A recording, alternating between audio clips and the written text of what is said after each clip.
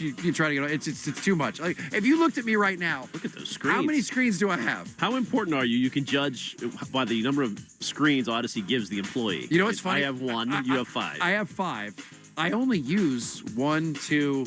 I don't use this. That's like a weird vertical screen. That's the text line. That's what I check. Oh, I don't use the text line. Okay, that's for Ken. Send your confessions to the text line. There's one screen right here that apparently everyone else uses but me. I think it's an internet screen. I use my own laptop. By the way, 508 texter says, Ken said Jaylen Brown's better and less injured, but still wants Giannis. Yes, because he's a better fit with this group.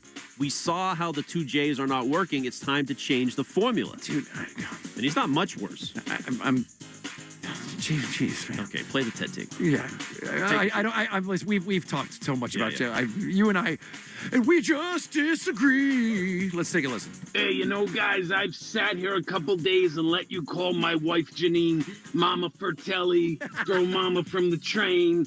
You know, she gets a little aggressive sometimes, but you just gotta let her go. But that's neither here nor there. Let's talk about having 3 days pass since the Celtics crumbled.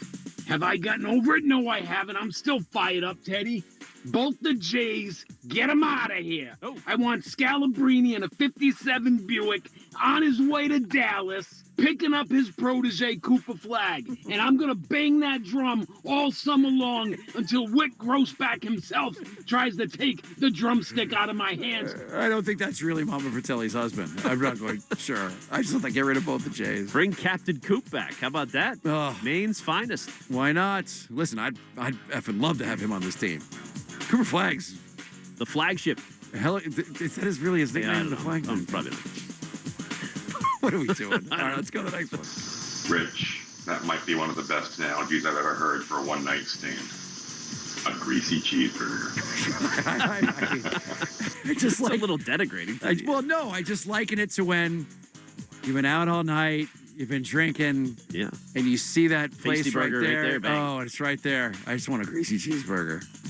And sometimes that's what you do with your little dating apps. You get out there, just want a greasy cheeseburger. I saw it firsthand. I got at this concert, 1:45. Everyone's standing out there, and I see everyone on the apps, and all of a sudden, they start disappearing with other people. That's amazing. I mean, it's just like you feel really good about it at first, but then after you have all the grease in your stomach, you're just self-hating. Oh, right. Like, what did I just do? Don't do it around Ted. He just crushed Jackson earlier for his eating habits. I laughed out loud when that happened. All right, let's go to the next one. Well, there goes Theodore, complaining about his coach, who helped him, good or bad, get 3 Super Bowls. Did he have a whip on you, Ted?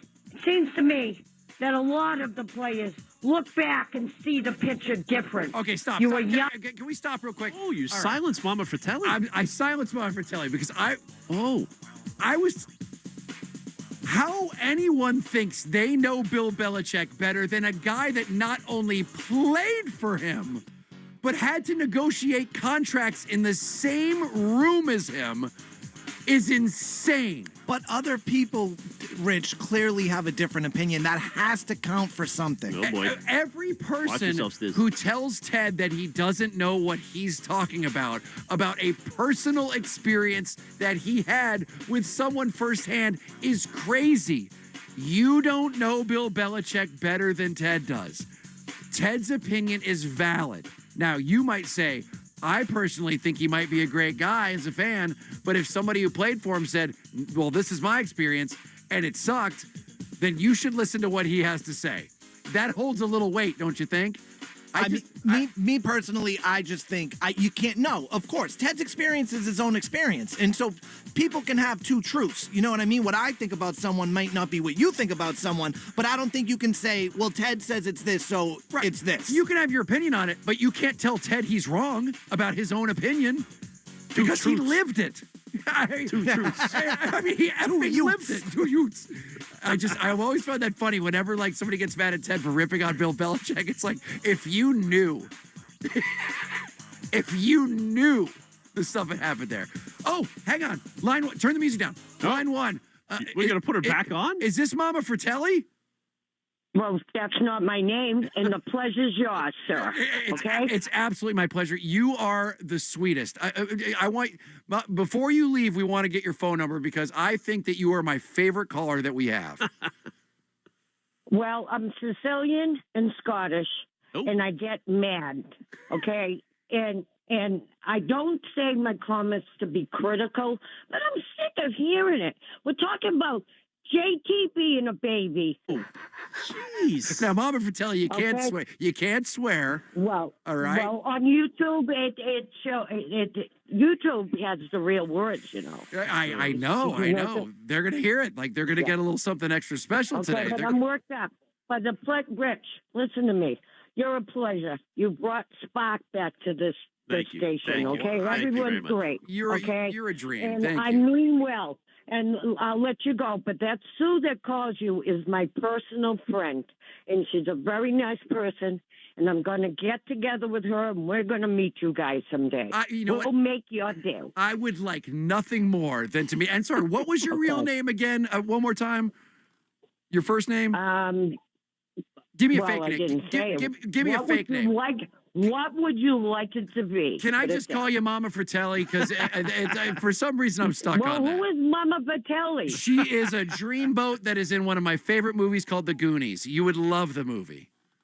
Well, I listen to you Goonies all the time. Okay. All right. Well, my name, believe it or not, is Millie. I was named Mildred Elizabeth. Okay? Millie, call me whatever you want. Well, Millie, I'm going to call you by your name because you're Millie and you are a dream. And I'll tell you one thing. My pleasure was the Big O back in the day with Ted Smirlis and Steve Diossi, and I called up arguing about Manny. Chad, whatever, Ken. How you doing? You look better on that show. Anyway, and he blew me up. So this is an honor speaking to you all. And Ted, I love you. Oh, okay? That's awesome. I just think you should let it go and not talk about it, because when you don't talk about it, you don't think about it. Well, Millie. Take care, guys. Millie, you are the best. All right, we will talk to you soon. All right, I'm glad we got her number. Excellent, fantastic. Sicilian short fuse. She's my favorite. She's just the best. I'm still gonna call her Mom Fratelli accidentally. I know I am. All right, we got Red Sox baseball coming up next. Early.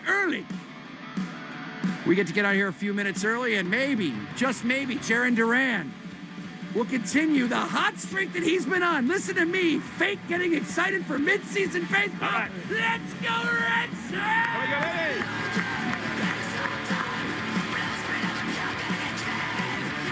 Let's go, Millie! Your Sicilian sweetness! Ladies and gentlemen, it has been an honor. We will see you tomorrow. Interim manager Chad Tracy on the show tomorrow.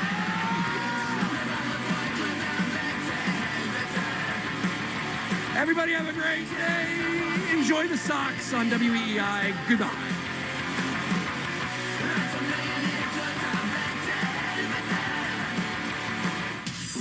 The Greg Hill Show. My husband has celiac disease. Oh, he does. Oh, he can't eat gluten. What does that mean? It's the tragedy of his life. Can gluten kill him? Is that a new thing? It just makes him really sick. You're so insensitive. No, but this isn't like a made-up diagnosis. No. This is like he had the... I feel like gluten's like the tequila drinker. No. What? We figured out that gluten. Did you miss something? Listen to the podcast on the Odyssey app or at WEEI.com. The Greg Hill Show, morning 6 to 10 on New England Sports Original. WEEI. WEEI.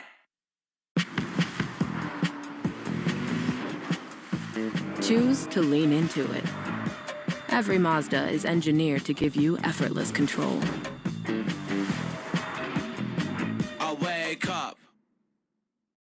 You've built a killer sports podcast. You bring the heat every week, and you have a loyal audience. But when it comes to monetizing, you're still leaving too much on the table. That's where the Odyssey Creator Lab comes in. We host your show for free. No fees, no catch. You focus on delivering the play-by-play and hot takes, and our experienced sales team goes to work bringing in ad dollars. Let's turn those downloads into revenue. Apply now at creators.odyssey.com and start making money from your podcast. Boar's Head brings to the deli the taste of deep-fried turkey. One bite, and flavor takes over. Perfectly seasoned and deliciously golden fried. A backyard tradition, available at the deli. Presenting the Friar's deep-fried turkey breast. Only from Boar's Head. This broadcast is presented by Bet365, where winning is everything. Download the Bet365 app and lock in your picks before the game begins. Must be 21 plus. Gambling problem? Call 1-800-GAMBLER. Available in select states only.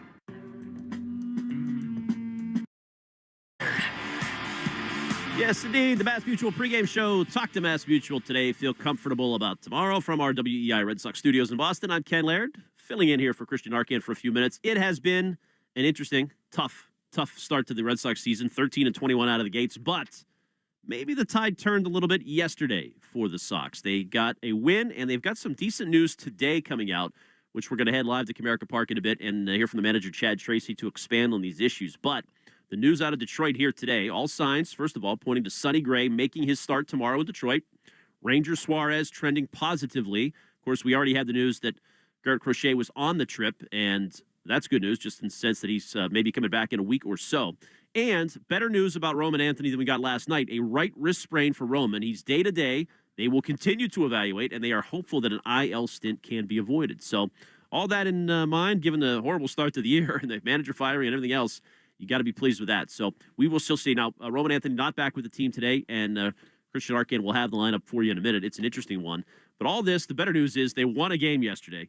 They got a great start from Peyton Tolley. 7 innings, 1 hit, 2 runs, none of them earned after some bizarreness with rain threatening at Comerica Park in the 7th yesterday, on the 6th, I should say. But in the 7th, we had our play of last night's game, brought to you by Nissan. At Nissan, they make cars the thrill. Experience the thrill for yourself today. Shop NissanUSA.com. 2-1, swinging a fly ball, high down the left field line, hooking towards the corner. If it's fair, it's gone. It is fair, and it's gone.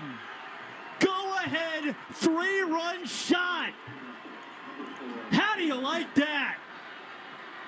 3-2 Sox in the 7th. That's baseball. Well, it's baseball, and as we welcome Christian Arcand in, the host here of the Sox pregame show, that's Jiren Duran lately, who won a game for you Friday, almost won a game for you Sunday, maybe should have if his run holds up, and with his lone home run of the game, and another 3-1 Jack Oppo yesterday, in a very anxious game with the weather going on, and you're down 2-0.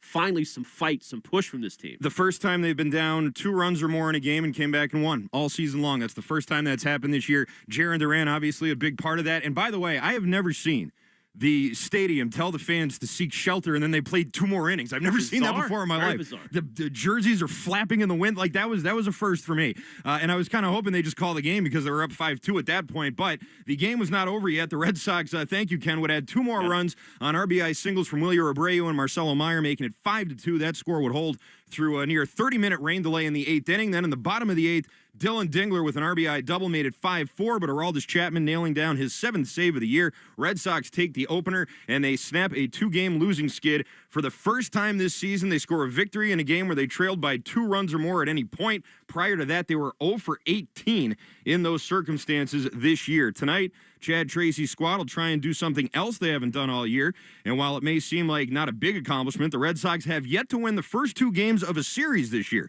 If they do it tonight, it would be the first time. I know, I can't believe it either. And in order to do that, they have to figure out a guy who's already given them a lot of problems this year, and that brings us to tonight's pitching matchup, brought to you by Town Fair Tire. For the best prices on tires, nobody beats Town Fair Tire. Nobody. For the Red Sox, getting the start tonight, Giovanni Moran. Yes, that's right, the reliever. He will be the opener tonight, serving as the opener for the bulk reliever, Brian Bayo. Moran with a 2.33 ERA this season in 10 appearances, 19 1/3 innings. Pretty good ERA there. Bayo will come on in relief. He has really struggled lately, certainly in the first inning, but his last start, 4 runs and 3 2/3 and an 8-1 loss to the Blue Jays. That was on Wednesday. He allowed 4 runs in 4 innings against the Tigers. Back on April 18th, a 4-1 Red Sox loss. For the Red Sox, for the Tigers, it'll be Framber Valdez getting the start. 2-1 with a 3.35 ERA. He gave up 2 runs in 6 innings against the Braves on Thursday with 8 strikeouts in a 5-2 win.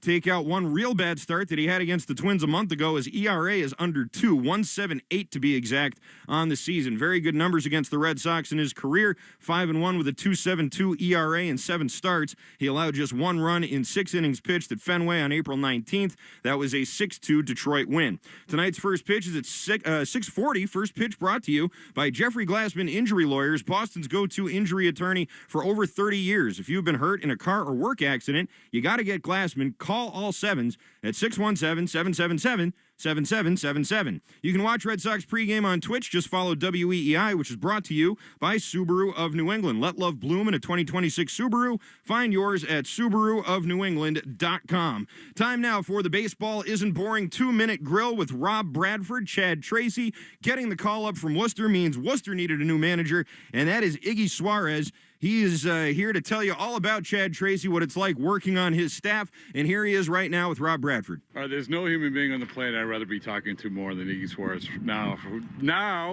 the Worcester Red Sox manager, and a perfect guy to talk to about the former Red Sox manager and now the interim Red Sox manager, Chad Tracy. So, for your perspective, being around him, what jumps out when you say, okay, this is the type of guy he is, this is what he's good at, because everyone's just getting to know him up in Boston. You know him better than anybody. I think just like you said, the kind of person he is. I mean, it takes a lot to be in the position he's in right now. I mean, aside from being, you know, the baseball guy and the pedigree, I think that the kind of person he is to be able to connect with people, connect with guys on the team. I mean, guys are familiar with him during spring training, so I think he has that advantage. But I think to be able to kind of be able to keep that relationship going and know that to keep the guys loose, and that's what he can do. That's what he's done here. That's what I've seen. He's a guy that's very low motor at times. I mean, to be in the manager's seat, I've done it for many years. I mean, granted A-ball, but to see him go through it at this level, I mean, it's a lot. You know, I'm starting to experience it now, but to see him go through it, and again, for him to slow the game down, you know, I'll sit back and watch, and I'm like, man, I'd be kind of panicking a little bit now, but I think, you know, he's calm, cool, and collect. The way everything went down that day he got the call, like everything was fast. So I think things were spinning for him.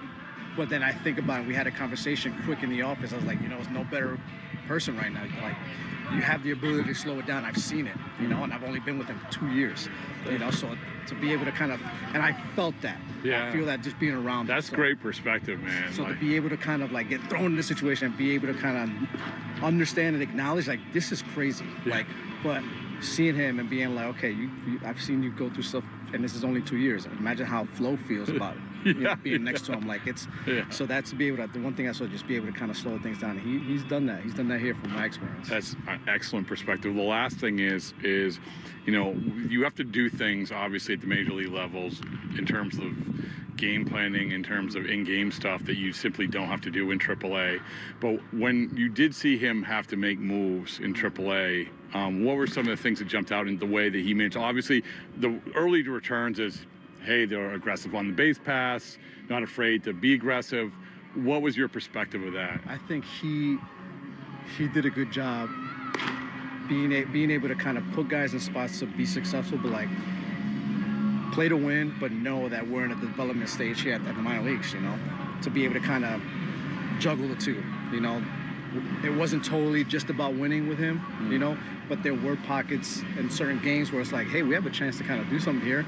Let's make a move if we're able to do it. If the bullpen's arms are available to make a move without having to put somebody in an awkward situation pitching-wise. You know, we don't want to do that to these guys. We want to be able to kind of let them get their work and develop, but also, too, like if it lines up where we can make a move and match up, whether it's, you know, a bullpen arm, making a move with the pitcher, or pinch hitting or pinch running, to be able to kind of juggle that and know when the pockets to do that. And to be able to see him do that at this level, I haven't experienced that myself. In the minor leagues, where in A-ball, you kind of want to let these guys play, but now we're so close to it. Yeah. We always say, like, hey, you just never know when the opportunity comes, and look what happens.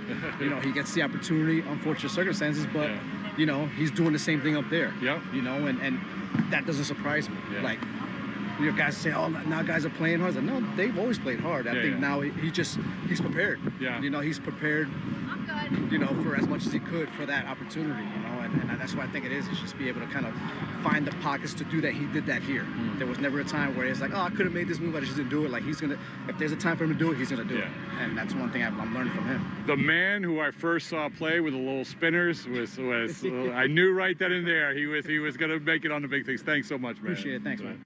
Iggy Suarez there with Rob Bradford in the 2-Minute Grill presented by McFarland Energy, the region's most dependable provider of home heating oil, including BioHeat, as well as expert HVAC services at McFarlandEnergy.com. Coming up in 15 minutes, Will Fleming will sit down with Chad Tracy, the manager, brought to you by your New England Ford dealers. Ford, the official vehicle of that dirty water and the official vehicle of Major League Baseball. But coming up next, we'll head out to Detroit and talk with my good friend Cooper Boardman. That's coming up next here on the Mass Mutual pregame show. Talk to Mass Mutual today. Feel comfortable about tomorrow.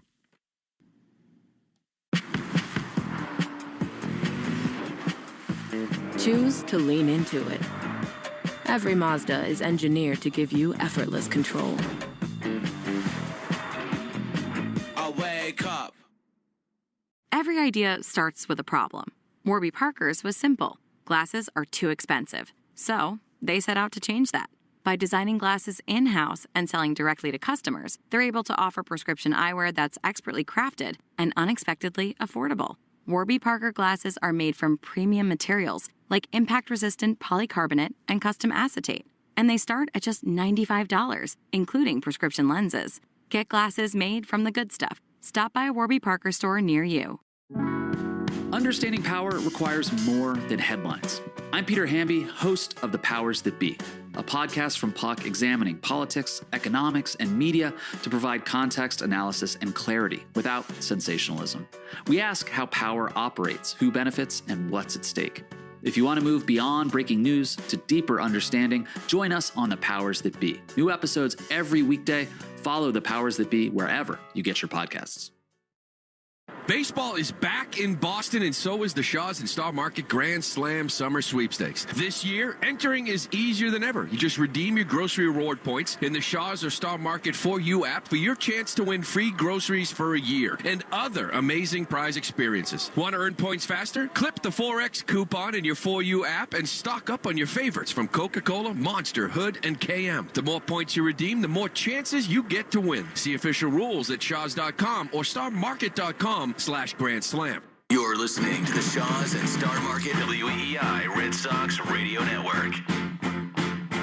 Welcome back to the Mass Mutual pregame show. Talk to Mass Mutual today. Feel comfortable about tomorrow. Christian Arcand here with you. Red Sox and the Tigers, game 2 of this 3-game set at Comerica Park. And it's time for tonight's starting lineups, brought to you by Morgan & Morgan, America's largest injury firm. So let's meet tonight's players. For the Red Sox, leading off in left field is Jiren Duran, who is red hot, 3 home runs in his last 4 games. He'll be followed by Wilson Contreras at first. Wilyer Abreu in right. Trevor Story, your cleanup hitter, working on a 5-game hit streak. Ceddanne Rafaela will bat 5th and play center. Andrew Monasterio, who got on base a couple times last night, will bat 6th and DH. Caleb Durbin in the 7th spot at 3rd. Connor Wong will do the catching. And your number 9 hitter, Isaiah Kiner-Falefa, for the opener, Giovanni Moran. For the Tigers, Matt Vierling will lead off in center. Kevin McGonigal, the phenom, at shortstop, batting 2nd. He'll be followed by Jahmai Jones, the DH. Dylan Dingler will bat cleanup and do the catching. Riley Green in left field, working on a 16-game on-base streak.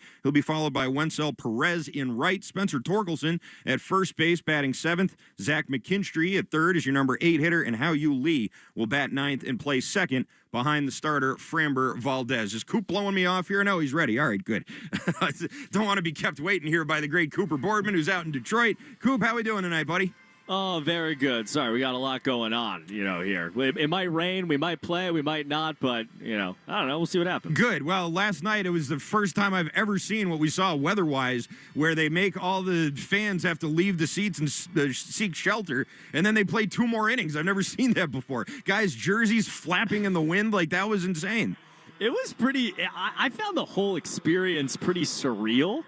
I guess you're sitting here, you're looking down, there's nobody in the lower bowl. We're playing a Major League Baseball game. By the way, this is just an aside, now you got me going on it.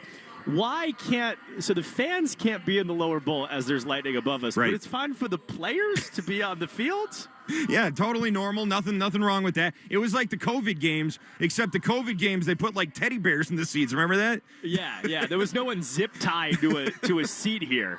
Right, exactly. So let's get into the nitty-gritty of this. Do we have an update on Roman Anthony? What can you tell us? Yeah, I mean, the best update is sprained wrist right now. And he's not going to probably come back here to Detroit, but hopefully he's going to rejoin the team when we go home. Nothing structural as of right now. Good. So it's not like they went in there and saw, some tendon or sheath or hamate or anything like that. But it's a sprain. And, those are squirrely. And you know this, like being around the game, a sprain can mean a lot of different things in terms of severity. Right now, he's not going on the IL. I guess that's good news, but I don't know. I think, maybe 3 or 4 days from now, I can give you a much better opinion on where he's at, depending on if he's actually wearing a uniform playing in games. Certainly, and I think we'd all be relieved to see that. But even without knowing that, Cooper, we're talking about a guy who had a serious injury last year, has already missed 4 games a couple of weeks ago with that back tightness, 4 games in a row. And now you're seeing even more with this, and it's only May 5th. Should we be concerned? Well, I think it's hard not to be concerned.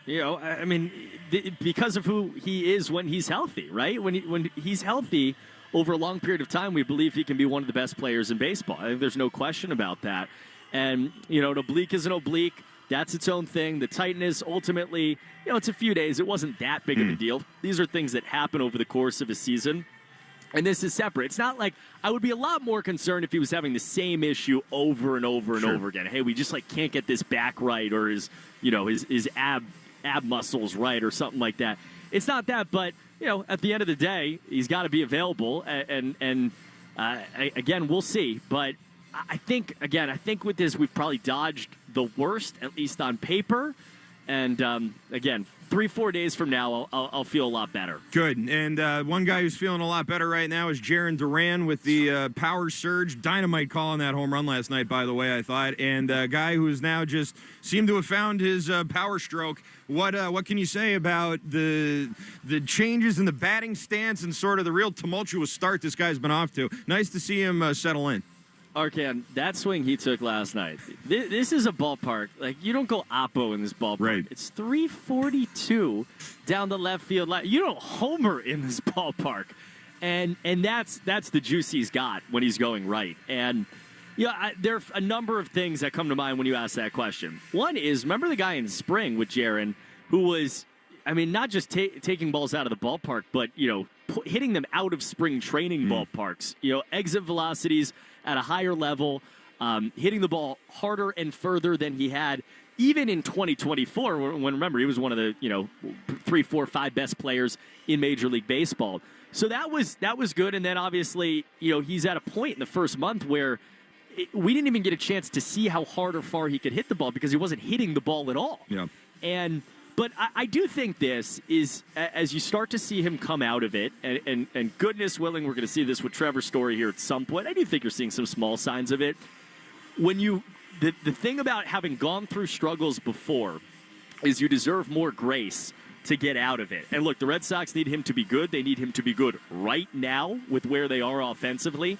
But the reality is had he had this scuffle in July and then come out of it in August, it would have been like, yeah, this is a baseball season. It's just when this happens in April and it's prolonged, it's like, well, is he ever going to have a good year? And, I just think that this is an example of a baseball player ultimately who is good and above league average getting back to who he truly is. Cooper Boardman joining us here on the Mass Mutual pregame show. Coop, tonight we got something a little unusual. Brian Bayo, you can tell this coaching staff kind of desperate to get him going. He's had real struggles in the first inning, so they decide no more first inning. Moran's going to be the opener and Bayo the bulk reliever. What do you make of that decision? Yeah, why do you go to an opener? Because, you want to put a guy in as advantageous of a situation as humanly possible. And so they'll start a lefty.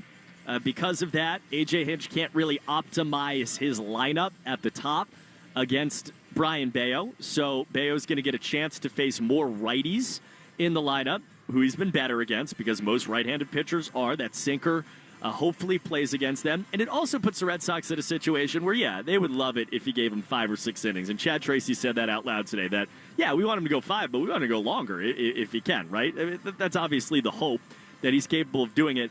I also think it gives them an escape route. If this goes as sideways as the last 2 have, that, if he goes 1-2 innings, he gets into trouble in the third, I still think you'll see Chad Tracy be aggressive because, remember, they called up Alec Gamboa yesterday. Right. Who's a guy that can give you some significant length. But I don't think the leash is going to be long. And I just don't know. I mean, you don't know. Not a soul knows. I guess I'm sure there are some people who think they know what's going to happen tonight, but I don't know. And hopefully we get the version of Bayo that we've seen in spurts. Like the guy who first time through against Toronto was really good. And if you can get that for an inning, maybe 2, maybe 2.2, 3, I think we would chalk that up as a success tonight. Certainly, and there's one thing I did know about last night, and that was that Andrew Monasterio would score a run, and Joe Braverman's my witness. That was my lock of the night last night. I saw your tweet. I was like applauding in my hotel room. It was pretty special, I thought. Cooper Boardman, great stuff as always. Look forward to the call. Appreciate it, Arkin. All right, that is Cooper Boardman. He'll be on the call with Will Fleming, and coming up next, Will Fleming will sit down with Chad Tracy. That's presented by your New England Ford dealers, and that's next here on the Mass Mutual pregame show. Talk to Mass Mutual today. Feel comfortable about tomorrow. Choose to lean into it. Every Mazda is engineered to give you effortless control. I wake up. Do you have a dark curiosity? Heart Starts Pounding, Horrors, Hauntings, and Mysteries is a weekly podcast hosted by me, Kaylin Moore. Check out Heart Starts Pounding on the free Odyssey app or wherever you get your podcasts. What if you could have the most reliable Wi-Fi? And get this, what if you could keep it at the same price for 5 years? That's the Xfinity 5-year price guarantee. Just 5 years of fiber-powered Wi-Fi that boosts speeds to the devices that need them most. That finds and fixes problems before you even notice them. Like super intelligent Wi-Fi with a 6th sense. And that keeps you gaming in the fast lane, even when the whole family is banking on bandwidth. And here's the best part. No annual contracts, no hidden fees, and our best equipment included. Plus, get online in minutes with same-day Wi-Fi. Hey, let's face it, a lot can change in 5 years. Kids grow taller, dreams grow bigger, but your Wi-Fi? It would stay reliable and the price would stay put. The Xfinity 5-year price guarantee. Lock in your price and unlock the possibilities. Xfinity, imagine that. Select plans only. Restrictions apply. Powered by fiber. Connected to the premises by coaxial cable. Actual speeds vary. Did you know about 1 in 3 people with plaque psoriasis may also develop psoriatic arthritis, which causes joint pain, stiffness, and swelling? Does this sound like you? Listen to what it sounds like to be a million miles away.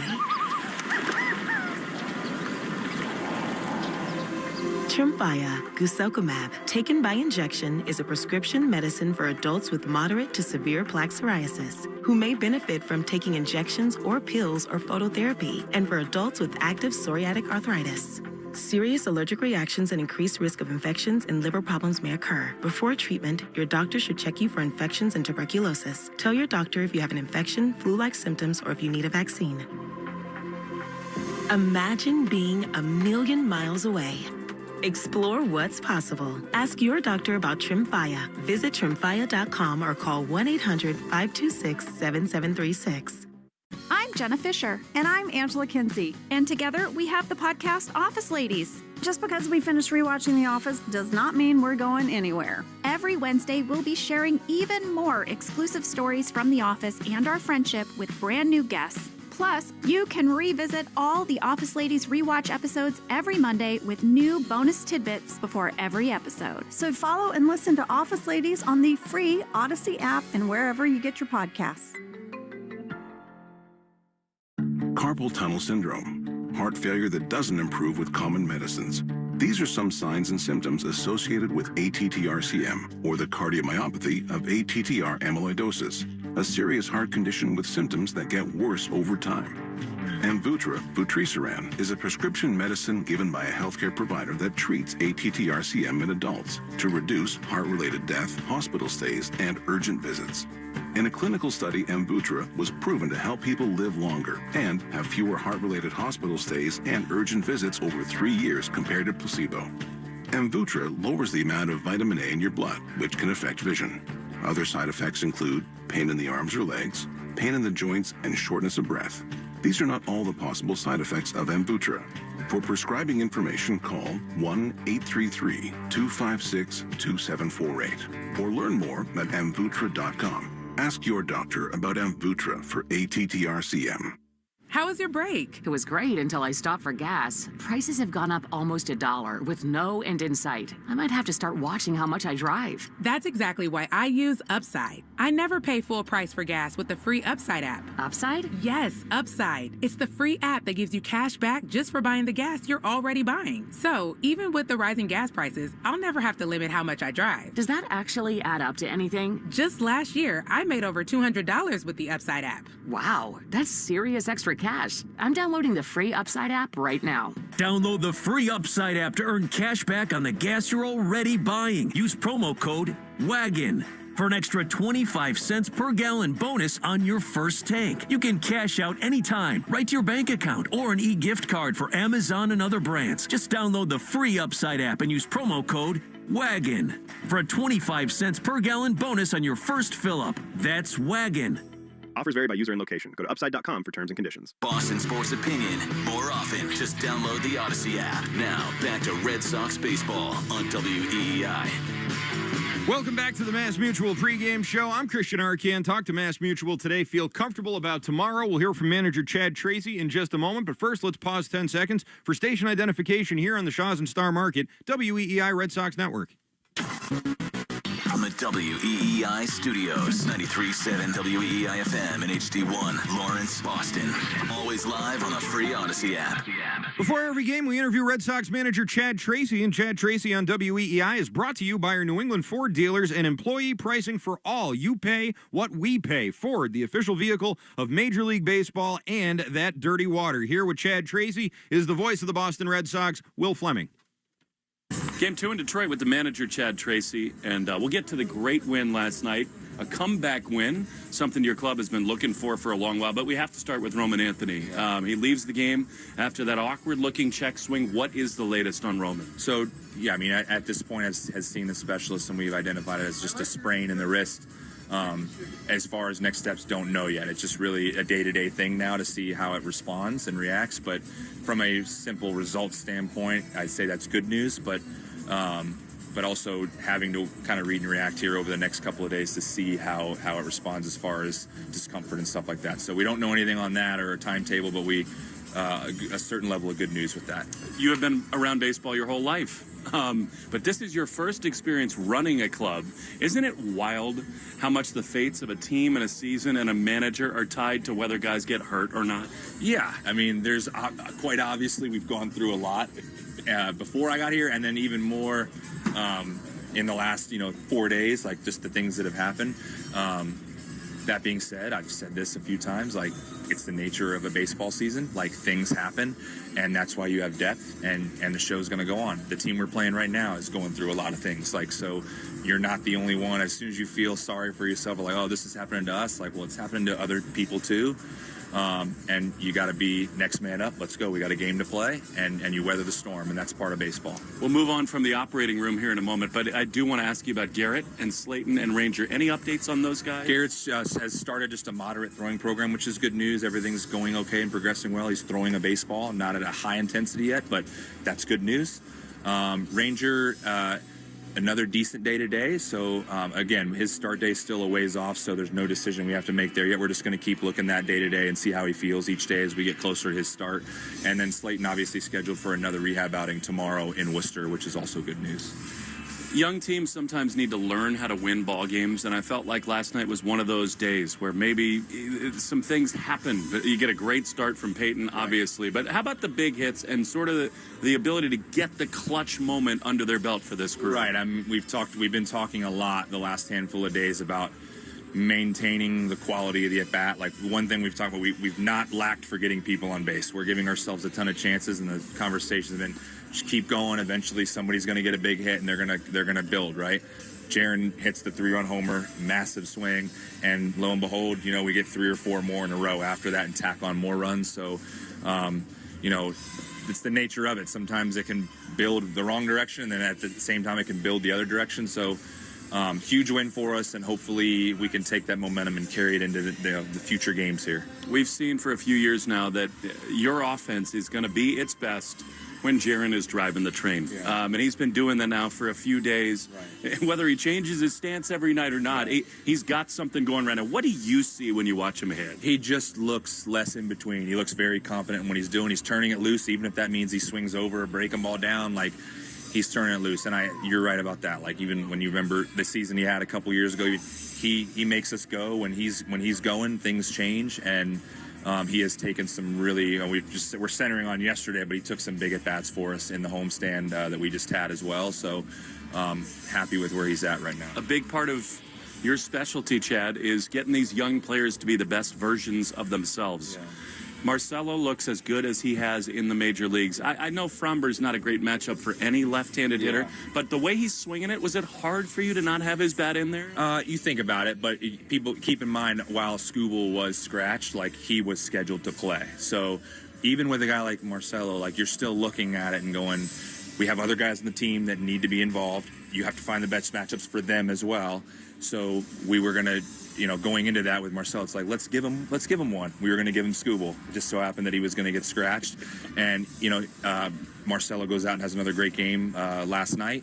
And today is an opportunity to get righties, which we knew way out ahead that was a much better play against Framber. So we'll see how that goes. But, again, he got an opportunity against a left-handed reliever last night. We left him there. He gets another big hit and tacks on a run for us that I think proved to be the winning run. So he's going to get his chances, and we've shown that we're not going to necessarily yank him with certain relievers. And he also knows, for me, like, there are times we will make a move, but we're going to give him some opportunities. How about Peyton? I mean, this guy's got a chance to be one of the beloved figures in Boston. The combination of stuff and personality, the emotion on the mound.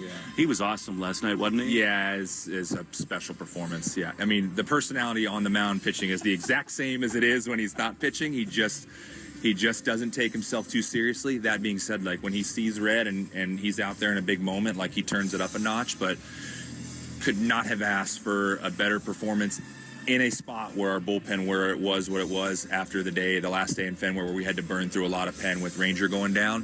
So we needed that big time, and he delivered. I'm always watching you these first couple of weeks, thinking about what's going on in your mind, not just the strategy, which is its own thing, but like last night, you come to the plate and AJ Hinch, you're talking to him for the first time, and he's exchanging the lineup cards. What does AJ say to you in a spot like that? And do you allow yourself, Chad, in those moments to just say, wait a minute, this is pretty cool to have this gig? I actually got to talk to him before the game. It was cool. He had texted me a couple things about, moves or whatever, and then, said, let's meet up, and I'd love to say hi, and just nice. I get to pick his brain. I pick, John Schneider was the same way, and other people have reached out, so just the conversational pieces and having, guys of his stature that have been through what you've been through, and to be able to pick their brain on that, and it kind of puts you on their level a little bit. I've been really grateful for at least the reception I've gotten from the managers I've met so far. It's been cool. What a cool fraternity to be a part of.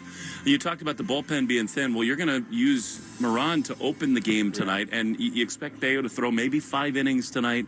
I'm fascinated by your relationship with Brian. Everyone in Boston is just on pins and needles about what the next step is for him. When you think about him tonight, what comes to mind? What comes to mind is, like, I hope he throws more than 5 innings. I'd love to see him go out there and dominate. And you just really want to see the 2 2/3 that started in Toronto, and see that and see him sustain that over a length of an outing, regardless of if he's taking the ball to start or not.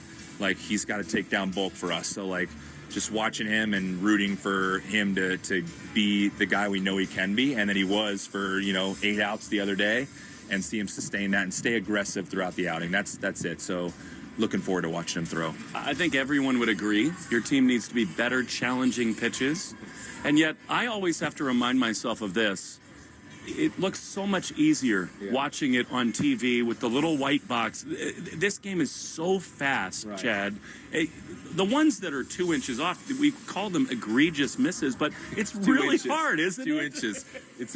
Put your fingers and say 2 inches when you actually look at 2 inches. Yes, it's not as easy as it looks. Yes, we're constantly talking about it, and yes, we need to be better with it. That being said, there is strategy involved in that. I've been very exposed to it over 5 years in Worcester on the importance of having those later in the game. Not, if you're not sure, not wasting a challenge if you're not sure. those are all parts of it. And I think, if people got the glimpse that we're getting, where you're standing or where I stand and you get to watch, Chappie throwing, and if you think you can pick out an inch and a half at times, then, you got good eyes. But that being said, yes, we want to be really good at that. We really do. It's an advantage if you are, but there is more to it than the little white box on the screen at home and that was a ball, why didn't he challenge? It's really not that simple. No doubt about that. Last thing, of all the things this team was built to do, defense was the top of the list. And that has worked out. I mean, you got a lot of guys, you look at all these lists of whatever metric you want to pull out of a hat, you got a lot of guys doing a great job defensively. You have to be happy with the way the guys are picking it behind these pitchers. We're playing exceptional on the defensive side, which is good. So when you think about, when you look out ahead and say, if we get Sonny back and we get Garrett back and Rangers healthy, and the type of pitching you can have, and couple that with we should be able to catch the ball at a much higher level than everybody else behind them, that's a really good thing. So run prevention is part of it. Now, you have to score runs, but we scored 5 yesterday in the 7th, and we win a game 5-4, and we played good defense. So we can play defense. There's no question about that.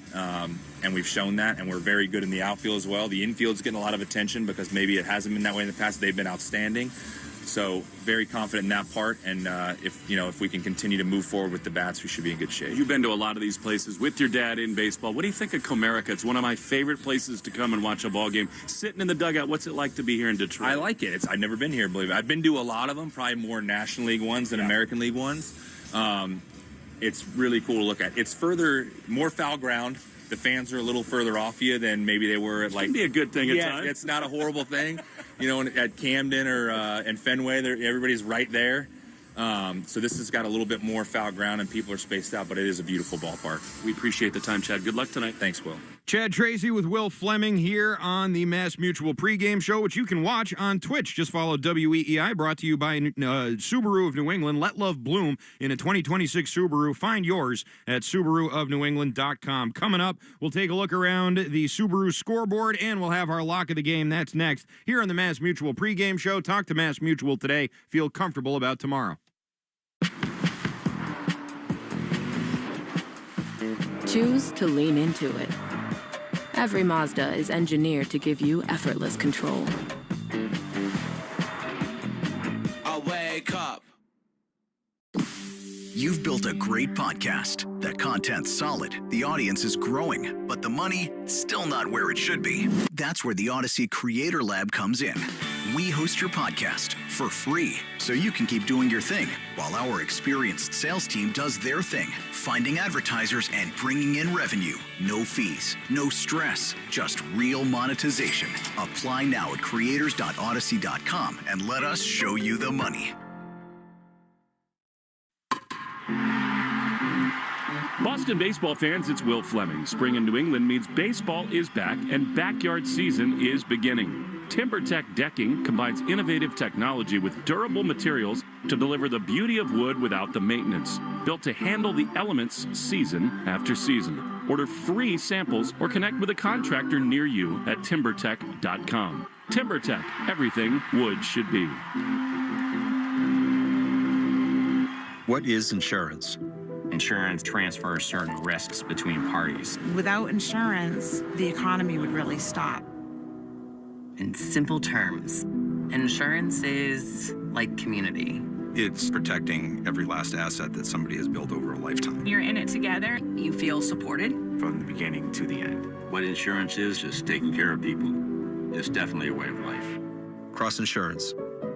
Our way of life since 1954. Proudly serving New England since 1860, Shaw's and Star Market are growing, and they're looking for talented people to join their team. They're hiring for all locations, including the brand new Marlboro Shaw's. Shaw's and Star Market are a fun place to work, with flexible hours for all ages, whether it's your first job or a career move. Bring your energy and your flavor to their team. Come grow with them. Visit shaws.com/careers or starmarket.com/careers to apply online today. That's shaws.com/careers or starmarket.com/careers. Hey there, I'm Kendra Adachi, and my show, The Lazy Genius Podcast, helps you be a genius about the things that matter and lazy about the things that don't, and you get to decide what matters. I'm not here to tell you what to do. I'm here to give you a new way to see. Episodes of the Lazy Genius Podcast are full of compassionate time management tips and permission slips to do what makes sense for you. New episodes drop every Monday. Follow and listen to the Lazy Genius Podcast on the free Odyssey app or wherever you get your podcasts. Hi, I'm Jonathan Ratliff, Engineering Director at Nissan. We know some things are important to hear from an expert, not a voice actor. For instance, the Nissan Frontier is not only powerful and fun to drive, but it's durable too. We added the V6 engine, so when you need that power in the off-road, it's there. I know, we've tested it a lot. Now get out there and find your Frontier. Nissan, #1 in new vehicle quality among mainstream brands by J.D. Power. Now get 0% APR financing for 60 months on select 2026 Frontier trims. For J.D. Power 2025 U.S. IQS award information, visit jdpower.com/awards. Awards based on 2025 model year. Example, 0 down payment, 0% APR for 60 months financing at $1,667 per month per thousand finance. 1.9% APR for 60 months at $1,748 per month per thousand finance. Actual down payment may vary. Subject to NMAC credit approval. Not all buyers qualify. Dealer contribution may affect actual price set by dealer. Contact dealer for details. End 6/30/26. Red Sox Review after the game on 93.7 WEEI.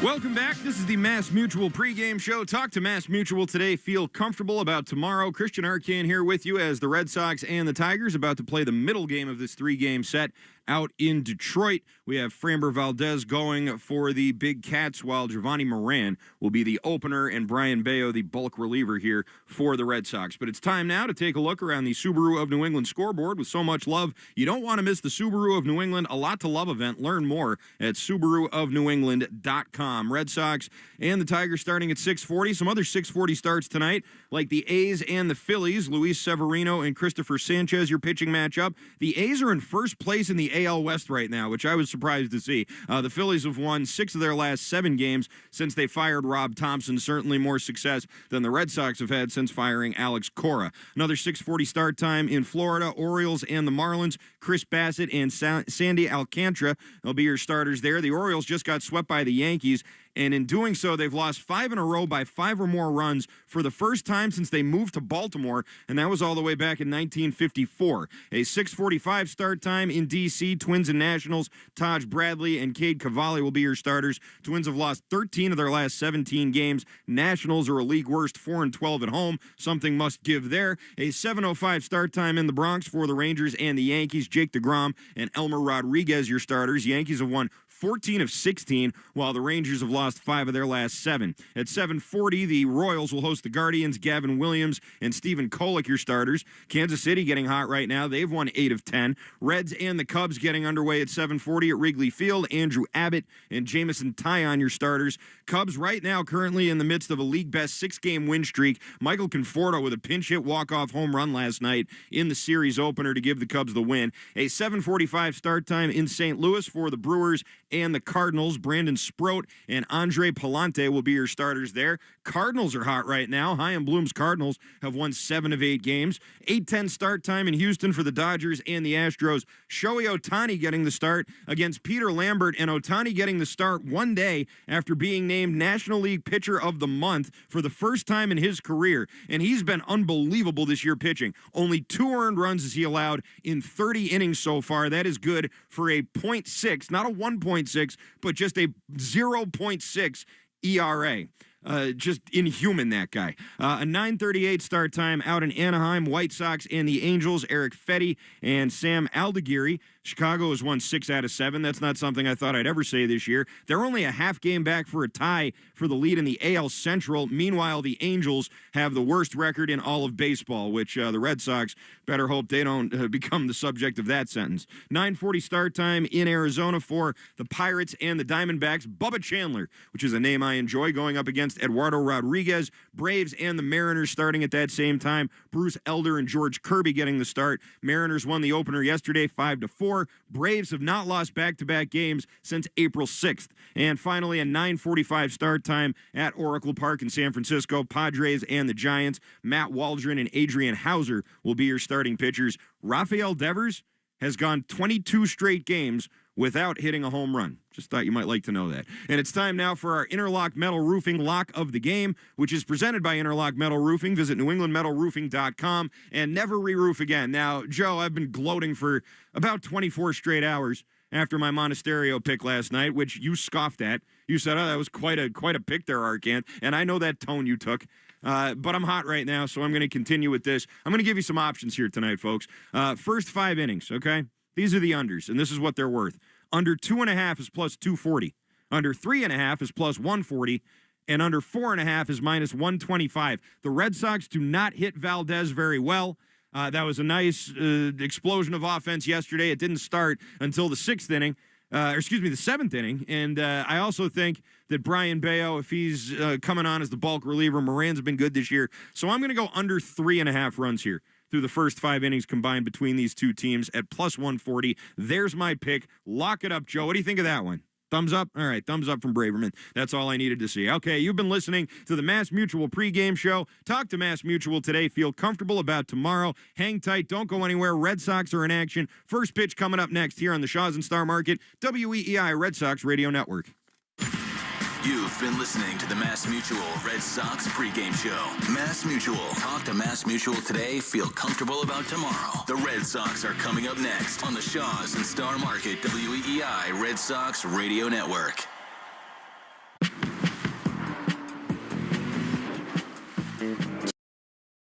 Choose to lean into it. I'm here to give you effortless control.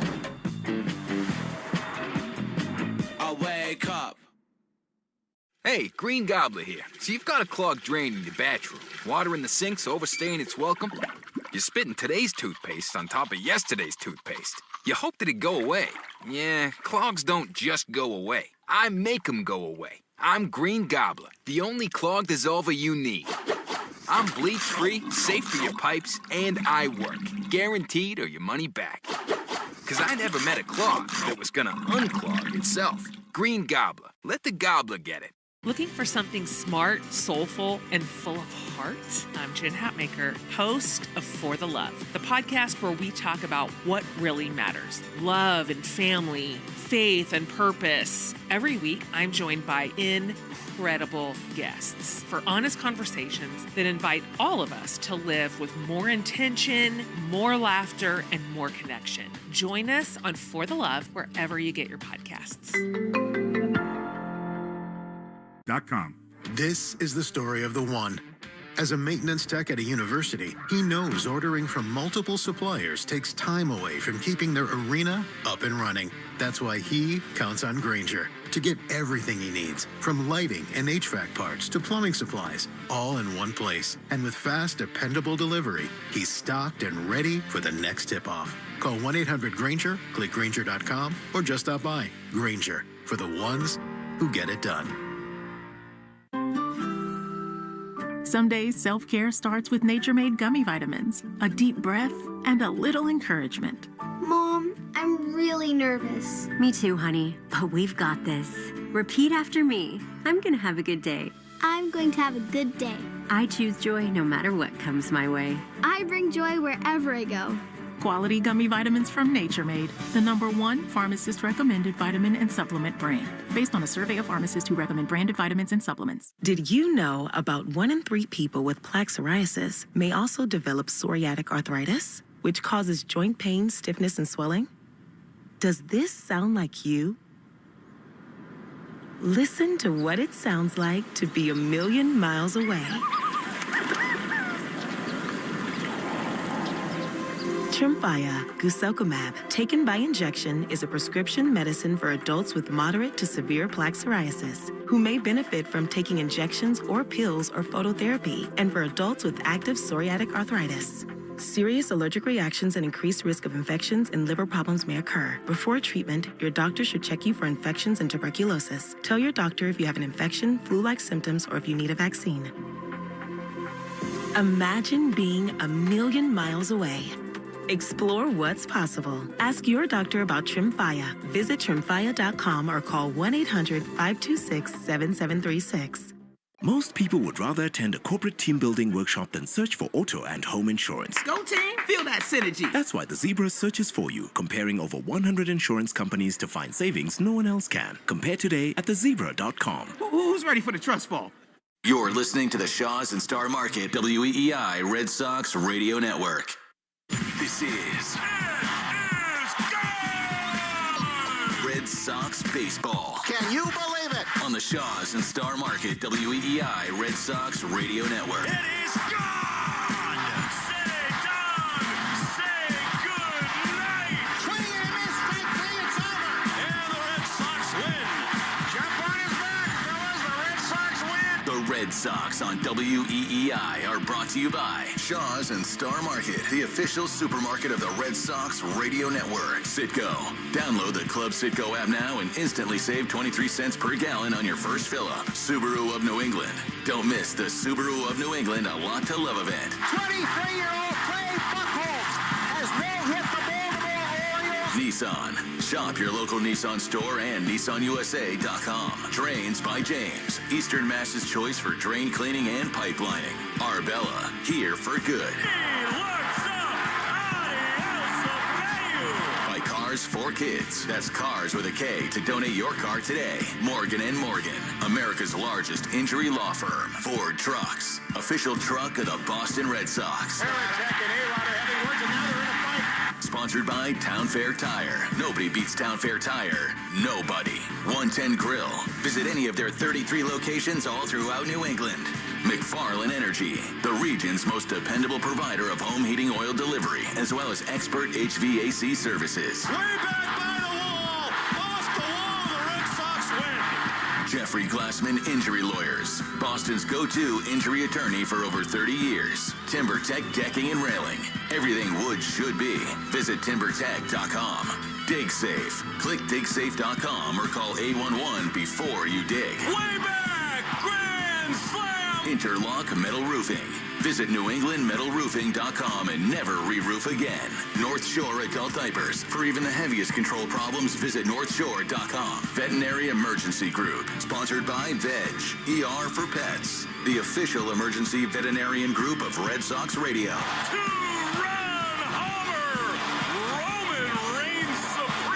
Now, with all the play-by-play action, here's Will Fleming and Cooper Boardman. On a cool and overcast Tuesday evening in Motown, Detroit, Michigan, the home of the Detroit Tigers, Comerica Park, we welcome you to another radio production of Boston Red Sox baseball, where tonight, Sox play the middle game of a three-game series, looking to build off a come-from-behind win last night and a little bit of a different pitching plan tonight for Chad Tracy and the Red Sox. They will go with the opener, Giovanni Moran, and then Brian Bayo is expected to pitch in a relief bulk innings role at some point here this evening. The Tigers will counter with their best healthy ace-like pitcher tonight, Framber Valdez, who was so good at Fenway Park 3 weeks ago. So tough look for the offense here tonight for the Boston Red Sox, trying to make it 2 in a row and win a series here in Detroit. A lot of injury news circling around this club. Roman Anthony, as our fans well know, went back to Boston to check in with a hand specialist, and it is a wrist sprain. Right now, they don't think there's any real structural damage. They're just going to take it day by day and see how he recovers. Justin Slayton continues to progress back toward the Red Sox bullpen, scheduled to throw in the next day, and that may or may not be his final rehab outing before rejoining this bullpen. Encouraging news for Ranger Suarez, and similarly, Garrett Crochet is on what they're calling it a modified throwing program. So the Red Sox trying to mend themselves back to health, and they'll have their work cut out tonight against Framber Valdez. Along with Cooper Boardman, Will Fleming. And Coop, it always stinks to talk injuries early in a baseball season and a broadcast, but that's just the reality of this club. The news with Anthony, as of right now, is, I guess, as good as you could possibly expect. As good as a bad situation can be, I think is probably the right way of putting it at this point. And it kind of is what it is. I mean, go back to Boston, has gone through the specialist part of it, and now won't come back here to Detroit. And so the earliest we'll see him is at Fenway Park when we get back there later on this week. It's just, about sprains. Like, who knows what it means? And really, until we wake up maybe 3 days from now, that's when we know if he's not in the lineup, kind of where this is. Red Sox will go with a very different-looking lineup today. No Marcelo Meyer. You got right-handers galore against Framber Valdez, and the Red Sox trying to win a series here tonight in Detroit. Before we get you the lineups and set the scene, the anthem brought to you by Ace Ticket. Ace Ticket always has the best deals on the Red Sox and all your favorites in sports and entertainment. Visit aceticket.com or call 1-800-MY-SEATS. Here now, our Star-Spangled Banner.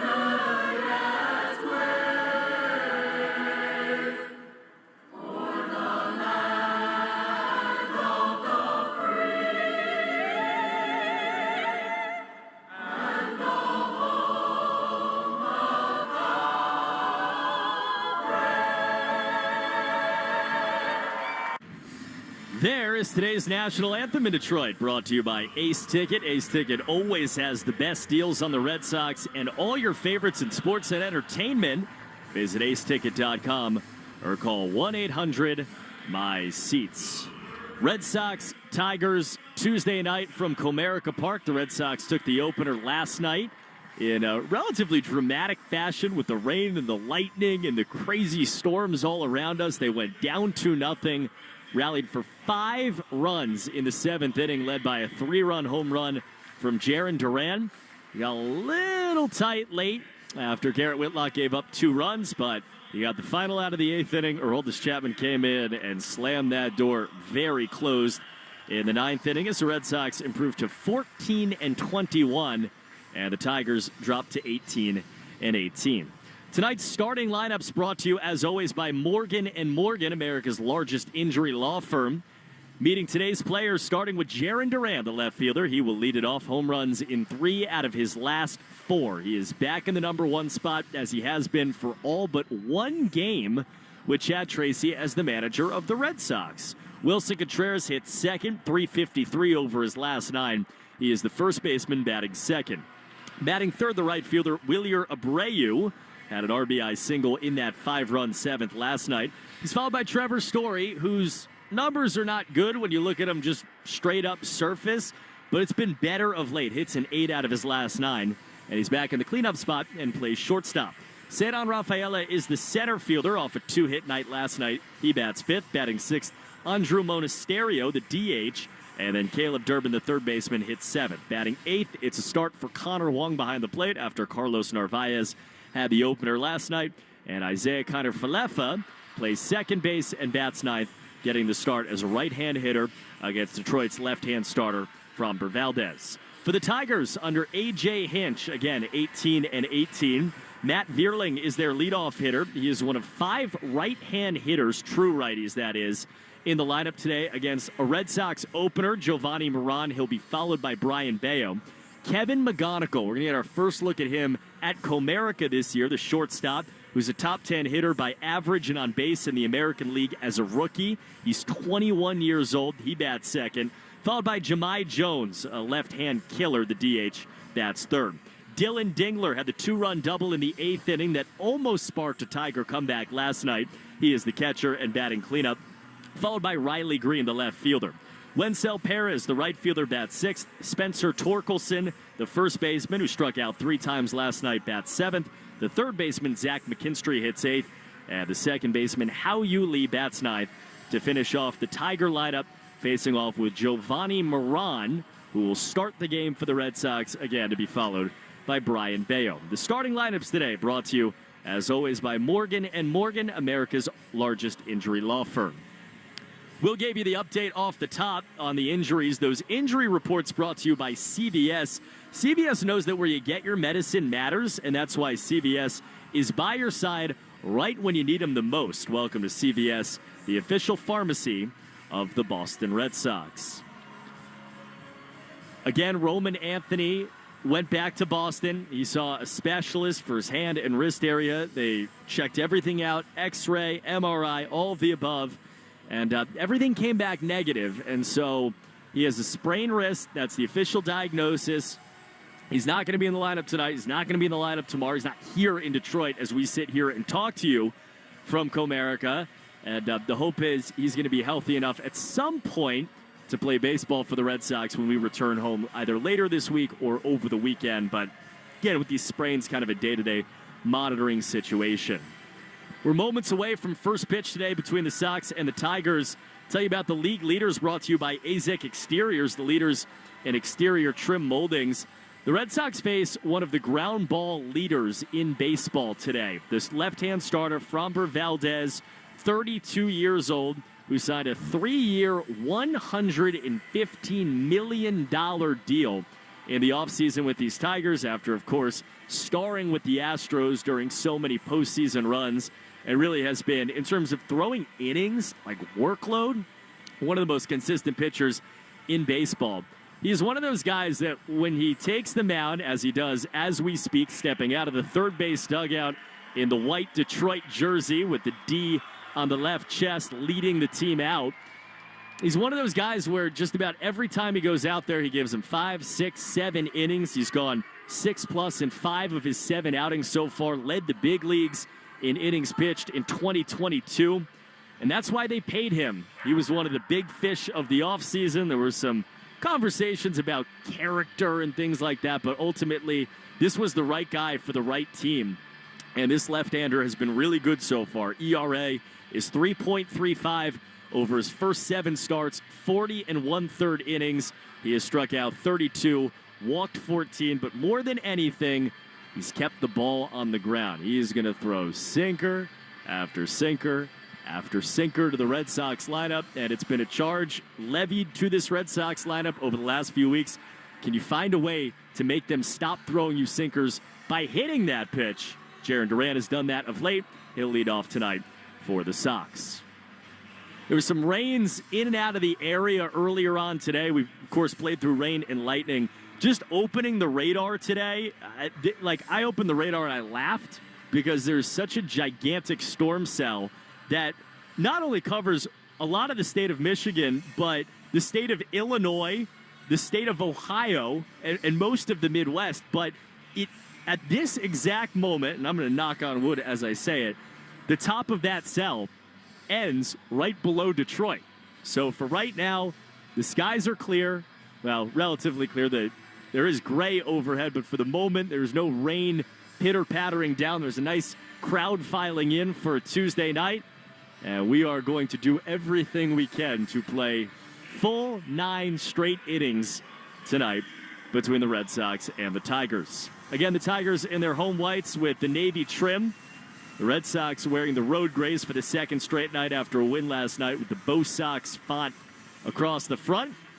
Jiren Duran will lead it off wearing the high red socks in the left-hand box, facing off against the left-handed starter for the Tigers, Framber Valdez.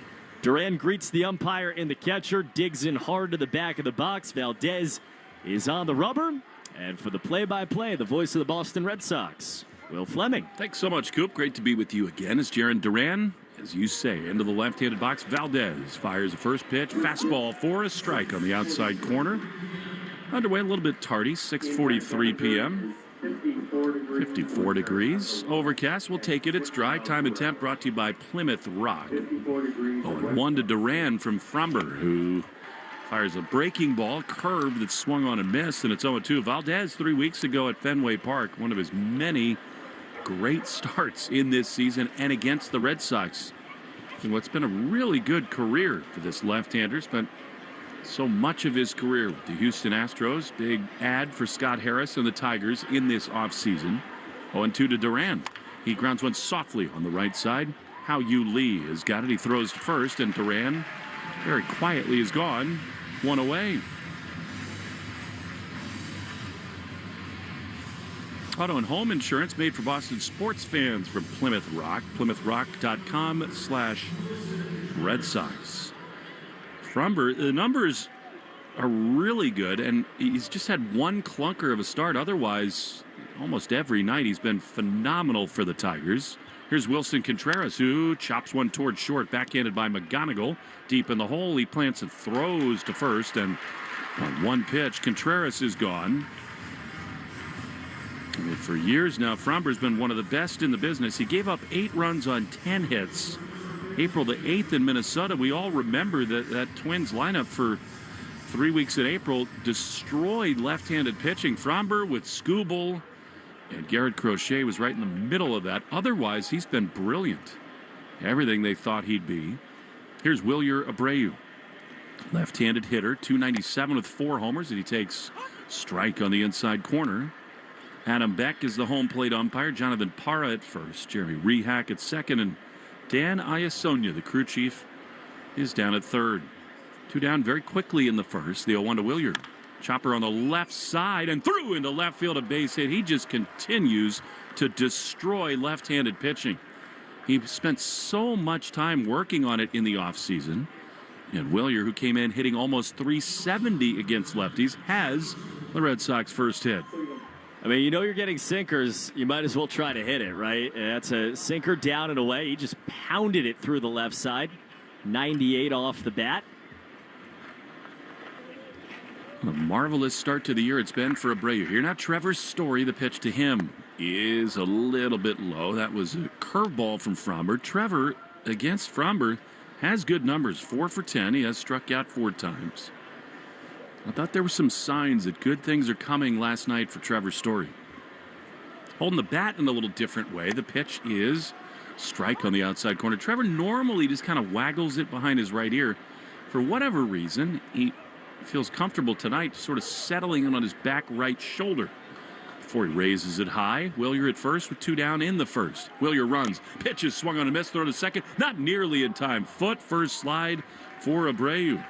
He's got his second steal, and against a pitcher like Valdez, you love the aggression. You do. Remember last night he had one stolen, but whoever was up, it was 2 strikes, so they had to swing and they fouled it off. But you love it. I mean, he came into camp looking even better than he did last year. He's got speed in the outfield. It's nice to see him doing it here. It is 1-2 to Trevor Story. No score in the first. Pitch inside, almost hit him with a curveball. And it's now 2-2. Without Casey Mize, without Skubal, who's going to have surgery tomorrow, I mean, Valdez, there's even more pressure on him to sort of anchor this staff. 2 balls, 2 strikes. Runner in scoring position with 2 down. Cedon would be next. Dogs everywhere here tonight as Trevor takes a breaking ball down and in. It's a bark in the park night. Feels like we're in Scranton Wilkes-Barre right now. I mean, Fromber's setting on the mound, and he got St. Bernard's howling at the moon. I didn't realize it, so I'm walking on the concourse, and I'm like, oh, a dog. And I looked to my right, and I went, oh, a dog. They're everywhere tonight. 3-2 to Trevor Story. Abreu dancing around at second. The pitch is grounded on the left side, and it's off the chest of the third baseman, McKinstry. No play will be made. So the Red Sox will have him at the corner. I think they'll likely score that an error. And the Red Sox continue this inning for Cedon Rafaela. Well, you're going to see sinker and curveball from Valdez. That's what he uses to attack everybody. He's got the changeup too, an occasional slider, but he's been doing what he's been doing for a long time with those 2 pitches. And the Red Sox have struggled against sinkers this year. They've struggled against curveballs this year. But I do wonder if there's something in the idea that this is simple. It's 1 of 2 pitches. You can kind of keyhole one or the other that maybe could kind of slow things down for this offense. Here's Cedon with 2 on and 2 out. The pitch is way down. And the thing about Fromber, like so many starting pitchers, we've known him now for all these years, including that championship series in 2021. You need to get him early. He was really shaky in his last start in the first 2 innings, but then settled in big time against the Atlanta Braves. Big chance here. 1-0 to Cedon. Running at first. His story throw goes through. Not in time. Head first slide for Trevor. The pitch was a strike on the outside corner, so 1-1 to Rafaela. The Red Sox have something on Fromber on the mound. A left-hander. They're taken off from first base. But I just think it's so important to remember that Valdez is gettable early, and then he so often settles in. 1-1 to Cedon. Second and third for the Sox. Here's the pitch, and it is popped up high and deep into right field, way back at the warning track, at the wall. It is out of here! Cedon! Say goodbye. Opposite field home run. That thing just had massive carry the other way, and it is 3-0 Red Sox. Oppo Sox last 2 days. I mean, Duran last night. We've been talking how much over the last few weeks about Cedon going the other way like that. And it's been nice. Singles, doubles down the line. That's pop. And he gets under this and shows what he showed so many times coming up, that he can go out the other way. It's not always outs in that direction as Monasterio digs in and he lines one into right field that's caught out there by Perez. That is real juice from Cedon. That looked like it was going to be caught easily. Instead, adios and a 3-run blast. The Red Sox second 3-run homer of the year. And Giovanni Moran's going to take the mound with a lead 3-0 after half an inning. On the Shaws and Star Market, WEEI Red Sox Radio Network. The Rhode Island Department of Transportation is alerting drivers to temporary daytime closures on Route 4 South in Warwick and East Greenwich through June 5th. Monday through Friday, there will be one closure between 10 and 11 a.m., lasting about 20 minutes. Closures happen just after I-95 South, exit 24B, and traffic may back up near the Coesit Road overpass. It's all part of RIDOT's Missing Move project, creating a direct connection from I-95 North to Route 4 South. Expect delays and plan extra travel time.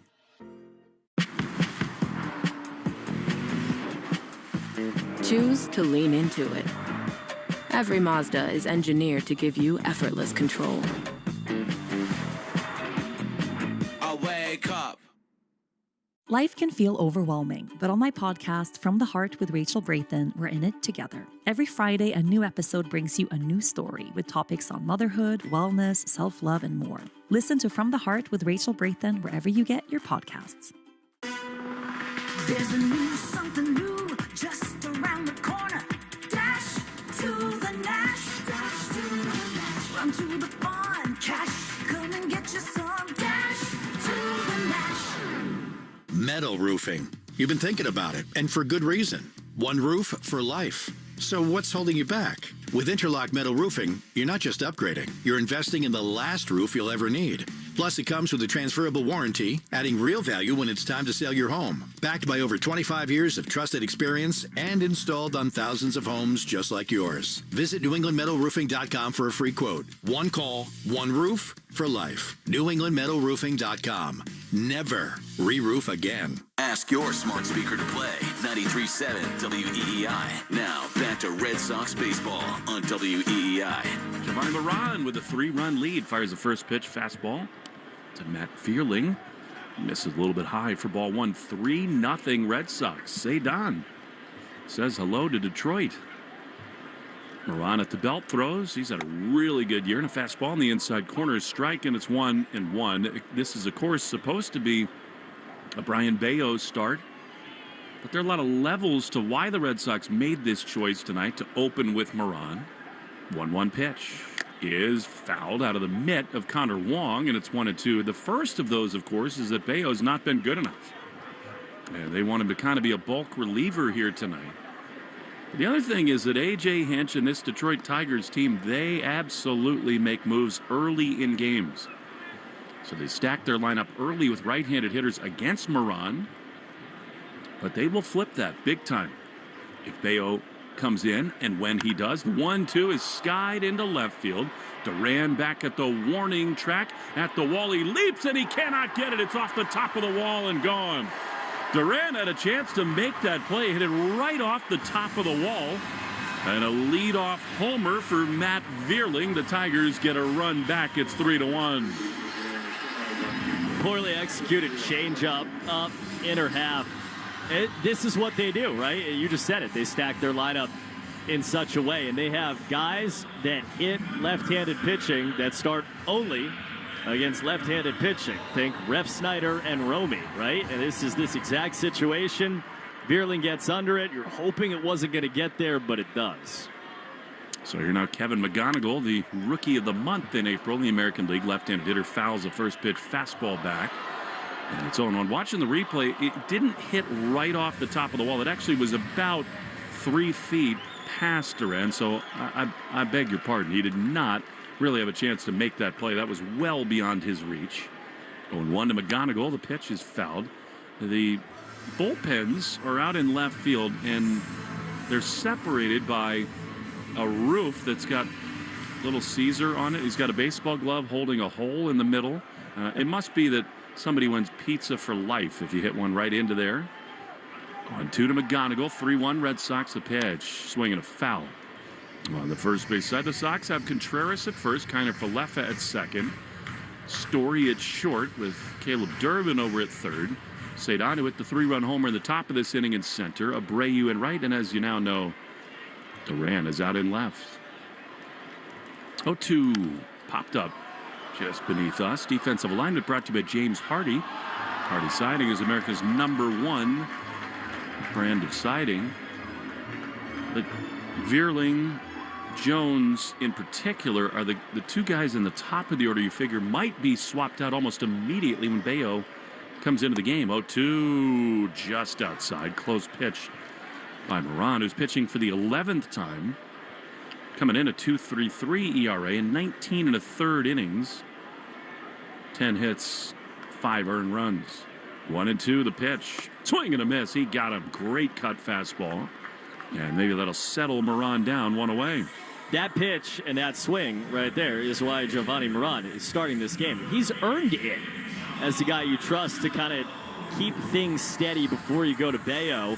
That's a guy in McGonigal, one of the hardest guys to get to swing and miss in baseball, and he gets him fishing on 84 away. There's Jahmai Jones, who killed the Red Sox at Fenway. Right-handed hitter, loops one into left field. That's a base hit. Ready to go on the first pitch.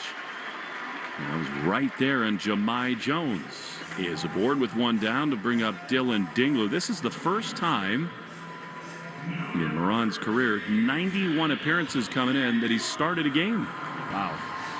That tells you a lot. You're also, this is the thing about the opener that gets talked about by players, but probably not by anybody else, which is you're taking someone out of their comfort zone when they're the opener or the bulk guy, depending on who they are.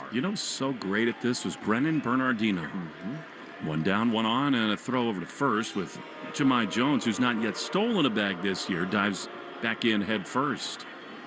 It's a totally different thing for Giovanni Moran. So many teams deploy this strategy, and it can work to great effect. It's on Moran right now, especially with the 3-run lead, to get it going. As a first pitch strike on the outside corner to Dylan Dingler.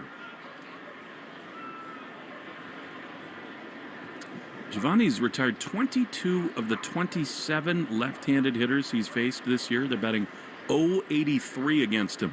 0-1. That is very close. Fastball had missed, and it's 1-1. That's why Dingler, in some ways, is the key hitter that he'll see tonight. You got Riley Green, who's great, but he is a lefty on deck. 1-1. Pitch. Swing and a miss. Now that was a great changeup. And it is 1-2. His first pitch was brought to you by Jeffrey Glassman Injury Lawyers, Boston's go-to injury attorney for over 30 years. Hurt in a car or work accident, you got to get Glassman. 1-2. A run in for the Tigers. 3-1 Sox. Pitch. That is so close, but a ball.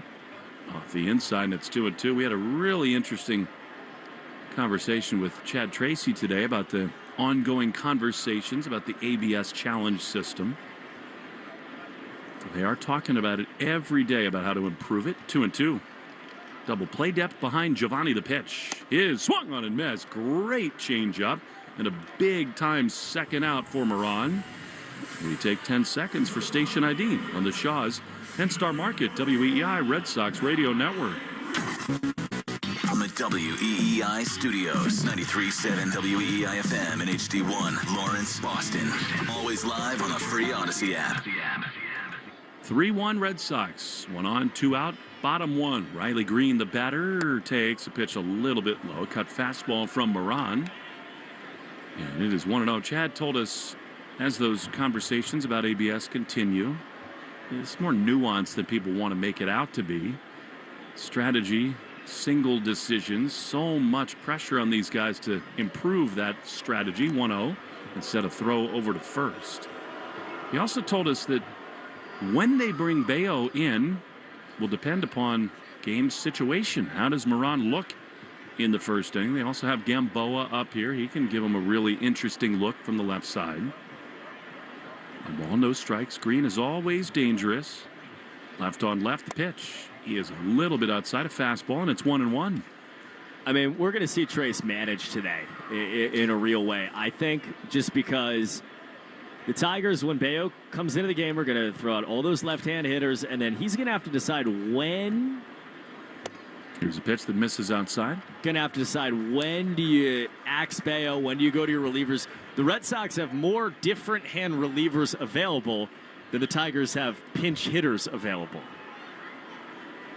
And again, it's that ferreting out in the early innings with these openers. The 3-0 is a strike on the inside corner. Green this year has been a reverse split hitter. He's really good against lefties. So this is still a dangerous spot here for Moran. Jamar Jones has a big lead over at first. Held by Contreras. The pitch. Swinging a high fly. Foul and out of play on the third base side, and it's now 3-2. Wenzel Perez, switch hitters out on deck. So it is, again, one of those spots with as good as Green is, you do not want to make a mistake in the heart of the zone right here. 3-2, runner goes, and he misses inside. And again, with a 3-run lead, you're not thrilled with this half inning, but against a guy like Riley Green, I think you can live with being selective there. I agree with that. As Andrew Bailey comes out, this has been, if you're going to dent Moran on anything this year, this has been part of it. I mean, he's walked guys. The good news is so few guys have made hard contact against him this year that the walks haven't really hurt. But you got a lineup that's optimized against you today, right? It's different than being a reliever coming into a game. This is right, switch hitter, batting right, all in a row for you here. And so you're in a situation where if this was the 7th inning, they'd probably take him out of the game. But that's not going to happen here. And now Bayo is throwing in the bullpen, but they do want to give him a clean inning. He's just getting up to pitch in the second. Chad Tracy was non-committal about that. He said, we try to give him a clean inning. I can't imagine that he wouldn't get a clean inning. I cannot either. Here's Wenzel Perez batting right against Moran. The pitch is a little bit inside. Moran, early in this season, just a month in, has had one of the most effective fastballs in the whole sport. There's so much swing and miss. Hitters just have not done much with it, but he's in a bind here. A run in, 2 on, 2 out. The pitch is chopped foul off the feet of Perez. And it is now 1-1. You got Torkelson on deck. This is the key hitter for Moran. Arbella Insurance Foundation, dedicated to striking out cancer by supporting the Jimmy Fund. Every strikeout from a Sox pitcher, Arbella donates $50 to the Jimmy Fund. They're here for the Jimmy Fund and here for good. Gotta find a way to get Perez, who comes in 150 with a 267 slug. Hitter you have to attack. 1-1. Pitch. That is low and outside. Very close. But it is now 2-1. Gray and overcast, but dry for now in Detroit. 2-1. Pitch. Here's a check swing. He missed up and away. And Perez did not go around. Not great for Moran to fall behind Wenzel Perez, 3-1. He's thrown 25 pitches, now 26 in the inning. 2 on, 2 out, 3-1 Sox in the very first inning. Line drive toward short, into the outfield, a base hit. That's going to score another run. Cedon gloves, throws to second, and Moran gives it up. It's 3-2 Red Sox. I'm actually really surprised, even in spite of the fact that on Sunday, because of the extra innings and Ranger leaving the game early, the Red Sox had to use their pen so much. I'm surprised they don't have another reliever up right now to kind of bridge the gap to the second inning. I agree with you on that, too. They're diminished arms-wise, right, just because of what happened on Sunday. I think what this tells you is that there's actually not that much available. At least I would hope that's what it tells There's no question. That is the bottom line. Here's Torkelson, and all of a sudden, Moran's trying to get the Red Sox in the dugout with the lead. 2 on, 2 out. The pitch is down and in. He just does not look the same here. And to your point, totally different pregame routine, different structure for his day. I mean, to get the 3-run homer from Cedon and give 2 back is super disappointing so far for Moran. 1-0 is way high, and he's missing badly, too.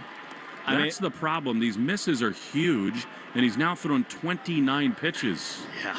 I mean, you're at a point here where you don't want to bring Bayo into an inning with guys on. You're probably going to have to if he walks him.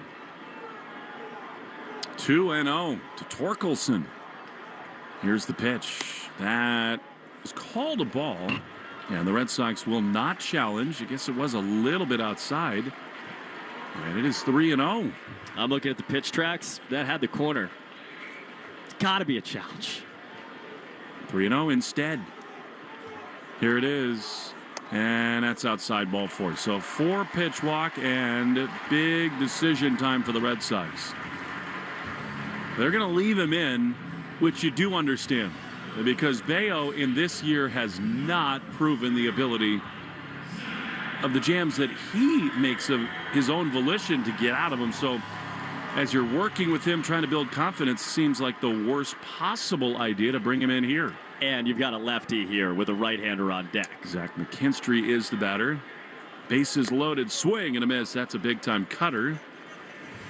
And it's 0-1. Chad Tracy is also looking at Moran had walked 11 coming in.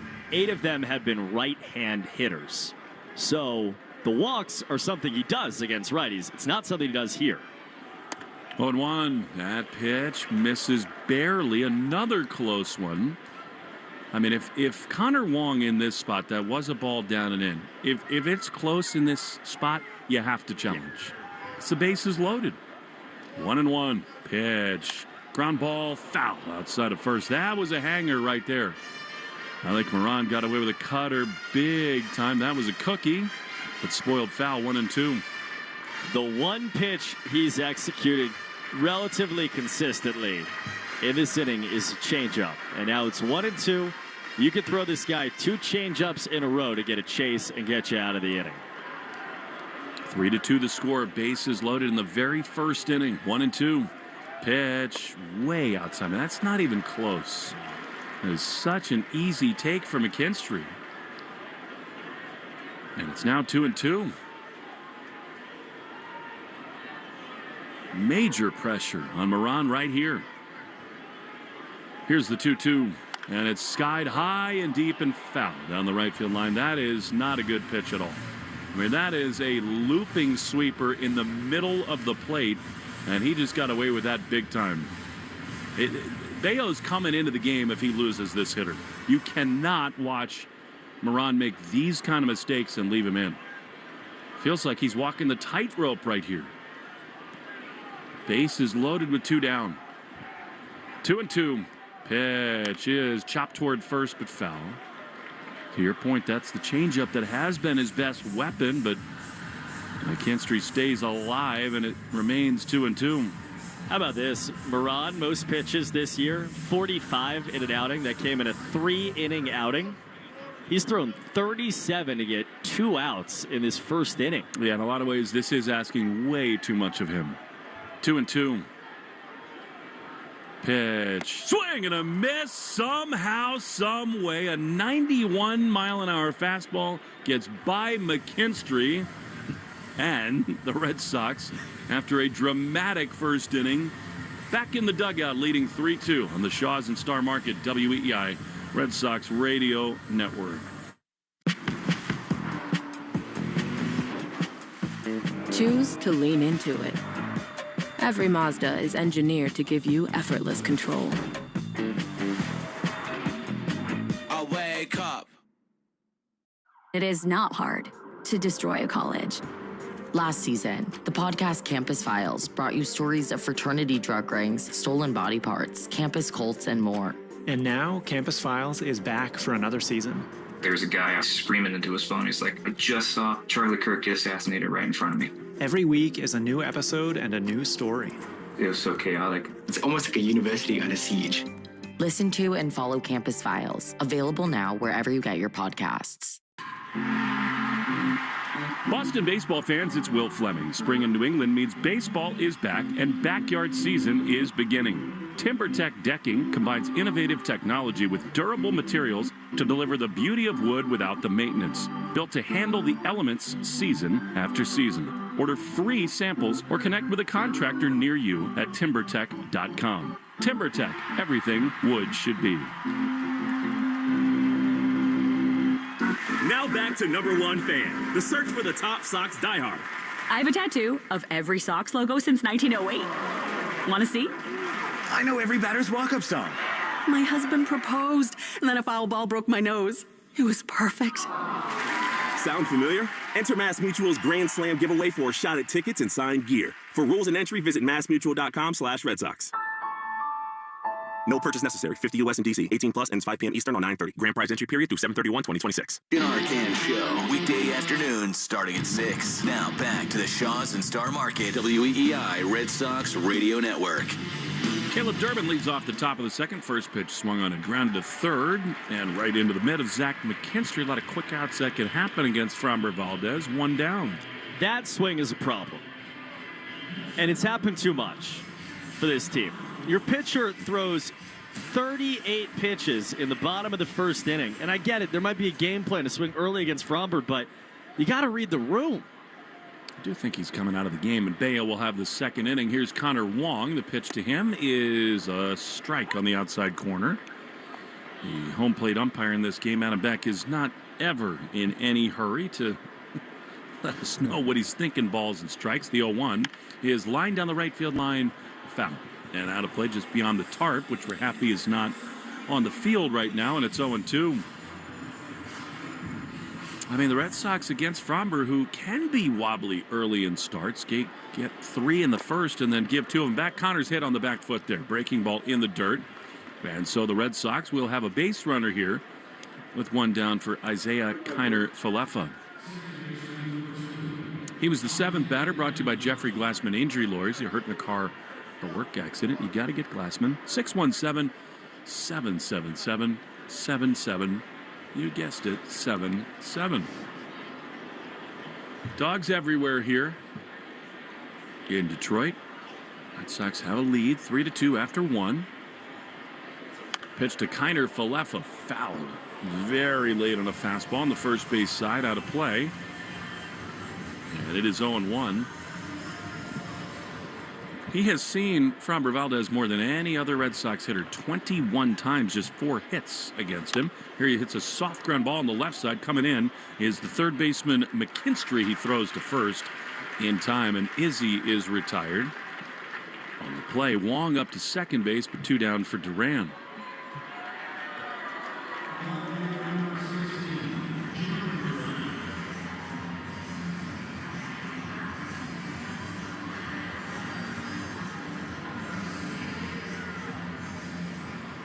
Bayo continues to get lathered up out there in the Red Sox bullpen. We expect to see him bottom of this second inning. Here's Duran, who hit a soft ground ball to begin the game over to second base. Pitch is a strike on the inside corner. Jiren's homered in 3 of his last 4 games, and each of those home runs have given the Red Sox a lead. They're really looking more and more comfortable No easy ticket against Fromber, though. 0-1. Long leading at second. The pitch. Chop foul on the inside half. It gives you some inkling of how the Red Sox have managed Duran's career. This is the first time he's ever faced Valdez. I read that. I couldn't believe that. But it does, and it even tells you where the Red Sox were a few weeks ago versus where they are now, that he didn't play in that game. 0-2. Here's the pitch. Jiren tries to stop his swing. They appeal to third, and now a challenge from Dingler. The catcher has challenged. That did look like it was very near the outside part of the plate. I think Jiren's going to be called out on strikes right here. We get the verdict at Comerica, and yep, he is gone. And so are the Red Sox. So they leave Wong in scoring position. Sends us to the bottom of the second inning. 3-2 Red Sox on the Shaws and Star Market WEI Red Sox Radio Network. Choose to lean into it. Every Mazda is engineered to give you effortless control. I wake up. A vacation rental shouldn't come with surprises. It should come with VerboCare and 24/7 life support. If the hot tub's broken, that's a VerboCare thing. If my teenager starts calling me Leslie, that's a family thing, Leslie. VerboCare and 24/7 life support. If you know, you Verbo. Terms apply. See verbo.com/trust for details.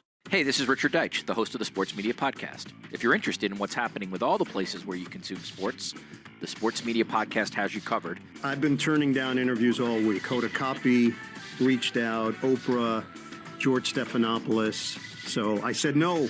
I was booked on the Deitch podcast before the Taylor Swift phenomenon. I must live up to my responsibility. Listen wherever you get your podcasts. Create a space you can't wait to be in. It all starts at Frank Webb Home. With personal service and expert guidance at our local showrooms, we can help you find the bath, kitchen, and lighting solutions you need to enhance your space. With more selection and more expertise. Personal service to help you find your personal style. Visit frankwebb.com to schedule a free consultation in one of our 48 showrooms across the Northeast. Make yourself at home at Frank Webb Home. Grilling season is here, and boneless chicken is on sale at Shaw's and Star Market. Hey, it's Lou. Yeah, you can get Perdue boneless chicken breasts, thin sliced or tenders, for just $2.99 a pound when you use the digital coupon you're limited to 2. Use the Shaw's app for coupon deals like this, rewards points, and delicious recipes in the Shaw's Meals Hub, like chicken and jalapeno enchiladas. Order online and get free curbside pickup or choose delivery. Shaw's and Star Market, the official supermarket of the Red Sox Radio Network. Want to listen to WEEI on the go? Just download the Odyssey app. Now, back to Red Sox baseball on WEEI.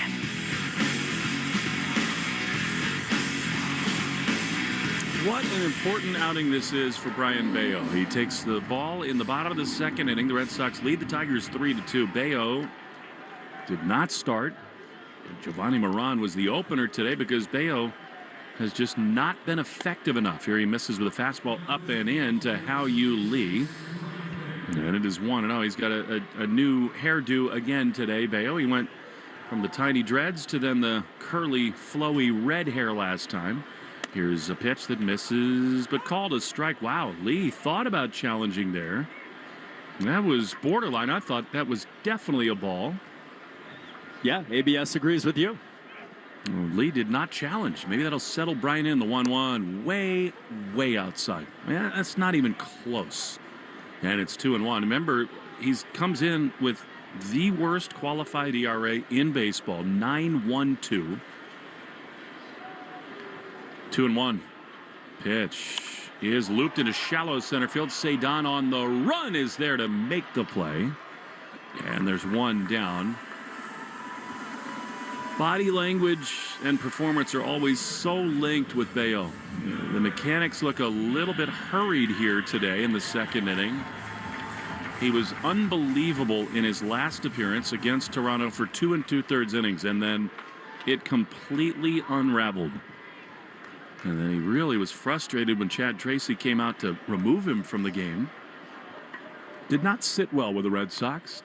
One down, base is empty. Here's Matt Vierling, who stays in for now. He takes a strike on the outside corner. We'll get you caught up on the Subaru of New England scoreboard in a moment. Let love bloom in a 26 Subaru. Get yours Subaru of New England.com. Taking deep breaths, Bayo on the mound, 0-1. Pitch, high pop, shallow right field, back Kiner Falefa in Abreu. And Williers there to make the play. Very nicely done. They're 2 down.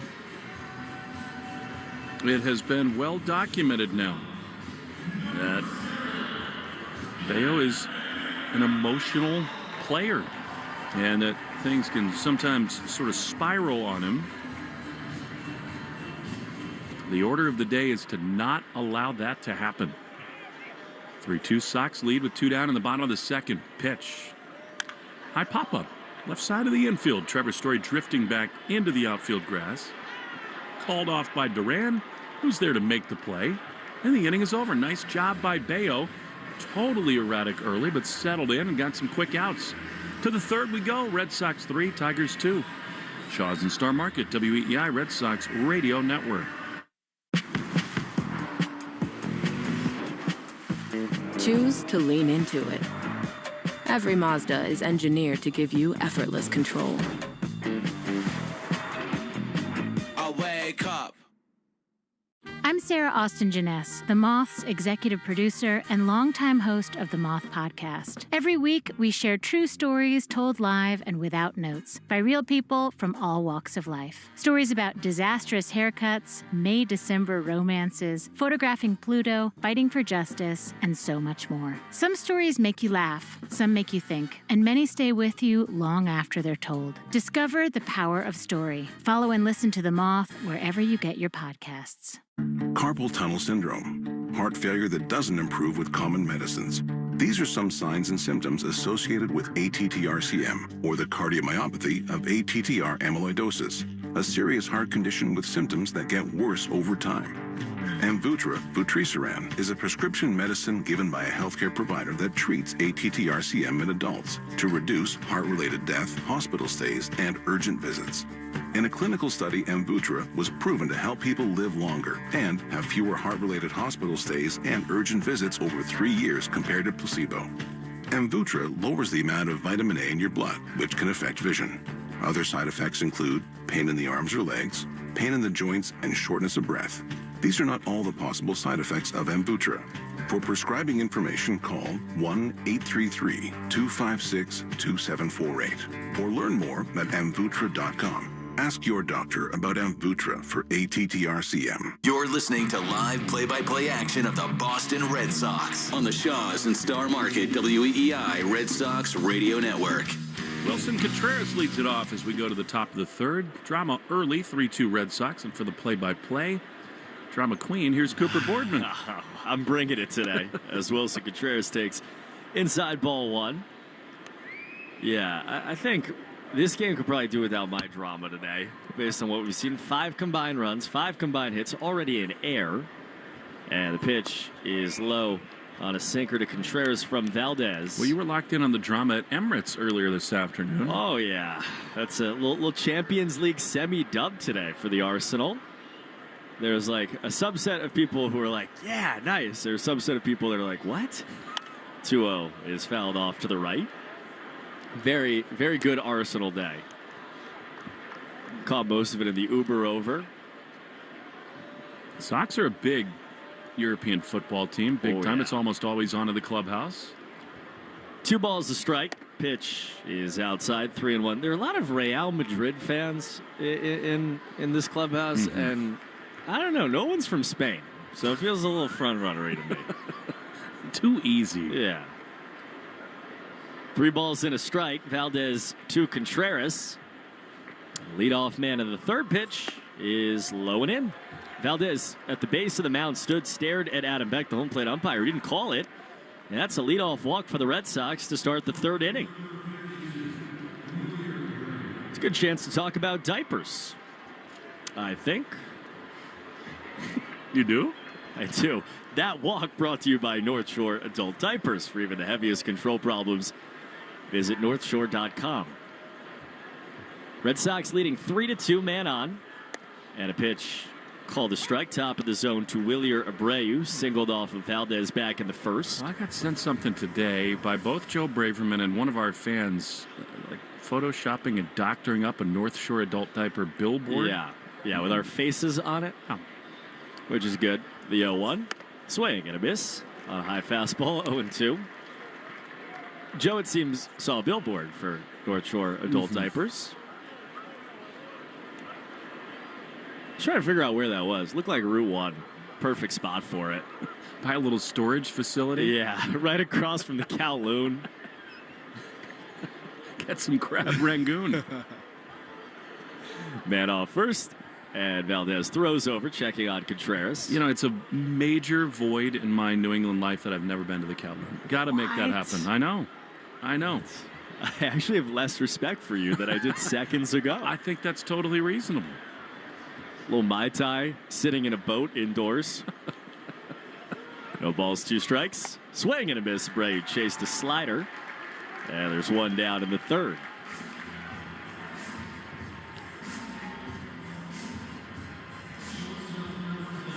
Third inning brought to you by Citgo. Here's a club you'll want to get into. Club Citgo. Download the Club Citgo app now. Instantly saves 23 cents per gallon on your first fill-up.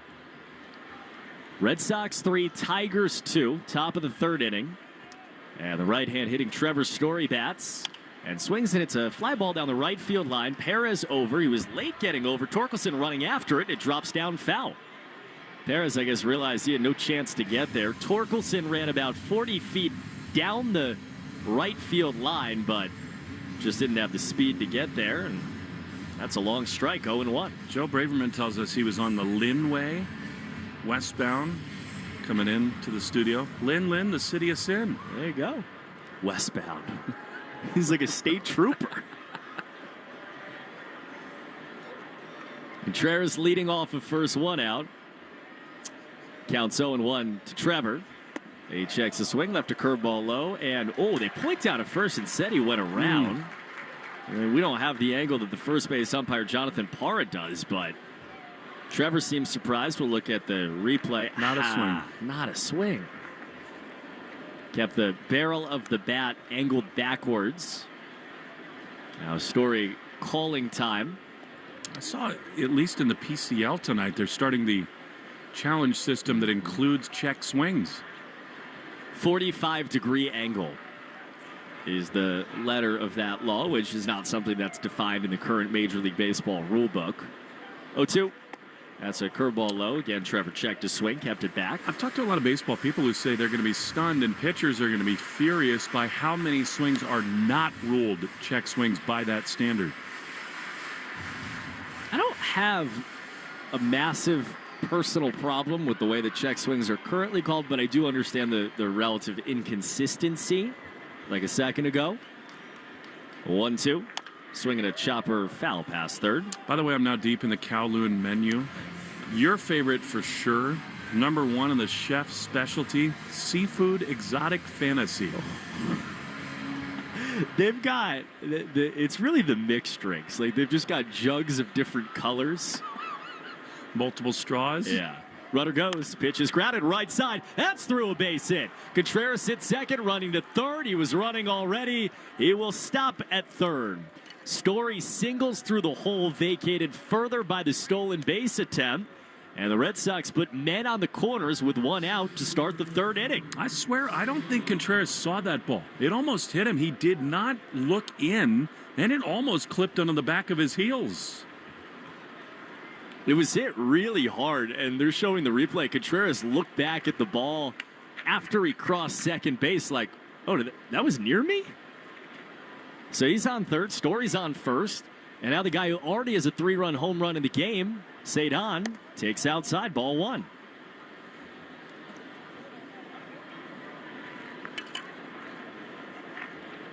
Rafaela came up with 2 men on in the first inning, went oppo for a 3-run home run.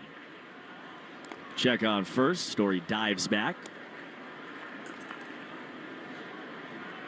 Rafaela went 362 to right. Zach McKinstry, the right fielder, did everything he could to rob it, but had no chance in right center. 1-0.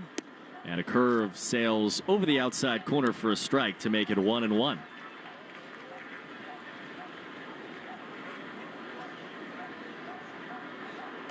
Not easy, but there's a massive hole on the right side where Story leads at first.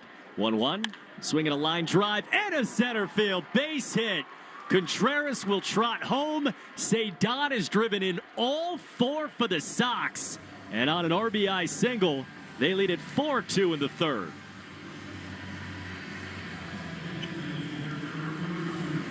I think I've figured it out. We just need dogs at Fenway all the time. I mean, every time Cedon is in there, it's constant barking. I'm in. I'm sold. Curveball down, 100 off the bat, up the middle. And now Monasterio grounds it left side. That's past the dive of McGonigal into center. They're sending Story. He rounds third. Throw is to second. Trevor scores. Back-to-back RBI knocks. Monasterio drives in another. And it's 5-2 Red Sox in the third. Well, again, this aggression is paying off for the Red Sox. And I really believe against guys like Fromber, you got to get them early in counts, in games. Monasterio hit the ball really hard his first time, a little bit unlucky, but this is a barrage all of a sudden offensively for the Sox. Tiger pitching coach Chris Fetter is out to talk with Valdez. Inning has gone walk, strikeout, single, single, single. The Red Sox have a 5-2 lead against a guy who woke up today in Valdez with a 3.35 ERA over 7 games. Contreras smiling in the dugout, talking with Jose David Flores. Yeah, like, don't get hit next time. As Caleb Duran, he takes a drop-in curve for a strike. Did you know that ball was screaming towards you? No, Poppy. Cedon off second. Monasterio off of first. Sox have scored 2 already in the inning off of Valdez. The 0-1 to the right-hand hitter doesn't come. Valdez steps off as Lee was charging towards second to maybe consider a pickoff attempt. Well, again, this is one of those things. Fromber can get rattled, and right now he looks totally lost on the mound. You have to make him pay even more. The 0-1. Duran chops it off his foot and falls in a heap in front of the plate. Boneless chicken now on sale at Shaw's and Star Market. Purdue boneless chicken breast, thin sliced or tenders. Just $2.99 a pound when you use the digital coupon. Limit 2. This is as good a version of Cedon as we've seen. I mean, he's had stretches in his life and his career where he'll get big hits, he'll hit homers. But just in terms of a consistent, reliable offensive approach, I think this is as good as he's been. He leads off second. Monasterio off first, 1 down. 0-2 to Duran. He swings and he lines it through the left side. That's another hit. Green picks it up. They send Cedon. The throw is 1 hop. It's cut off. It's 3 straight RBI hits off Fromber. And it's another Red Sox run. 6-2 in the third. That's an awful pitch, and Duran really made him pay for it. A total hanger in the middle of the plate. You know that A.J. Hinch has got to get his bullpen working very soon here, and they're short out there too. 6 runs, 6 hits, 4 straight hits for the Red Sox. Connor Wong slices a foul off to the right. This is one of those times where an offense can smell blood in the water, and it's kind of a race to the bat rack. And how many times have you seen it?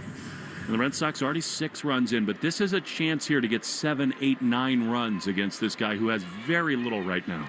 0-1, swinging a tapper foul by Wong.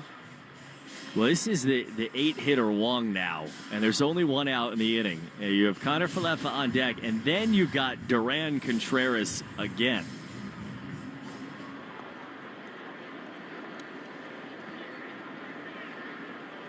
Runners lead off first and second, 1 out. Pitch to Wong. He swings and hits it high towards left center field. Vierling chasing. It gets down between the outfielders. Monasterio held. Now hits third. Throw comes into third. He's safe. Monasterio safe at the plate. And the Red Sox get another run. The only throw from left from Green was to third because Monasterio, great base running, went halfway, then he hit third, then he ran home, slid in. Durbin slid in ahead of the tag at third, and it's 7-2 Red Sox. Looks like the Tigers are challenging. They are. Real time, I thought he was safe. You can understand what A.J. Hinch is thinking right here. And the question is, did the tag on left shoulder of Durbin beat the left hand to the bag? I love the aggression either way, both from Chad Epperson and from Durbin, trying to get over there to third base. I have no idea what Matt Vierling was doing in center field. An awful read at a ball that just dumped in. The ball was in the air for a long time. Vierling to his right from center. Green to his left from left. And the fact that neither of them were really even particularly close to getting there. Monasterio, though, for his part, I think read the outfielders really well. You saw that they were going a long way and hadn't gotten there. Really good base running by him. We don't have a good angle in the ballpark. They obviously have different looks in New York. The one that matters is from the vantage point of the third base dugout as to whether or not the tag was on Durbin's left shoulder before the hand touched the bag. I've not seen a good look at that yet. Durbin was going first to third. He got to second, got the wave to third, trying to get there. And the Tigers are challenging. It's the difference between the second out of the inning or men on first and third. And here comes the call from Adam Beck. After the call on the field stands. Yeah. Runner is safe. Detroit loses their challenge. And I think it makes a lot of sense. I mean, Dan Iassogna has the best view of anybody in the ballpark at that, and it had to be definitive. Every look I saw was not. 4 runs in the third inning for the Red Sox. They have 5 straight singles against Valdez. They have 4 straight RBI hits against Valdez. And now with 1 out, they have met on first and third for Isaiah Kiner-Falefa. Durbin leads off third. Connor Wong just drove in a run, leads off first. Now Isaiah Kiner-Falefa takes a sinker, called inside, ball 1.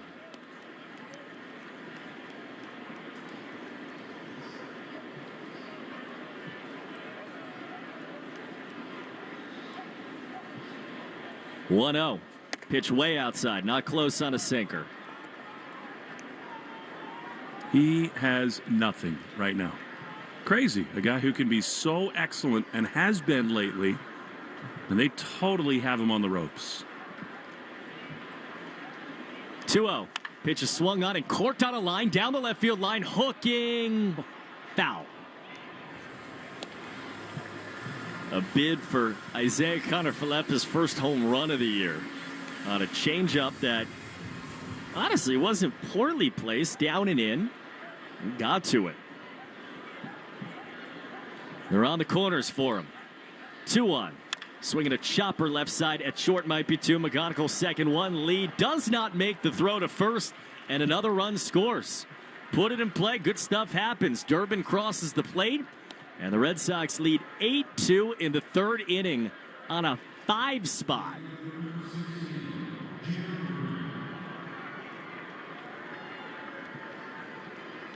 The Red Sox have scored a run in each of the last 5 at-bats.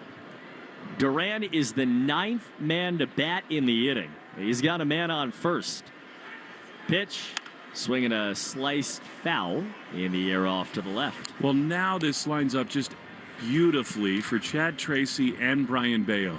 Bayo has got to give them length because this is a complete nightmare for A.J. Hinch. They are already super thin in their bullpen. The 0-1 is on the outside corner. That's a strike. It's 0-2. I mean, I'm not a big believer in win probability. I think it's the dumbest thing ever. But right now, with the way the pitching staffs line up, the score, the situation, this is a game the Red Sox have got to find a way to get length from Bayo and get across the finish line. Especially because we don't necessarily know what tomorrow is. Everything's lining up for Sonny Gray to pitch, but you just got to make sure he wakes up and feels good. 0-2 from Valdez to Jiren Duran. Runner goes. Pitch is swung on, popped up behind the plate. Dingler gives it a look. That's way out of play. The Red Sox scored 3 in the top of the first. Detroit came back with 2 in the bottom of the first. Now, one night after the Red Sox scored 5 in the 7th inning to beat the Tigers, they score 5 in the 3rd inning to take an 8-2 lead. I'm calling Sam Kennedy right now. We need dogs at Fenway on Thursday. Sold. Something in the air. The 0-2 doesn't come. Valdez steps off. Put him on top of the monster. Might be a height issue there. The good news about the Dogs is, like, their team might be losing, but they're having a good time. Maybe they're all Red Sox fans. The 0-2. Duran chased the slider. He did go around, and the inning's over. The Red Sox score 5 times on 5 RBI singles in the top of the 3rd. They'll take an 8-2 lead into the bottom of the 3rd. Shaw's and Star Market, WEEI, Red Sox Radio Network.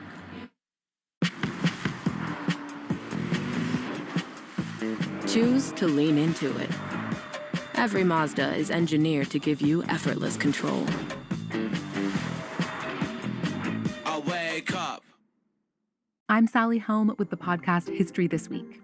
In each episode, we serve as your eyes and ears into history's biggest events, major elections, world wars, scientific breakthroughs. But we also bring you into the smaller, behind-the-scenes stories, the unsung heroes, secret meetings, even personal grudges that changed the course of history. Listen to and follow History This Week, an Odyssey podcast in partnership with the History Channel. Available now for free on the Odyssey app and wherever you get your podcasts. The first step with any commercial painting project? Picking the right partner. So when you work with Arch Painting, you get 30 years of experience on some of the biggest projects around. That includes prestigious universities, professional sports stadiums, even national hotel and restaurant chains.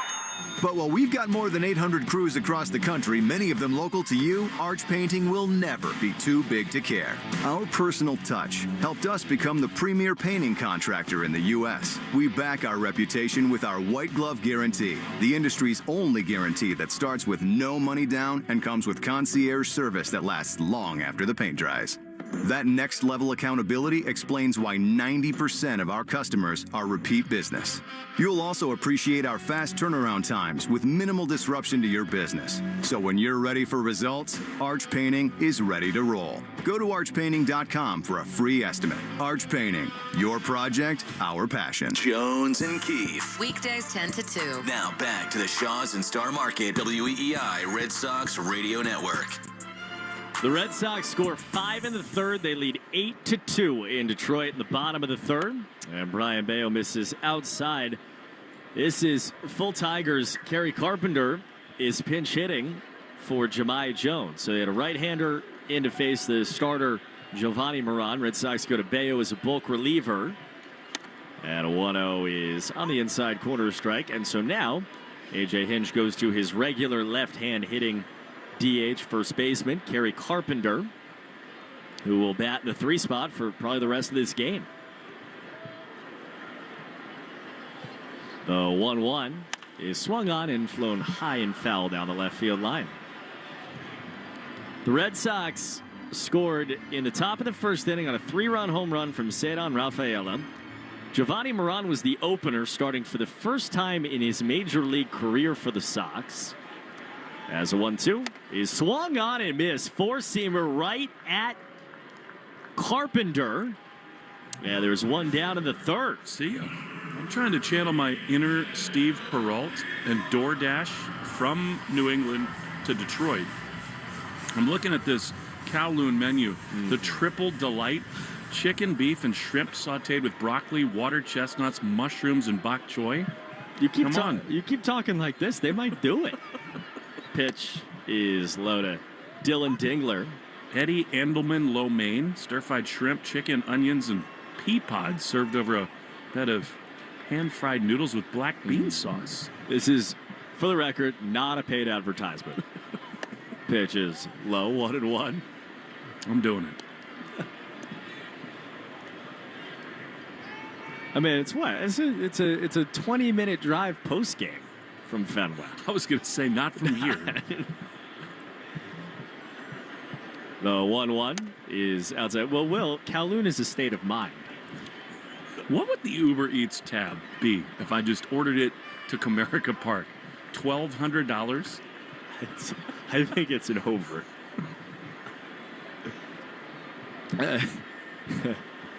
2 balls and a strike. Pitch is swung on, fly ball, center field for Cedon. He runs to his right. He is under it, and he makes the catch. 2 up and 2 down to start Brayan Bello's second inning of work. It is super important to remember what this outing means for Bello. In so many ways, I think spot going forward is in flux. And especially with the score, the situation, he just needs to get outs. Facing Riley Green, who walked off Moran to the first. And Green grounds it right side. That's kicked by Connor Falefa as he dove at it. It skitters into center. Story tracks it down in shallow center. And that'll be a 2-out single, I think, for Riley Green. It comes on the 110th pitch of the game, brought to you by 110 Grill. Gluten-free dining done right. Visit any of their 33 locations all throughout New England.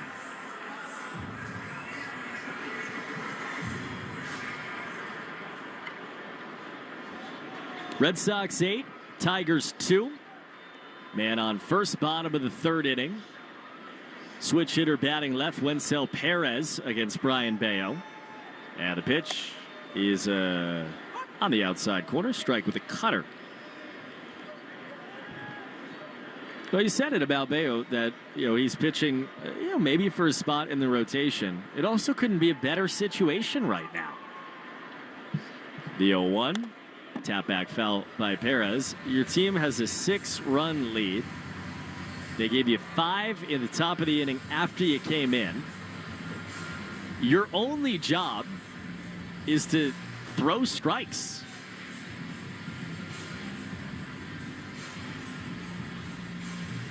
And he's done that so far over 18 pitches.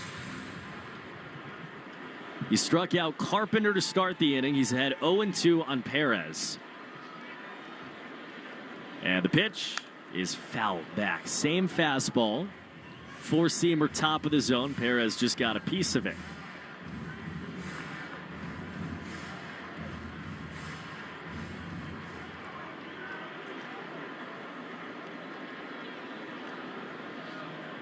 No balls, 2 strikes. Man on, 2 down. The pitch from Bello. Tapped again. Foul in front of the plate. I tried to just figure out what it would cost me to get my own Uber from here to Kowloon after the game. And they won't even calculate a price. It offers me all these rental cars. Apparently there's a Kowloon, it can't be as good, in Dearborn, Michigan. Really? Yeah. Well, how long of a drive is that? Not far at all. All right. 0-2 is low. 1-2.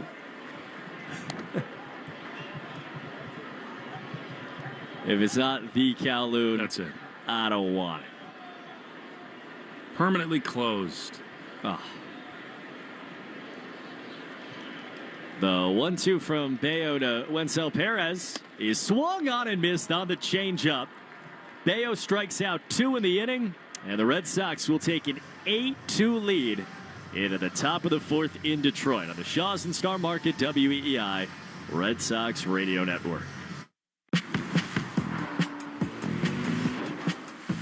Choose to lean into it. Every Mazda is engineered to give you effortless control. I wake up. Hey there, I'm Kendra Adachi, and my show, The Lazy Genius Podcast, helps you be a genius about the things that matter and lazy about the things that don't, and you get to decide what matters. I'm not here to tell you what to do. I'm here to give you a new way to see.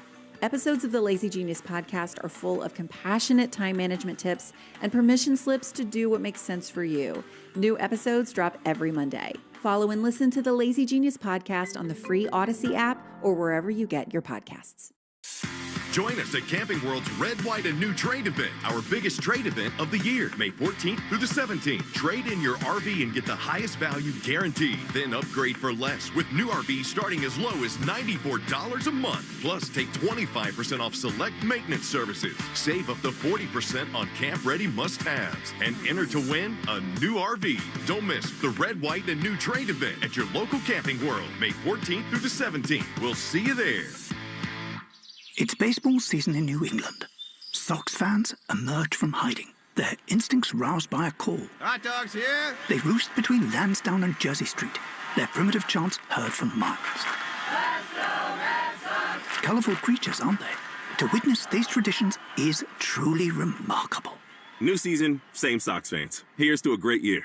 Mass Mutual, official partner of the Red Sox. Learn more at massmutual.com/Red Sox. We're right back to the Sox on the Shaws and Star Market WEEI Red Sox Radio Network. 8-2 Red Sox as we hit the top of the fourth inning in Detroit. Wilson Contreras swinging a drive deep to left. This is gone. Over the wall, over the bullpens, and 15 rows deep in left center.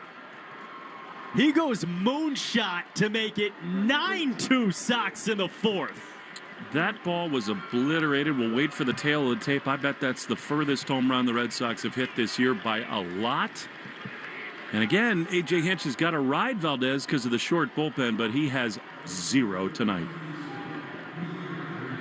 449 from Wilson Contreras. 449.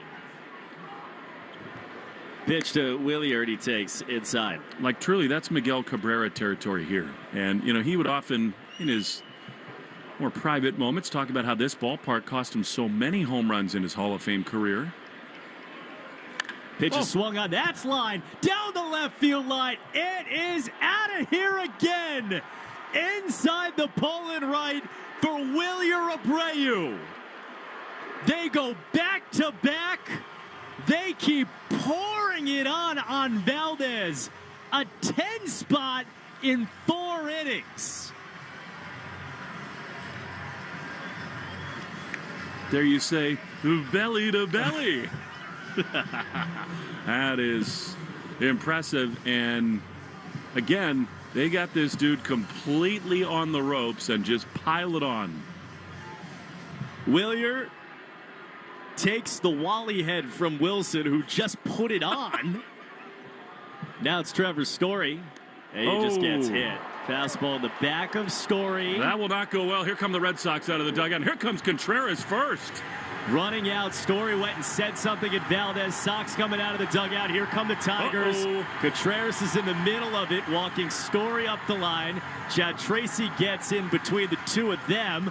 Bullpen doors are open.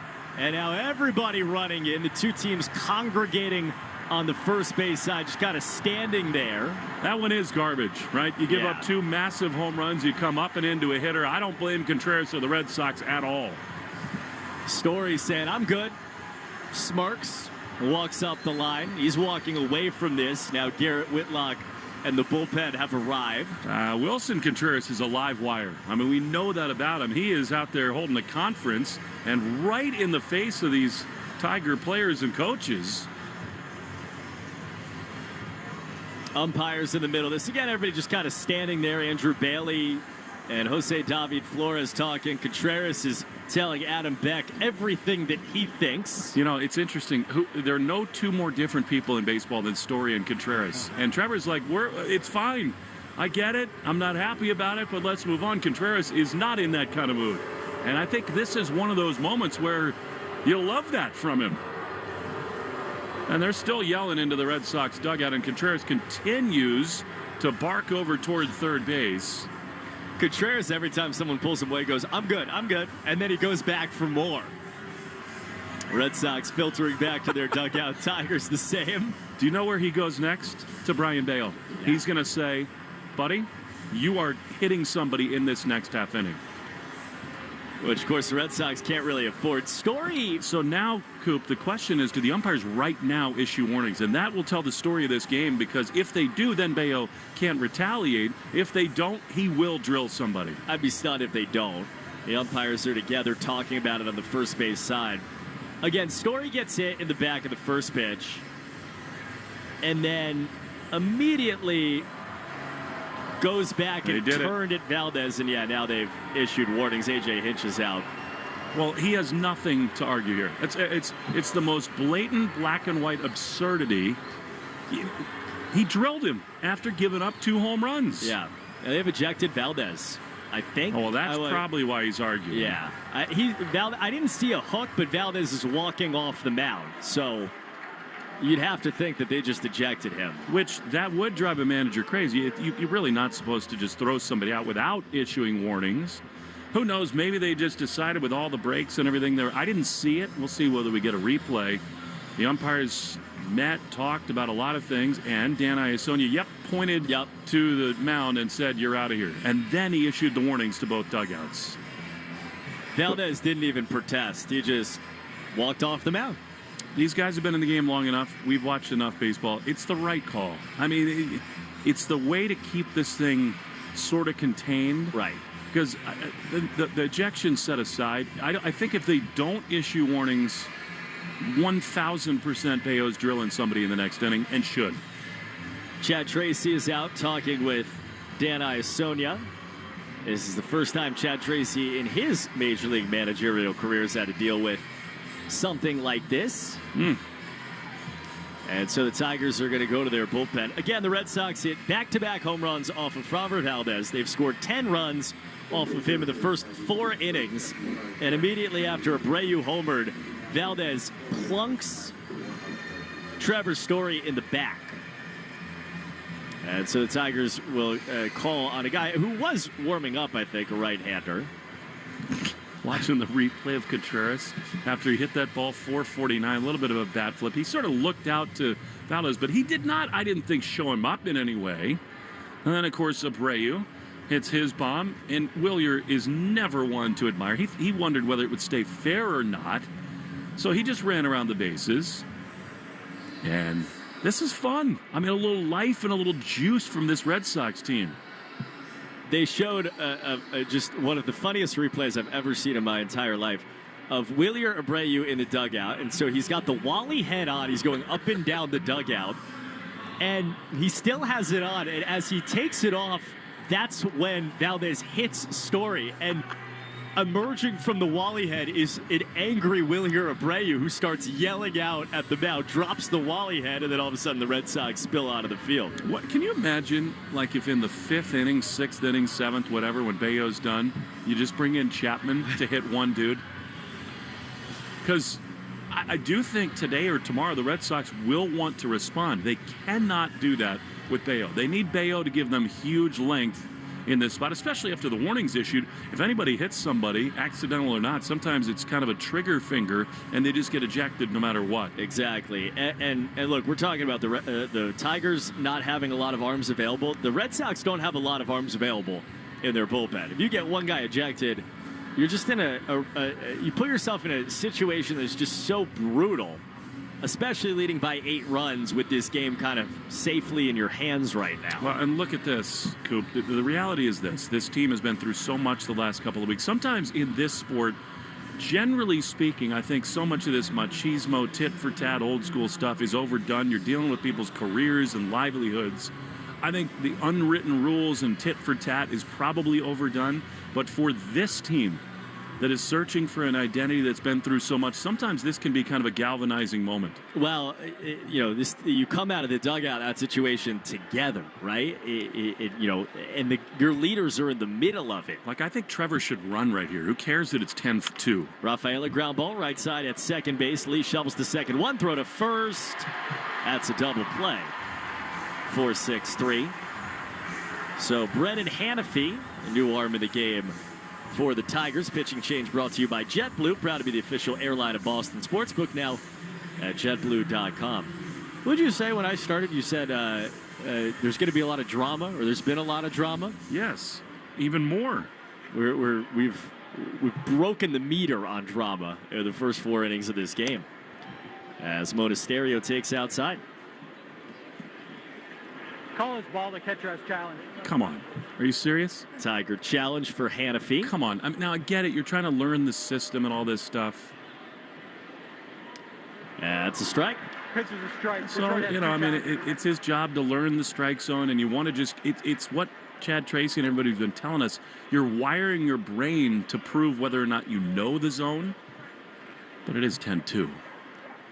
One is down and away. And there are 2 outs with the bases empty. So, I mean, Dingler, though, has proven to have a really good sense of the zone. But overall, if you're like in a strategy meeting, there's no way that's the one you're saying, yeah, fellas, this is the high leverage spot to challenge. 1-1 is outside, or called a strike. A little late from Adam Beck. Buckle up. He's never quick. Story and Contreras are sitting on the top step of the dugout in deep conversation with each other. I love it. 2 vets of the game. 1-2 is outside.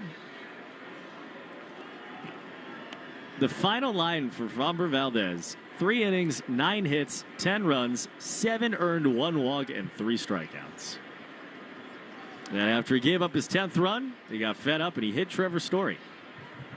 2-2 is a called strike 3 at the knees. Monasterio down looking. And one of the most eventful half innings of the season is over. It's awesome. Contreras and Abreu back-to-back. Bench is clear. And we go to the bottom of the 4th. 10-2 Red Sox. Out of Shaw's and Star Market, WEEI, Red Sox Radio Network.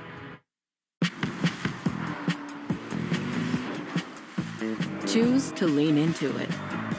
Every Mazda is engineered to give you effortless control. I wake up.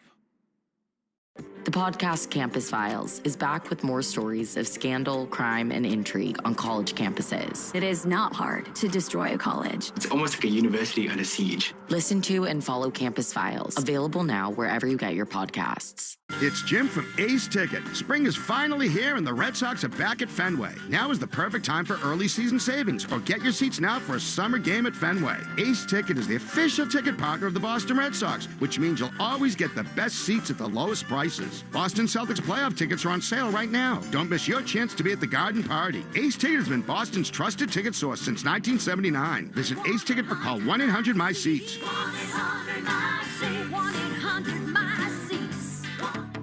Let's face it, you can't control energy prices. But there's good news. You can control how efficiently your home heats and cools. I'm Scott McFarland. If your system is older, you could be paying more than you need to in energy bills. Right now, save up to $1,800 on a new Lennox home comfort system, plus an additional $500 from McFarland Energy. Take control of your energy costs, improve your comfort, and start saving. Visit McFarlaneEnergy.com today. McFarland Energy. Generations of warmth and trust. More Boston sports opinion, more often. Just download the Odyssey app. Now, back to Red Sox baseball on WEEI. Brian Bayo, this is inside to Spencer Torkelson. Plot thick as we start the bottom of the 4th inning. Red Sox 10, Tigers 2. The only part of the story, Bayo to Torkelson. And the pitch is on the outside quarter, a strike with the sinker. Red Sox just stuffed Framber Valdez in a locker tonight. 10 runs, 9 hits. Home runs from Contreras and Abreu started the 4th inning. They went back-to-back. Slider is called a strike on the outside corner. And then Trevor Story was up next, and Valdez just plunked him. He threw a fastball between his numbers. Story, and honestly, you have to tip your cap to him. As a 1-2 check swing, Torkelson went around, and Bayo strikes him out. Story didn't react. I mean, he looked at Valdez, and I think might have said something under his breath. It wasn't anything crazy, but everybody knew what it was. The benches ended up clearing, bullpens emptied. Wilson Contreras was in the middle of it. Lots to say. And the umpires got together, did the right thing. They ejected Valdez from the game. Zach McKinstry bats, nobody on. Bayo as it line foul off to the left. You know, it's interesting. I definitely think the warnings were right. I'm not so sure about the ejection. You know, I mean, because no warnings had been issued at all. I mean, he's coming out of the game soon anyway. But that did seem like kind of a quick trigger. The 0-1, swinging a foul tip into the mitt. So now what you want is Bayo to give you like 14 more outs, and then, 2 outs in the 8th inning, just absolutely smoke somebody. Well, it coming into the inning, so he finished his last warm-up toss a few seconds ago. As he deals here at 0-2 to McKinstry. That's outside. Adam Beck, the home plate umpire, walked out and had a 10-second conversation with Bayo that I'm sure amounted to, yes, if you hit somebody, we're going to eject you. And it actually puts the home plate umpire, all these situations, put him in a tough spot because sometimes there is no intent. The 1-2. Swinging a fly ball foul down the left field line. But most of the time, the umpires, they're kind of painted into a corner where the warnings have been issued. And it's very hard to make these subjective calls. And so they just kind of err on the side of, you did it, you're out of here. 1 ball, 2 strikes. Pitch from Bayo. His fastball upstairs. And with a guy who's not been sharp, that's a little dicey for the Red Sox right now. Yeah, that is the scary thing because Bayo is pitching with his fastball a lot. So if he hits somebody, it's probably going to be with the fastball. 2-2, that's a sinker high. Largely speaking, though, that is such a cool sequence for the Red Sox. Not just the offense, but it does galvanize you. When one of your core guys gets drilled, everybody's kind of rallying behind him. 3-2 is swung on and poked foul in the air the other way. I mean, we've known this about Contreras. He's about the last guy in the world. If I'm a pitcher and I'm on the mound, that I want coming at me. He's the guy you want in your corner. Well, and his role on this team, 3-2, swinging a fly ball in the left field. Jiren Duran backing up, now comes in. A big catch in front of the warning track for the second out of the inning. It's pause for station ID. Shaw's and Star Market, WEEI, Red Sox Radio Network. From the WEEI studios, 93.7 WEEI FM and HD1, Lawrence, Boston. Always live on the free Odyssey app. Comerica Park, Detroit, Michigan. Red Sox up big, 10-2 over the Tigers, alongside Will Fleming, Cooper Boardman. Brian Bayo delivers and grabs the outside corner against the right-hand hitting Hao-Yu Lee. Fourth innings brought to you by Cars for Kids. Easiest way to get rid of your old car. Donate today, and your car can get picked up tomorrow. Donate now, carsforkids.com. It's cars with a K. The 0-1 is a slider at the knees. That's a strike. And it's 0-2. The role of Contreras on this team is not Alex Bregman's. Yeah, I guess to hit, but it's not the quieter guy. The 0-2's outside, individual conversations as much, although he's having those. It is this fiery thing. And there are a lot of different ways to lead. He is leading this team in its own way. 1-2. Fastball up and away. I actually think Adam Beck did a pretty good job there managing that. I mean, Trevor was not going to charge the mound, but he did sort of take a step toward the mound, and Adam went in between. But behind him, like a bat out of hell, here came Contreras out of the first base dugout. 2-2. Swing and a miss. Bayo strikes out Lee. He's retired 4 in a row. He struck out 4 in 2+ innings. And the Red Sox cruising on their way to the 5th inning, leading 10-2 in Detroit. The Shaw's and Star Market, WEEI, Red Sox Radio Network. Choose to lean into it. Every Mazda is engineered to give you effortless control. I wake up. Contractors trust Decorators Decking for strength, style, and lasting performance. Available at Riverhead Building Supply with expert support to keep your projects on track. Ready, proven, trusted. Learn more at rbscorp.com. Looking for something smart, soulful, and full of heart? I'm Jen Hatmaker, host of For the Love, the podcast where we talk about what really matters. Love and family, faith and purpose. Every week, I'm joined by incredible guests for honest conversations that invite all of us to live with more intention, more laughter, and more connection. Join us on For the Love wherever you get your podcasts.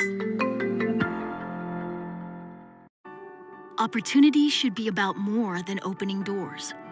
At Year Up United, it's about opening the world so everyone can find their way.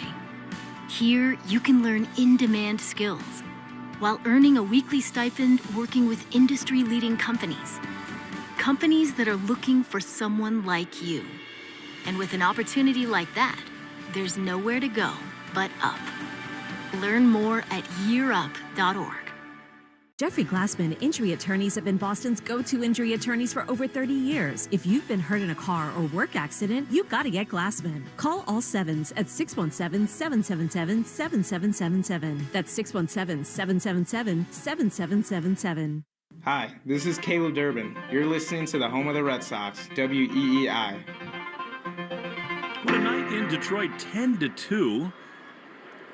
Caleb Durbin leads it off as we go to the top of the fifth inning. Drama up and down as Durbin takes a pitch up and off the plate for ball one. Durbin tonight grounded to third and drove in an RBI hit in the third inning. One of 5 consecutive singles, 4 of which produced runs in a 5-run third as Durbin takes a pitch outside for ball two. Then in the fourth inning, Contreras hit one to Saturn. Abreu hit a missile out to right field, and then Story was plunked, and the bench is cleared. 2-0. Line drive sinking into center field. On comes Vierling. He cannot get it. It's a base hit. So Durbin having kind of a nice series here in Detroit. Maybe showing some signs, and the Red Sox have the leadoff man aboard here in the fifth. 10 Red Sox hits. We just started the fifth inning.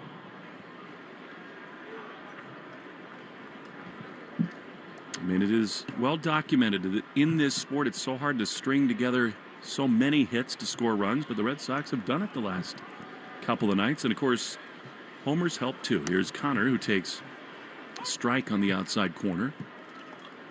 And it is 0-1. We had so much drama going on. I'm not sure if you got us caught up on the Subaru of New England scoreboard.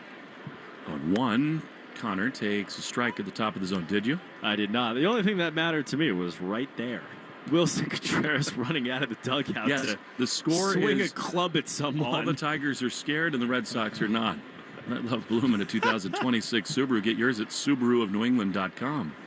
0-2. A little bit outside. I'm serious. The way that this month has gone, it's the kind of moment that they might be able to channel, turn into something, bring the group together.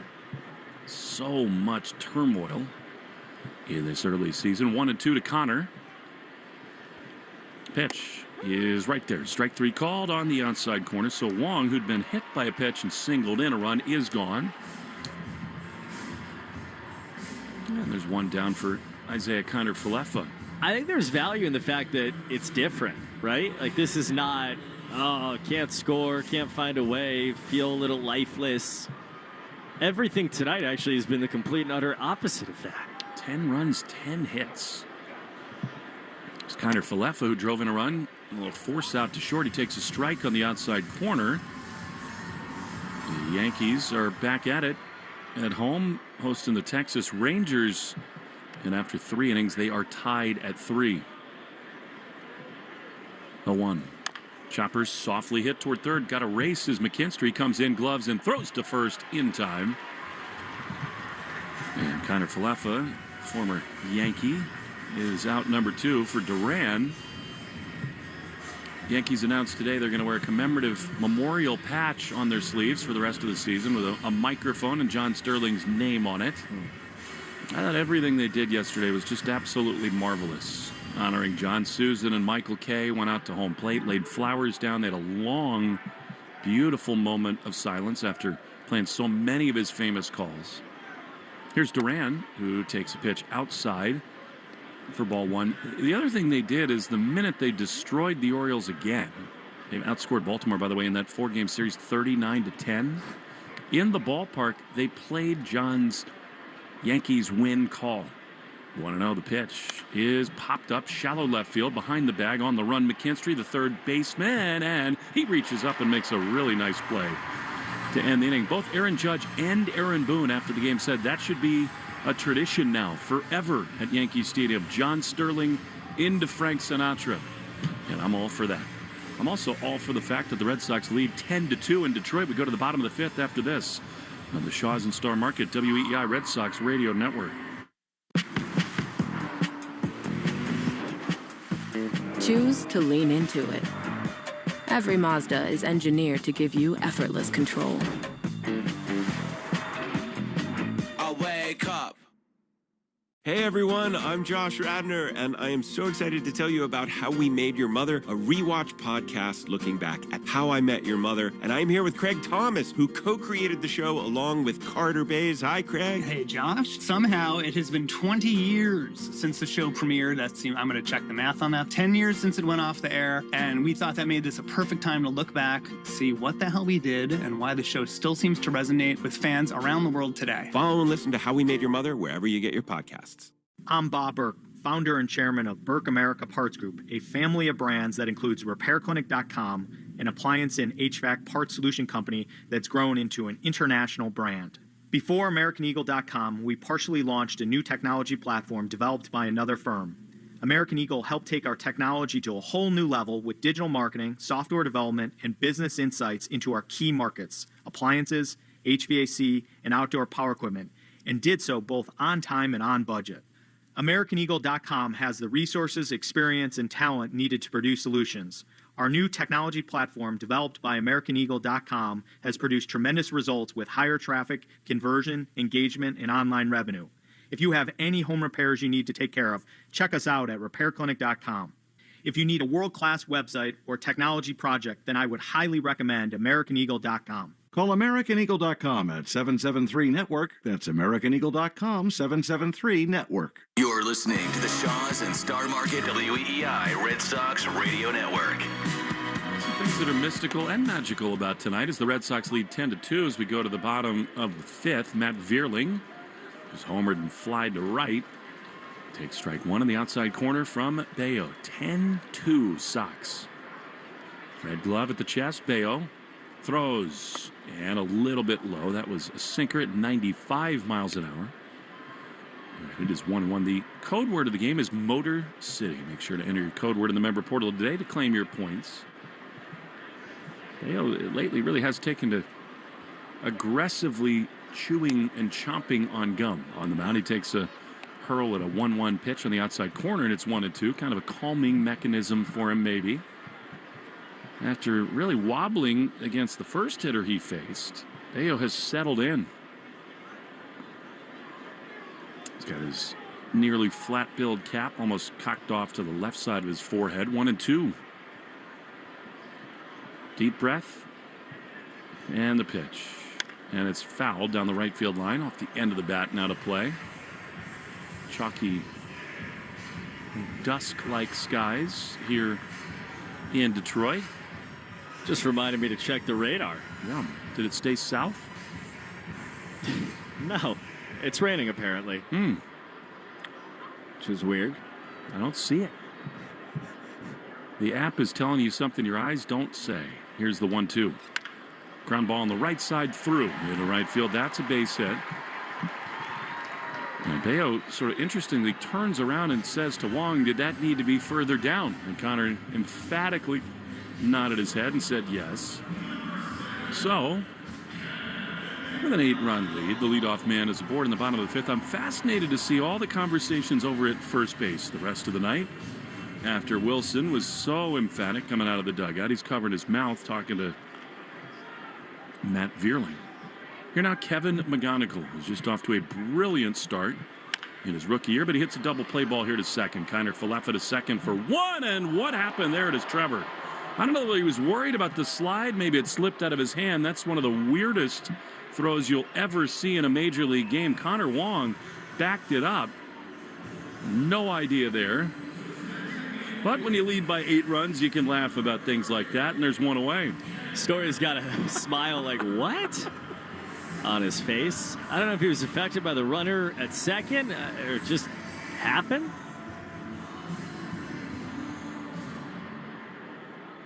Well, 1 on, 1 out.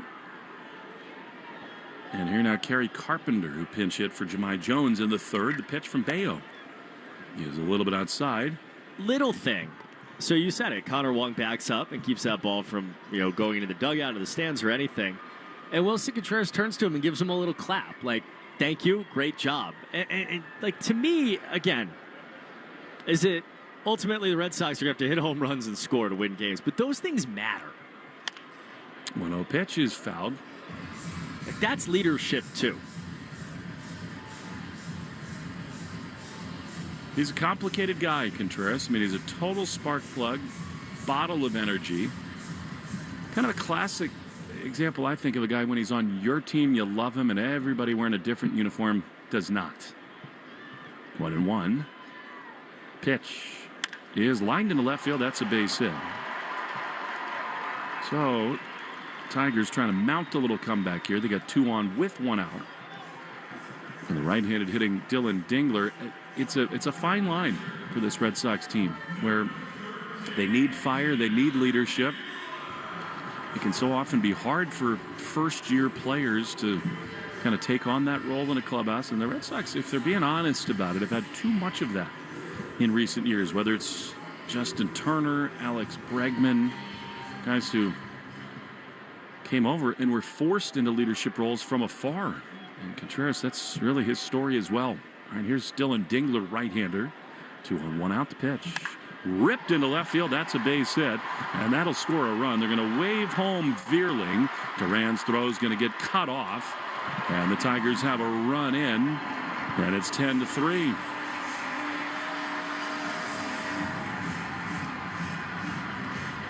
Well, this is where it gets interesting for Brian Bayo, as we know, right? And when some things go wrong, we've seen it. A lot more things go wrong. I wonder kind of emotionally here what happens, because the game doesn't hang in the balance in this exact moment in the way that it did in Toronto or the start before. It doesn't, and yet for him and for his season, this is a big crossroads. Yeah. Got to settle in. 10-3 the score, 2 on, 1 out. And here's Riley Green, their best hitter, their best player. Pitch is a strike on the outside corner. And it is 0-1. This cannot afford to give up a bunch of runs here for Bayo. The offense has exploded. The 0-1. High fly into shallow center field. Bayo watches Cedon drift back to his right. He's underneath it. He makes the play, and that's a big, big second out. It's a terrific pitch in terms of selection, and it's a terrific pitch in execution. I mean, you're sitting here, you know, you have to think Riley Green is thinking, I need a fastball to hit to the moon if I can. And instead, Connor Wong goes changeup with Bayo, and he executes. That's a changeup at the absolute bottom of the zone. And it's a pitch that if he throws a lot, good things are going to happen for him. I think in some ways that pitch will tell the story of what his career becomes. It was his #1 weapon when he came up with the sinker. Here's Wenzel Perez batting left, and he takes a strike at the top of the zone. Red Sox, 10 runs, 10 hits, no errors. Tigers, 3 runs, 7 hits, and an error. Check of the game score brought to you by Veg ER for Pets, the official emergency vet group of the Red Sox radio network. 0-1, 2 on, a run in with 2 down. The pitch in the dirt. Not really had that curveball. He's not thrown many of them tonight. And it is 1-1. Bayo, in his mind, you know, Andrew Bailey agrees, has got to stand on this mound at Comerica and not care about the score. He just needs to pitch better. 1-1. Pitch. Chopper toward first. Contreras has got it. He'll glove and he'll flip. At the last minute, he decides not to and steps on the first base bag, wins the race just ahead of Perez. That was a little dicey, but all's well that ends well. And we go to the 6th inning with the Red Sox leading 10-3 on the Shaws and Star Market WEEI Red Sox Radio Network.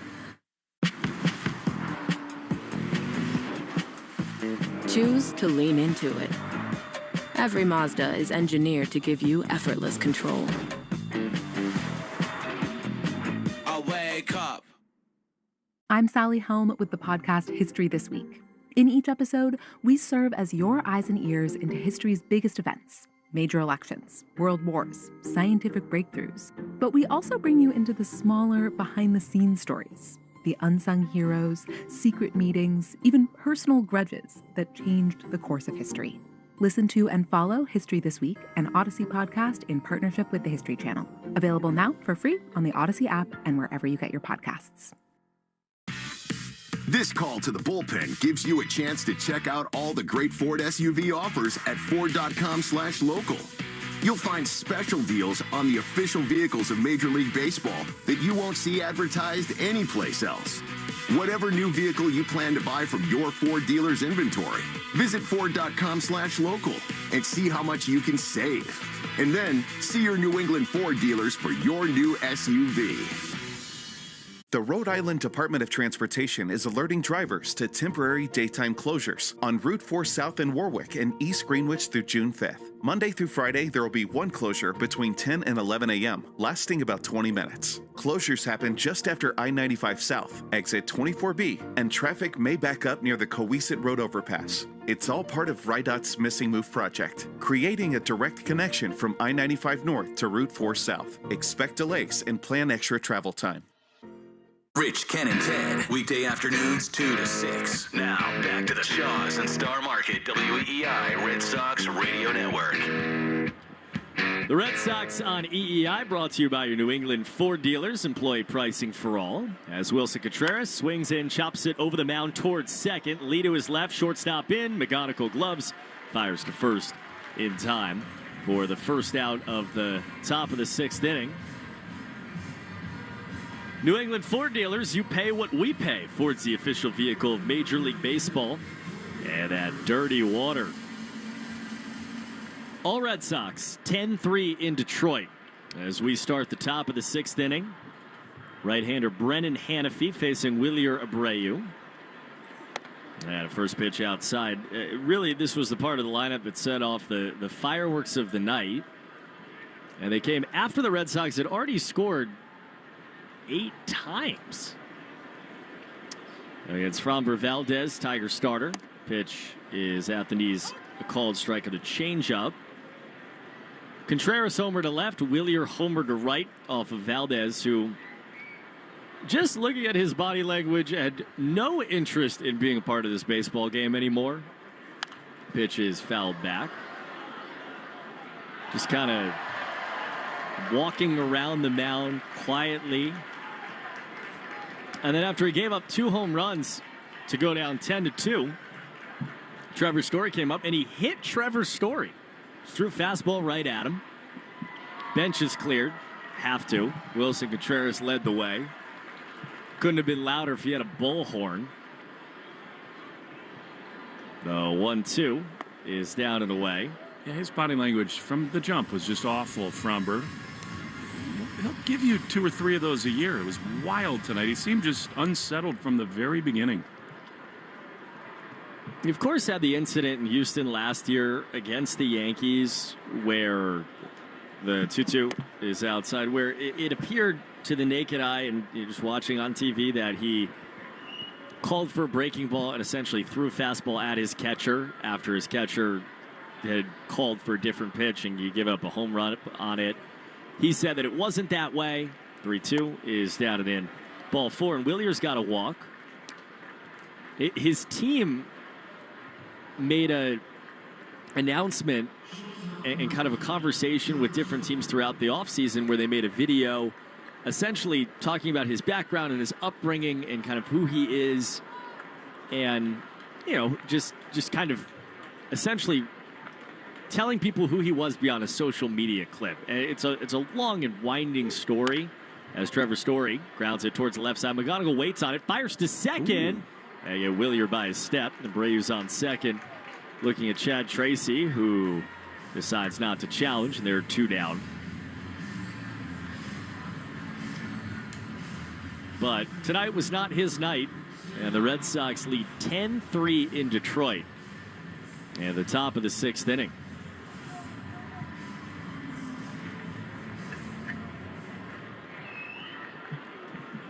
Now the man at the center of it all tonight, Cedar Rafaela, who's driven in 4 of 10. He takes inside. He had the first of a string of 5 consecutive RBIs for the Red Sox, 4 consecutive RBI singles off of Valdez in the 3rd inning. 1-0 is a fastball on the outside corner, strike to make it 1-1.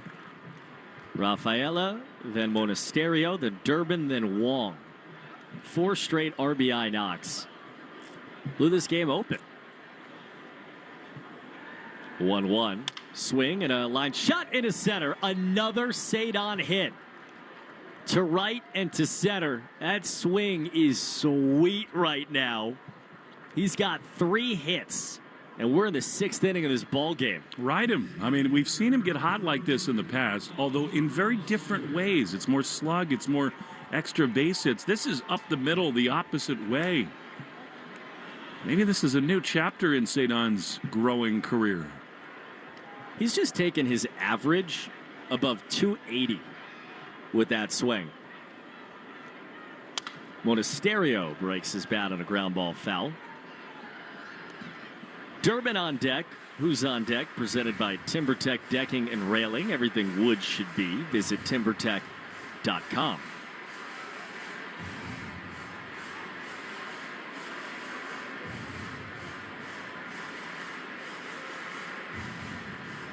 Monasterio going to get a new bat.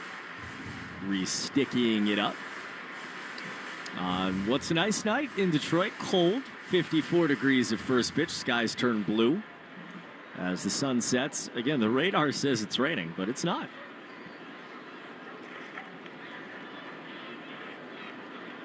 Those are just meteorologists anyway. 0-1 foul back. Shaw's and Star Market Grand Slam Summer Sweepstakes. Your chance to win free groceries for a year, plus other incredible prizes. Official rules at Shaw's or starmarket.com/Grand Slam. 2 on, 2 out. The 0-2 count to Monasterio. He takes a fastball outside.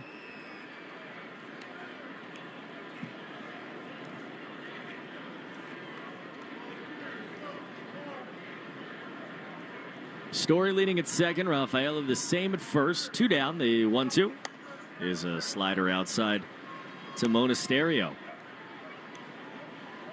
Red Sox have a 10-3 lead. 3 in the first, 5 in the third, and 2 in the fourth. On 11 hits. 2-2. Swinging a ground ball right up the middle towards Lee. He has it. He runs to the bag and just got there ahead of Rafaela. 4 unassisted to end the inning. But the Red Sox will take a 10-3 lead into the bottom of the 6th on the Shaw's and Star Market WEEI Red Sox Radio Network.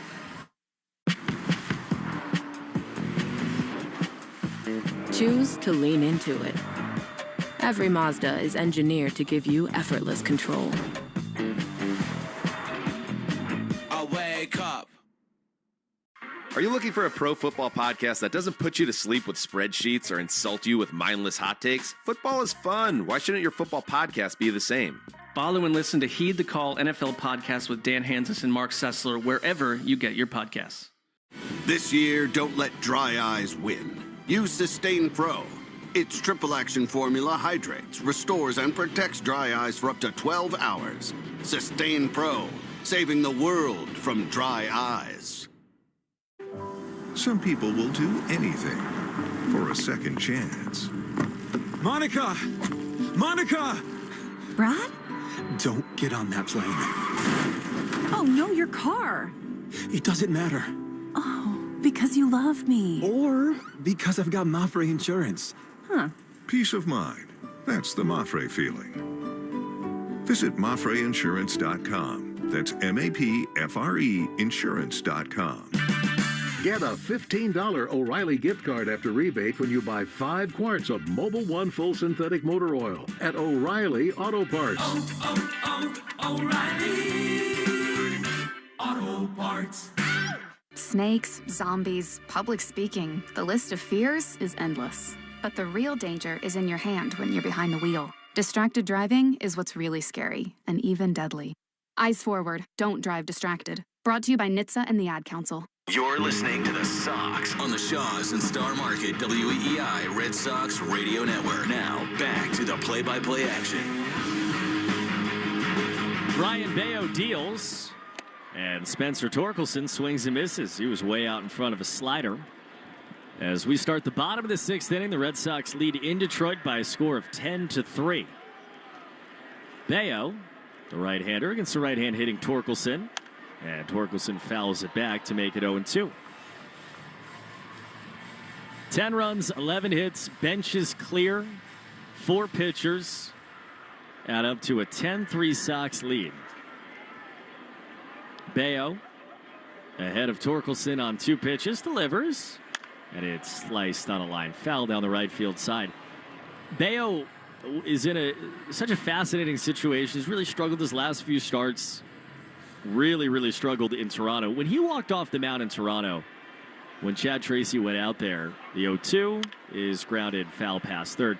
When Chad Tracy went out there and he hung his head and he kind of pouted and then he hit the dugout railing after the home run, left the yard when Greg Weiser came in, all these things that just didn't look good. You did sit there and wonder, like, is he going to pitch for the Red Sox 5 days later? The 0-2 is, again, grounded foul, third base side. And the answer was really throughout the week, yeah, he's gonna. They started Giovanni Moran as an opener. They brought in Bayo after that in bulk, and here we are in his 5th inning of work. The 0-2 is outside. Bayo's line so far, and I do feel like I need to knock on wood every time I say it, but 4 innings, 4 hits, 1 run, no walks, and 4 strikeouts. Pitch to contact, the 1-2 is a fastball low.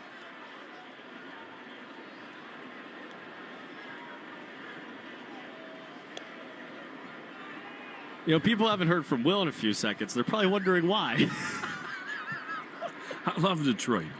What is happening over there? They always take such good care of me here. The 2-2 is swung on and missed. Fastball right by Torkelson. 5 Ks for Bayo, 1 down in the 6th. Well, I love so many things about coming here. I love Rosie. I love everyone on their broadcast side. I love all the PR staff here, the president, the PBO, everybody. And I went over just to talk about the ejections, about Fromber. And they had all this food they were about to show on TV, nachos and tacos and quesadillas. Pitch. Zach McKinstry grounds to first base, right to Wilson Contreras. This time he shovels to Bayo, covers, catches, and steps on the bag, 2 down. And they got the most spoiled TV booth in the world. Like, everybody in the ballpark brings them cookies and brownies and mac and cheese. They bring up food to try on the air every night. So anyway, they've been very gracious with us. They share it all the time. I go and have sliders and all kinds of stuff. So, inning and a half or so ago, I went in and they had this tray of nachos out.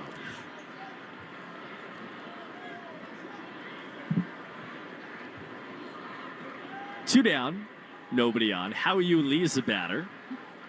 He takes a called strike. I mean, I probably overstepped my bounds, but they make me feel like I'm at home here. So I just reached into the tray of nachos. The mascot was outside the booth, and they were about to show it on TV. Here I am just with a loaded nacho in my hand. The 0-1 is outside. And our great friend Jason Benetti said, I'm going to make fun of you because there's only 98% of the nachos left. So anyway, I texted him and said those were awesome nachos, and they put them on air, and then they brought them over to us. Wow. Are they cold? A little bit, but they're still great. The 1-1 check swing, and Lee went around. I was wondering because you came back in here and like you're doing the game, and then all of a sudden, like, someone at your beck and call walks in and presents you with nachos. I'm telling you, man, I love Detroit. Yeah. Now, it's just you're kind of eating them over there. You haven't really said, hey, Cooper, you want a nacho? I think I extended it. I offered Rosie. Anyone in here working tonight?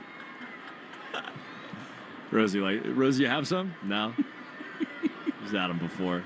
Well, now I got to wait a pitch. 1 ball, 2 strikes, 2 down.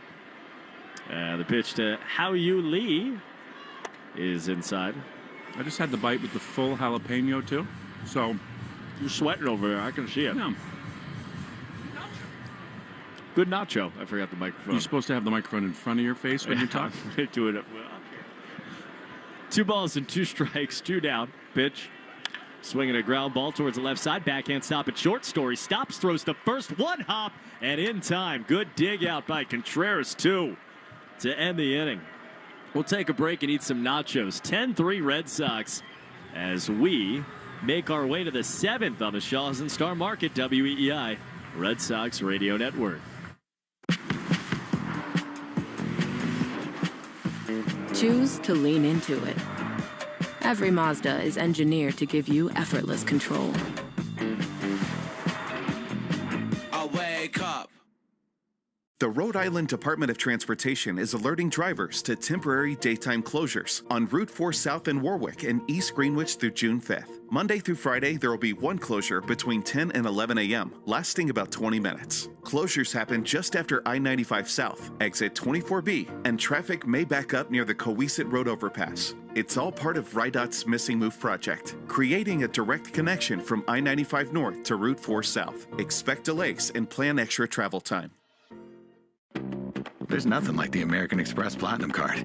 Find out your welcome offer after you apply, which could be as high as 175,000 points. Learn more and find out your offer at americanexpress.com/explorer-platinum. Terms apply.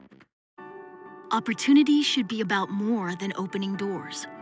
At Year Up United, it's about opening the world so everyone can find their way. Here, you can learn in-demand skills while earning a weekly stipend working with industry-leading companies. Companies that are looking for someone like you. And with an opportunity like that, there's nowhere to go but up. Learn more at yearup.org. When you can't agree on what to eat or you're settling for whatever, mealtime could be more trouble than it's worth. That's where Wonder comes in. Download the app for access to everything you're craving. Mix and match hundreds of dishes from over 20 exclusive menus in one free delivery. Say goodbye to compromise. From poke bowls to filet mignon, it's all on Wonder. Enjoy 50% off your first 2 orders with code CRAVINGS. That's code CRAVINGS for 50% off. Download the Wonder app today. Terms apply. See wonder.com/new customer for more. The Greg Hill Show, weekdays, 5:30 to 10. Now back to the Shaws and Star Market WEEI Red Sox Radio Network. Today's Mafre Feeling brought to you by Mafre. Mafre Insurance. Good feeling about everything with the Red Sox right now. 10 runs on 11 hits. Brian Bayo, who came in after an opener, has gone 5 innings of 1-run ball with 5 Ks. Peace of mind, that's the Mafre Feeling. Visit MafreInsurance.com. Start the 7th, Caleb Durbin. And it's a new right-hander. Birch Smith delivers a called strike 1 on a slider to Caleb Durbin.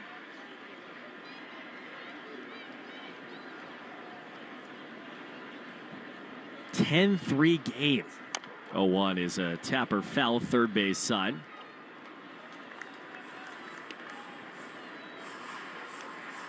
Stay tuned after the game for the Nissan postgame show. Nissan, they make cars that thrill. Experience the thrill for yourself today and shop NissanUSA.com.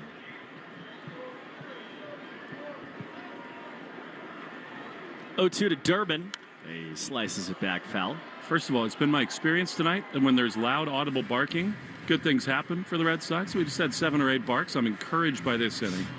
And what a great shot in the Red Sox dugout. Trevor Story with his arm around Jiren Duran. They've got such a tight relationship. The 0-2. Check swing. Durbin gets rung up. Takes on the outside corner. I mean, I know it's a 10-3 game, but you'd like guys to learn the challenge system. I wonder if he thought about challenging there. I thought it was outside.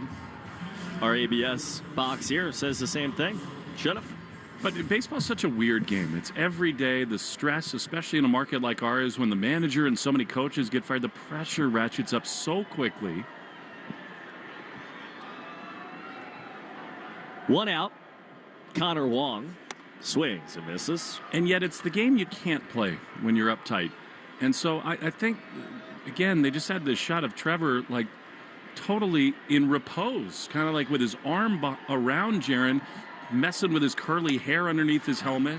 Oh, on a strike. He swung and missed. 0-2. And that's the stuff this group needs. Relax. Take it easy. One day at a time. Breathe a little bit. They've had so little of that this year.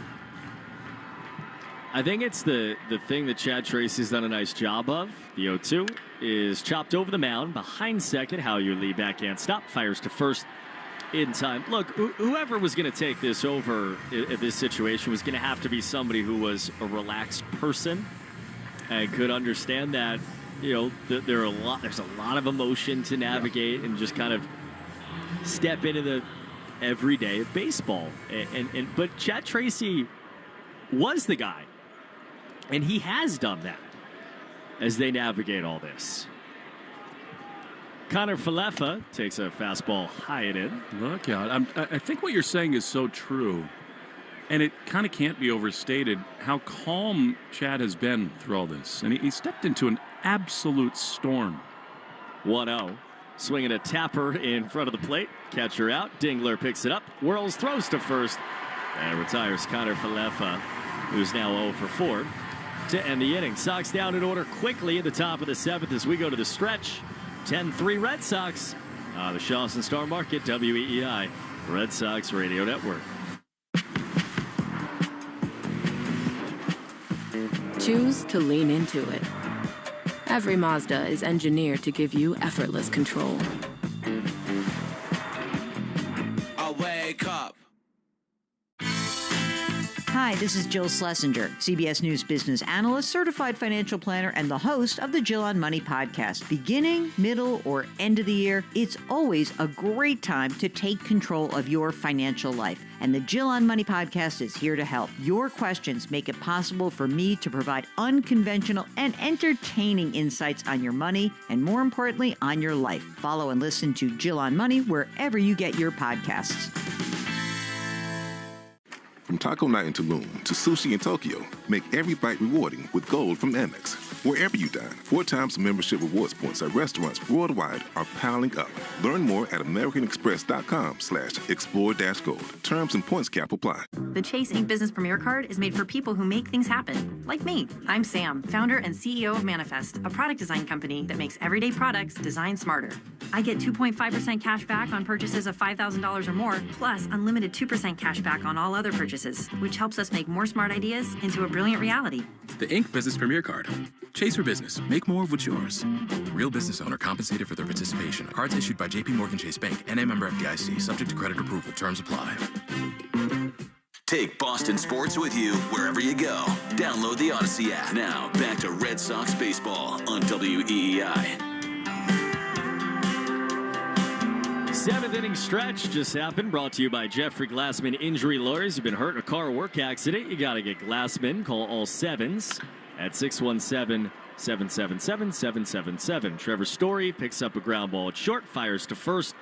There's out number 1. Matt Vierling retired. The Red Sox leading 10-3 as we're in the bottom of the 7th inning. By the way, the number 7 at Kowloon is Crab Rangoon. Can't make it up. Take that, Glassman. That is also brought to you by Jeffrey Glassman Injury Lawyers. Pitch is outside of Kevin McGonigal. That's the number 7 appetizer, which it's a must order. And then the number 7 specialty is the Eddie Andelman lo mein. What is... okay. 1-0. McGonigal takes a curveball for a strike. You know, stir-fried shrimp, chicken, onions, and pea pods over a bed of pan-fried noodles. Wow, I'm actually really hungry, and I just realized it. Nachos aren't doing it for me. 1-1. Swinging a foul tip into the mitt. 1-2. In the rice category, number 7 is curry fried rice. Ooh. I love a good curry. I don't know about curry fried rice necessarily. Try it. Penang is my favorite in the families of curry. 1 ball and 2 strikes. Brian Bayo to Kevin McGonigal. Red Sox by 7 in the 7th inning. And the pitch. Fastball high. Number 7 in the noodles is chicken chow foon noodles. At the Kowloon. I'm telling you, we got to get Glassman to sponsor a dinner at the Kowloon. And we'll order all the number 7s. I feel like you just said it, and now it's going to happen. 2-2's outside, 3-2. You're a man with power. Free nachos, free curry fried rice. That's it. Will Fleming's a guy who can get you cold nachos anytime. 3 balls and 2 strikes. Bayo will have time called. This copyrighted broadcast presented by authority of the Red Sox may not be reproduced or retransmitted in any form. Accounts and descriptions of the game may not be disseminated without the express written consent of WEEI and the Boston Red Sox. 7th roll in the sushi menu is the Fancy Dragon, which definitely is something right up my alley. Shrimp tempura, cucumber, spicy tuna, scallion, tobacco, and tempura flakes. Come on. I didn't even know they sold sushi. 3-2 is inside to McGonigal. And he walks with one out in the 7th inning. Scores 10-3. Check of the score brought to you by Veg, ER for Pets, official emergency veterinarian group of the Red Sox radio network. In all seriousness, for the guy who wears 2 6s on his back, really important outing. And now you need it in a more pressurized situation, tighter game, but he has responded. Faces Kerry Carpenter, who swings and misses. And I think important right here to finish the outing right. And who knows, maybe this is his last inning, maybe he goes one more. 76 pitches through 6 innings. He came in the 2nd inning after an opener. So this is the 7th inning. The 0-1 is grounded foul past first. I think in a perfect world, he gets you 8 more outs. Get to the finish line.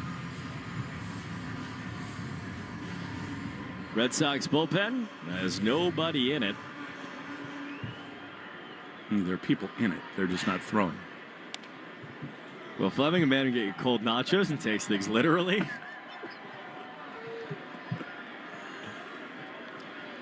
No balls and just, yeah, there's a guy walking around. All right, fine. The 0-2 is tap back foul.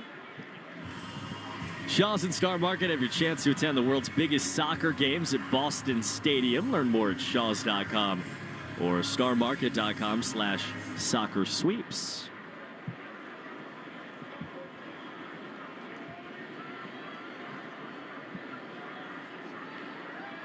Runner goes. Pitch is up and away. The throw to second is not in time. McGonigal steals a base, his 4th of the season. That's another part of his game. Chad Tracy holding play to see if maybe Red Sox got the tag down. Now it says go. It's almost like a half pitch out. The Detroit fans are going to just love this dude, McGonigal. He plays the game the right way, does so many things so well. Leads off second with 1 out. The 1-2 to Kerry Carpenter is again shop foul. 21 years old, Kevin McGonigal, hitting .315 with a .407 on base percentage.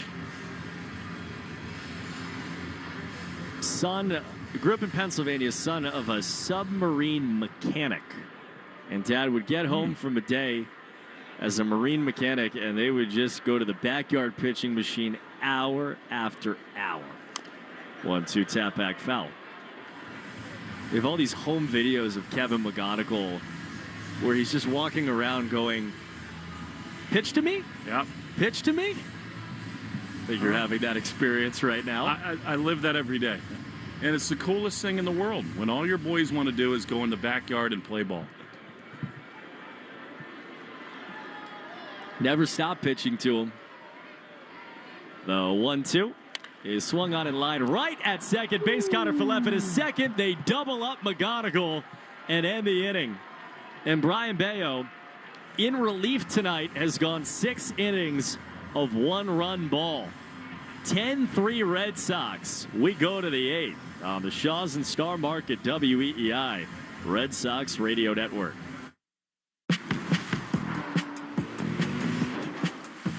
Choose to lean into it. Every Mazda is engineered to give you effortless control.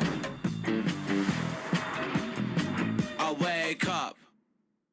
From the trusted team behind 48 Hours, welcome to Case by Case, your weekly update on the biggest true crime stories unfolding right now. Nick Ryder remains in custody without bail. Luigi Mangione accused of stalking and gunning down United Healthcare CEO Brian Thompson. From high-profile trials and stunning evidence to major breaks in cold cases, we'll follow it all case by case. Follow and listen to 48 Hours Case by Case wherever you get your podcasts.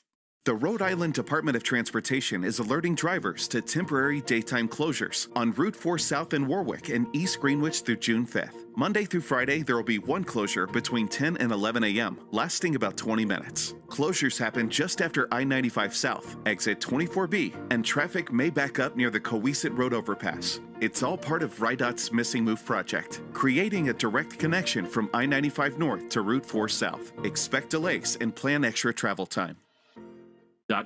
This is Jeffrey Glassman. For 4 generations, my family has called New England home. My grandfather taught me to always care for people and fight for what's right. At Jeffrey Glassman Injury Lawyers, that's exactly what we do. When you're hurt in a car crash, we fight big insurance companies to make sure you get the money you deserve. We care, we fight to win, and we don't get paid unless you do. Hurt? You gotta get Glassman. Call 617-777-7777. Hi, this is Jiren Duran. You're listening to the home of the Red Sox, WEEI.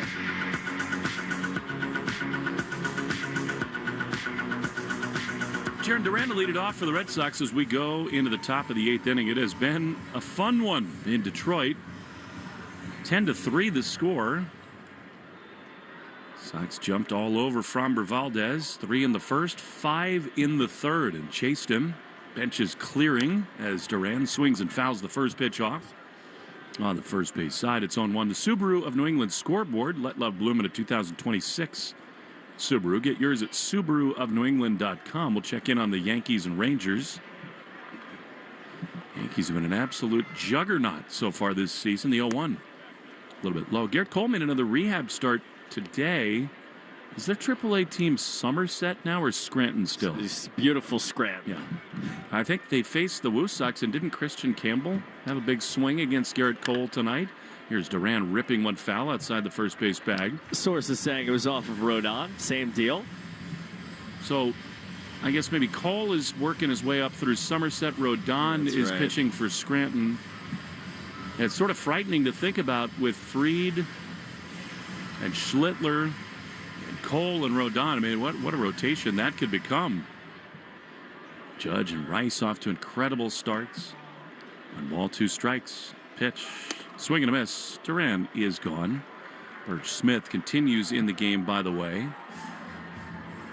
Rivalry Report sponsored by Riverwalk, spacious senior apartments on River Spring Living's 32-acre New York City campus overlooking the Hudson River. Our great friend David Pomerantz, who's been close with the Red Sox and the Yankees, hosts an incredible event for their residents each offseason that for so many years featured John Sterling. Here's Wilson Contreras, who takes a strike on the outside corner. One of my true delights in the Yankee Red Sox rivalry was being at River Spring with John and Susan and Joe. 0-1 fouled. And the last couple days I've had the unfortunate need to talk to all those folks. John was such a big part of all of our lives that to kind of commiserate with Susan and Joe and think about all the things that we shared together. 0-2 to Wilson, and he takes strike 3 on the inside corner. He knew it, and they're 2 away. I just loved everything the Yankees did to honor John last night at their game. I told you they're going to wear the patch, but the ceremony pregame was absolutely glorious. I think both Aaron Boone and Aaron Judge were so eloquent about how much he meant. Derek Jeter put out a wonderful post on social media talking about how John was such a part of their fabric as Wilyer Abreu stays hot. First pitch swung on and grounded into right field. Another ho-hum day for Wilyer Abreu. All he does is hit this year. Abreu has got his 3rd hit. He's on base for the 4th time. And the Red Sox keep things going with 2 down in the top of the 8th.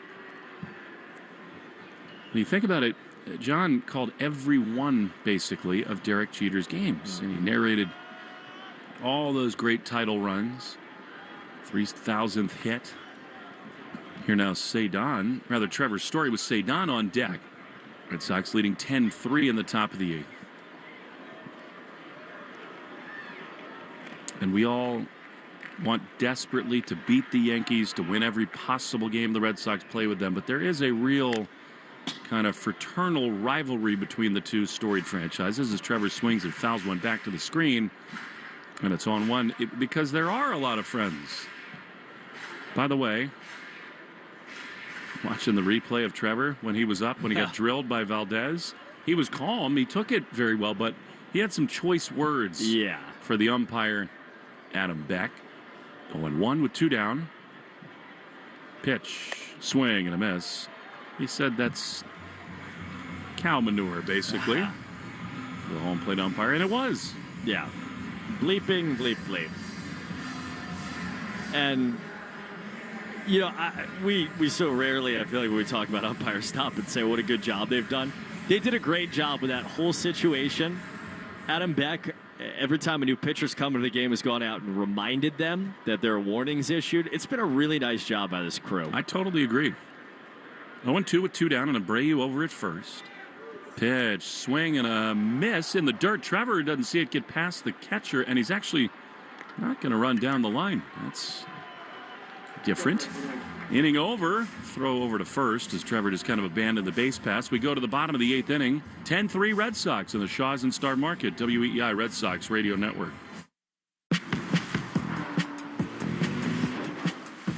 Choose to lean into it. Every Mazda is engineered to give you effortless control.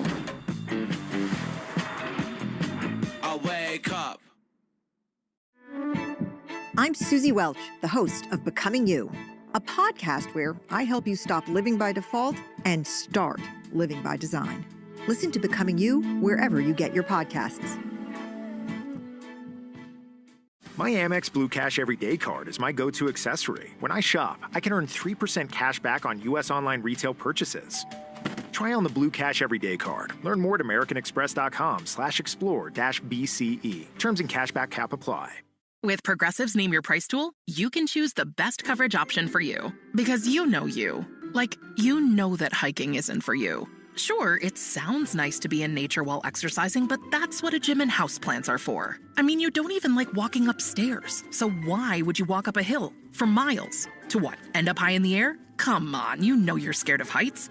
Only you know you. So get coverage options within your budget with Progressive's Name Your Price tool. Progressive Casualty Insurance Company and Affiliates. Pricing coverage match limited by state law. You won't see the engineer that slams the Nissan Rogue's door 13,920 times. Or the corrosive chamber that simulates 15 years of life in 5 months. Or the Rogue heat-baked for over 300 combined hours. What you will see is a vehicle that can take punch after punch and keep rolling. Nissan, #1 in new vehicle quality among mainstream brands by J.D. Power. We put it through the worst, so you get its best. For J.D. Power 2025 U.S. Initial Quality Study Award information, visit jdpower.com/awards. Awards based on 2025 model year. Newer models may be shown. Want to listen to WEEI on the go? Just download the Odyssey app. Now, back to Red Sox baseball on WEEI. Brian Bayo continues as we go to the bottom of the 8th inning. Red Sox leading the Tigers 10-3. Staring at a series win here is Dylan Dingler, right-handed hitter. Looks at a pitch that misses down and away for ball 1. Bullpen report, it's quiet tonight. Brought to you by Interlock Metal Roofing. Visit NewEnglandMetalRoofing.com and never re-roof again. 1-0 to Dingler. 1-for-3 tonight. He chops one toward third, but foul. Outside the bag. And it's 1-1. It's amazing. Mark Simon and his great group at Sports Info Solutions, they compile the daily defensive run saved report. And it is pretty noteworthy that every day you open it up and 3 or 4 Red Sox are at the top of the list at their positions, including Caleb Durbin. 1-1, the pitch. Fouled off. The guys that are not surprising, but just the eye test, Durbin at third, Cedon in center, and Contreras at first, and obviously Abreu, who's becoming just about the best defensive outfielder in the game. The one that does stand out that's wild, because you just wouldn't think it watching, is that Roman Anthony is at the top of the list for left fielders. Here's a swing and a foul back from Dingler, and it's 1-2. Well, he's come a very long way in a very short time. They've done so much wall work with him in left. I mean, you know, as we know, there are a lot of ways that left field can get you at Fenway. 1-2 is strike 3 called on the outside corner, and Bayo is rolling along. He's now thrown 87 pitches. For Brian, Yet another strikeout, his sixth of the night. One down will bring up Riley Green, but first 10 seconds, station ID, Shaw's and Star Market, Red Sox Radio Network. From the WEEI studios, 93.7 WEEI FM and HD1, Lawrence, Boston. Always live on the free Odyssey app. Well, Fleming, Cooper, Boardman first pitch from Bayo to Riley Green is a little bit outside. And that is ball one. 10-3 Boston. Bottom eight. The pitch is right there on the outside corner. Alec Gamboa is up and throwing in the bullpen. What must be going through his mind and his heart? 29-year-old rookie is at a totally arduous journey to get into the bullpen here tonight. 1-1 is a little bit high from Bayo, who's done the job tonight. Gamboa picked all the way back in 2019 by the Dodgers, and he has been around. Spent last year over in Korea. Kind of a different delivery, Chad Tracy was telling us before the game. Way over the top for the lefty. The 2-1 is a strike on the outside corner, and it's 2-2. And this is the way you want to make your debut, with the Red Sox on the road leading 10-3, everybody in good spirits. In some ways, the perfect setup for him. 2-2 to Green. Bayo throws, and a strike on the outside corner. Ring him up. Brian Bayo has answered the bell here tonight. And another strikeout for him. That's number 7. He's rolling along, and with 2 down, here is Wencel Perez. I mean, Bayo, through 6 2/3, Brian Bayo, 1 run, 1 walk, 7 Ks. It's a building block for sure. The 2 down here is a little bit low with a pitch to Perez, batting left. Arbella Insurance Foundation, dedicated to striking out cancer by supporting the Jimmy Fund. Every strikeout from a Sox pitcher during this year, Arbella donates $50 to the Jimmy Fund. 10-3 Sox, bottom 8, 1-0. Ripped high into center field, but right at Cedon. He stumbles a little bit, backpedaling. He's there to make the play. That was important from Brian Bayo. He's likely done. We'll probably see a major league debut in the bottom of the 9th inning. 10-3 Red Sox after 8 in Motown on the Shaw's and Star Market, WEEI Red Sox Radio Network. Choose to lean into it. Every Mazda is engineered to give you effortless control. I wake up. The podcast Campus Files is back with more stories of scandal, crime, and intrigue on college campuses. Campus Files, available now wherever you get your podcasts. Arbella Insurance has been doing business in the New England community for over 35 years. They're your friends, your neighbors, and fellow Boston fans. They do the wave at the ballpark together and get stuck in the same Sturrow Drive traffic. At Arbella, being your neighbor helps them provide you with the coverage you need to drive, live, or run a business in this part of the country we call home. Arbella, here for Boston fans, here for good. The Rhode Island Department of Transportation is alerting drivers to temporary daytime closures on Route 4 South in Warwick and East Greenwich through June 5th. Monday through Friday, there will be one closure between 10 and 11 a.m., lasting about 20 minutes. Closures happen just after I-95 South, exit 24B, and traffic may back up near the Coesit Road overpass. It's all part of RIDOT's Missing Move project, creating a direct connection from I-95 North to Route 4 South. Expect delays and plan extra travel time. You're out of there, leaky store brands. When all else fails, switch to North Shore Adult Diapers. That's total lockdown protection for even the heaviest control problems. Try North Shore Adult Diapers at NorthShore.com today and focus on life, not leaks. You're listening to the Shaw's and Star Market WEEI Red Sox Radio Network. Left-hander Emmanuel De Jesus is on for the Tigers as we go to the top of the 9th. It's over for Brian Bayo, and he really was excellent. It's amazing what happens in a modern-day dugout as he gets the handshakes. It comes down as Cedon Rafaela digs into the right-handed batter's box. Swing and a miss. These guys come back into the dugout, and they're just snacks being handed out. You get the whole nutrition and training staff. There are bananas, there's packets, there's applesauce all over the place.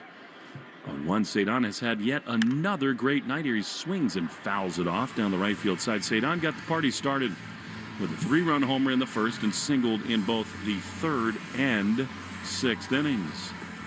I thought it was a bit with Peyton Tolley in the dugout that there was a banana on offer down there. Monkey never cramp. 0-2 as Cedon takes a pitch outside, and it's 1-2.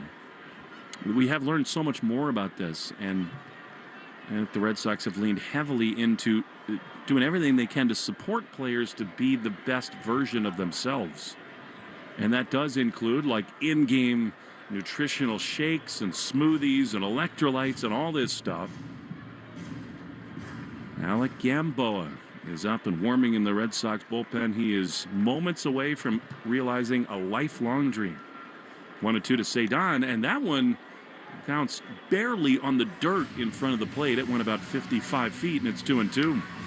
By the way, if you were looking for further evidence that that pitch from Framber Valdez was intentional, is from our friends, a tweet from Cespedes Family Barbecue. Yeah. The pitch that he hit Story with is the only pitch all year that's been classified as a four-seam fastball from Valdez. Well, there you go. He knew exactly what he was doing. 2-2 to Cedon. The pitch is swung on a miss. Now that was a good changeup, and Cedon is gone. So 1 down in the ninth. Stay tuned after the game for the Nissan Postgame show at Nissan to make cars that thrill. Experience the thrill for yourself. Shop today at your local dealer at nissanusa.com.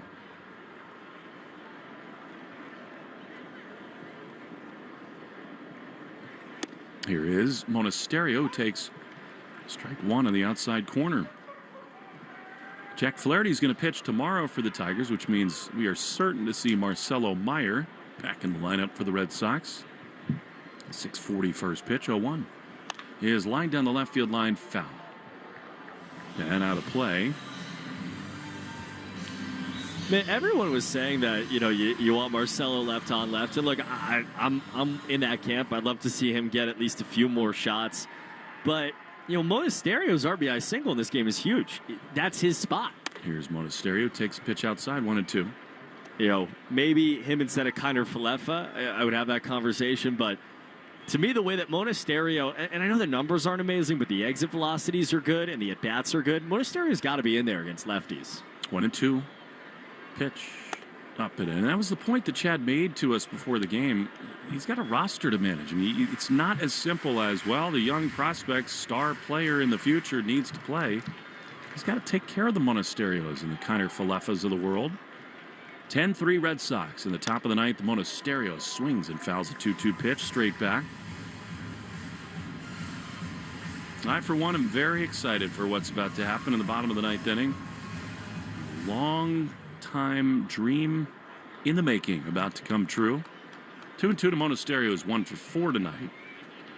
To Jesus throws. Mona takes just outside. That was very close, but a ball.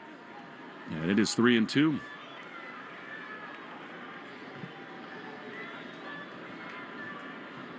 This game has been dramatic in the best possible way. 3-2. Pop foul on the first base side.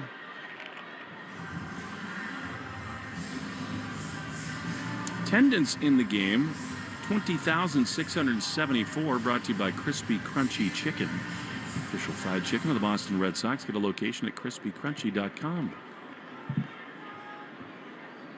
3-2. Pitch.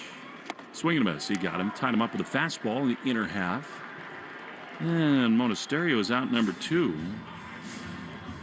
Be fun to see Gamboa. I mean, you said it, long and winding road. Japan last year, signs a minor league deal this year, and really didn't pitch a whole lot. He had been kind of coming back from injury, pitched just a few times in Worcester. Caleb Durbin swings and drives one high into left field. Riley Green at the warning track right in front of the wall is underneath it to make the play, and the inning is over. Alec Gamboa is about to make his major league debut when we return. Bottom 9, 10-3 Red Sox. The Shaws and Star Market, WEI Red Sox Radio Network. Choose to lean into it. Every Mazda is engineered to give you effortless control.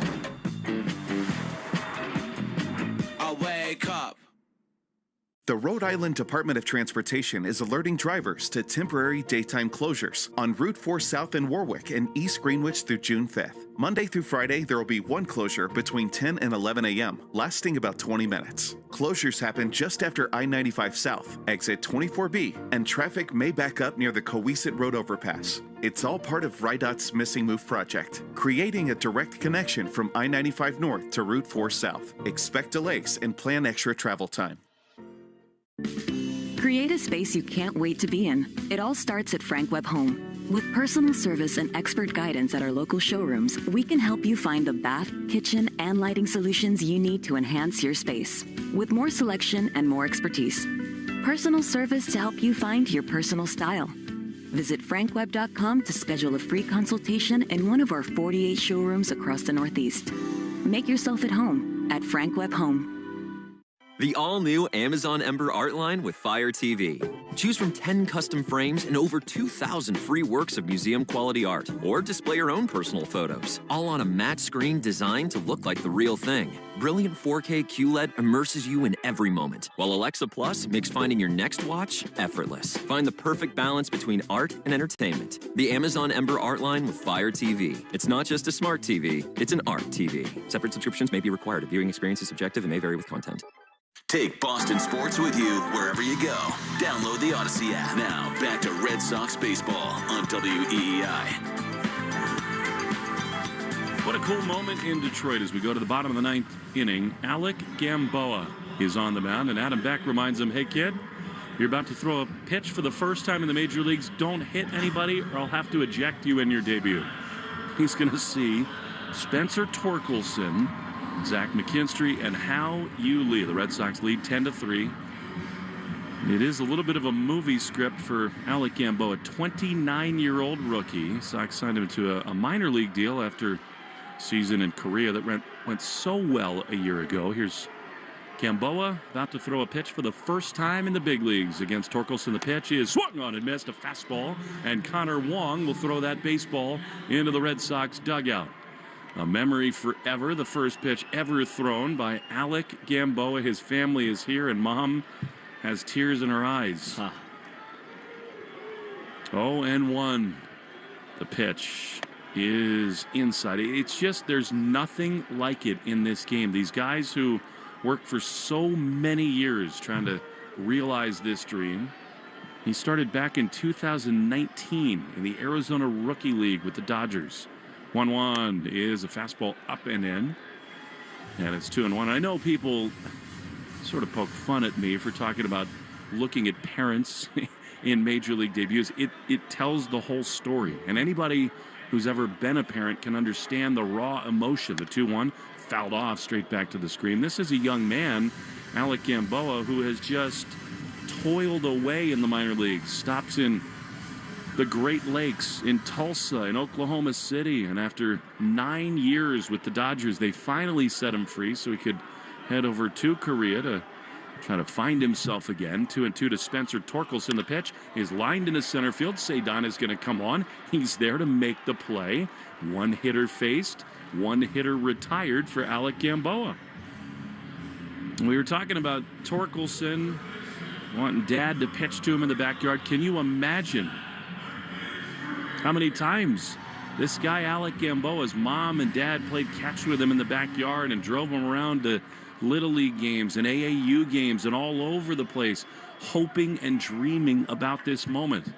One down, bases empty for Zach McKinstry. The pitch is a strike on the outside corner. It is the case. How can you not be romantic about baseball? This right here, right now, is the coolest moment in this guy's life and in his parents too.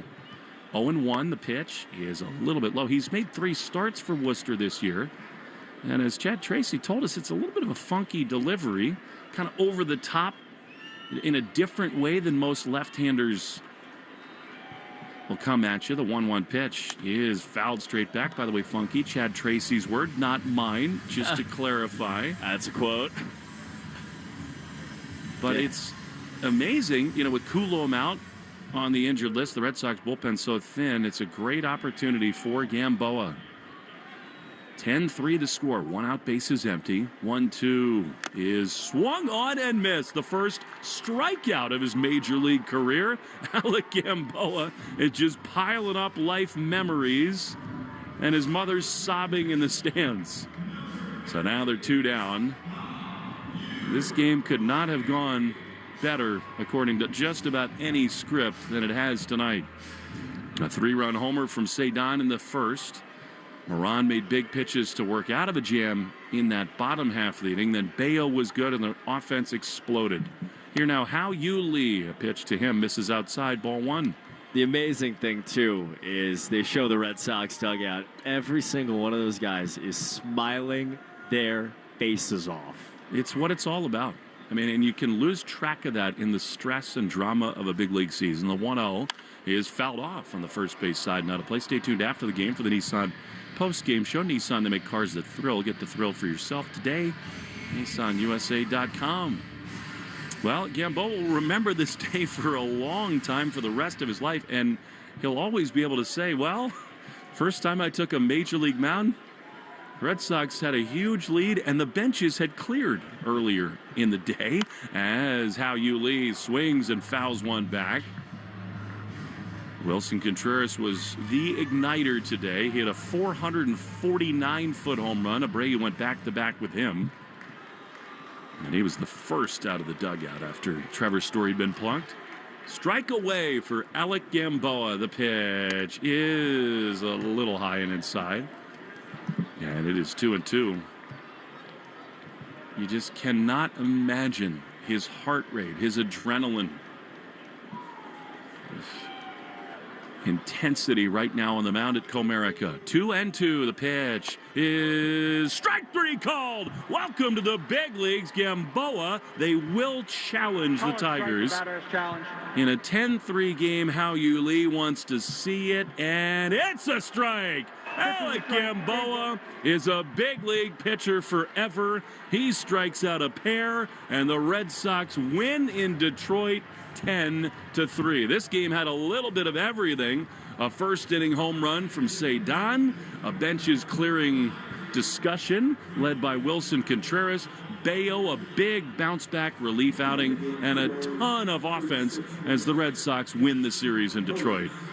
2 days that have felt different, and we'll find out if they're different over the next weeks and months. But it's a young team that learned and found a way to win yesterday.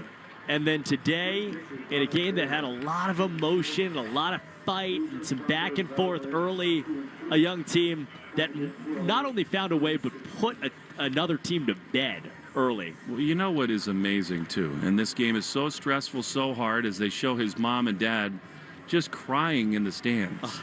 I mean, what more do you need? It's everything that this sport is supposed to be. The thing is, tears in the stands with his parents, and the thing that stands out about this Red Sox team is the smiles that are everywhere. Weight has been lifted, at least temporarily, for a couple of days in a season that's been so stressful and dramatic, and it has a little happy turn here today. The Red Sox beat the Tigers 10-3. We'll step aside real quickly, come back and check in the clubhouse after this in the Shaw's and Star Market WEEI Red Sox Radio Network. Choose to lean into it. Every Mazda is engineered to give you effortless control. I wake up. From the trusted team behind 48 Hours, welcome to Case by Case, your weekly update on the biggest true crime stories unfolding right now. Nick Reiner remains in custody without bail. Luigi Mangione accused of stalking and gunning down United Healthcare CEO Brian Thompson. From high-profile trials and stunning evidence to major breaks in cold cases, we'll follow it all case by case. Follow and listen to 48 Hours Case by Case wherever you get your podcasts.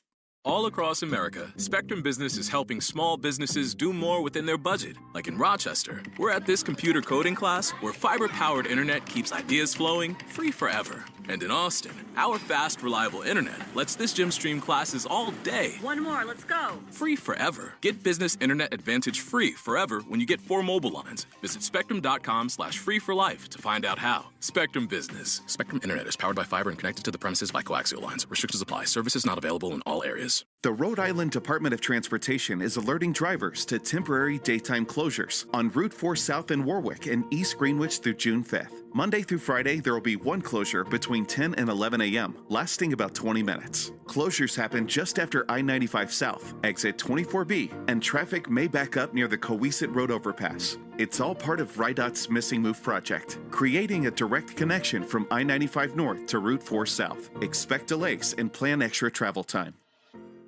We're right back to the Sox on the Shaw's and Star Market WEEI Red Sox Radio Network. This is the Nissan Postgame Show. Nissan makes cars that thrill. Experience the thrill for yourself today. Shop NissanUSA.com.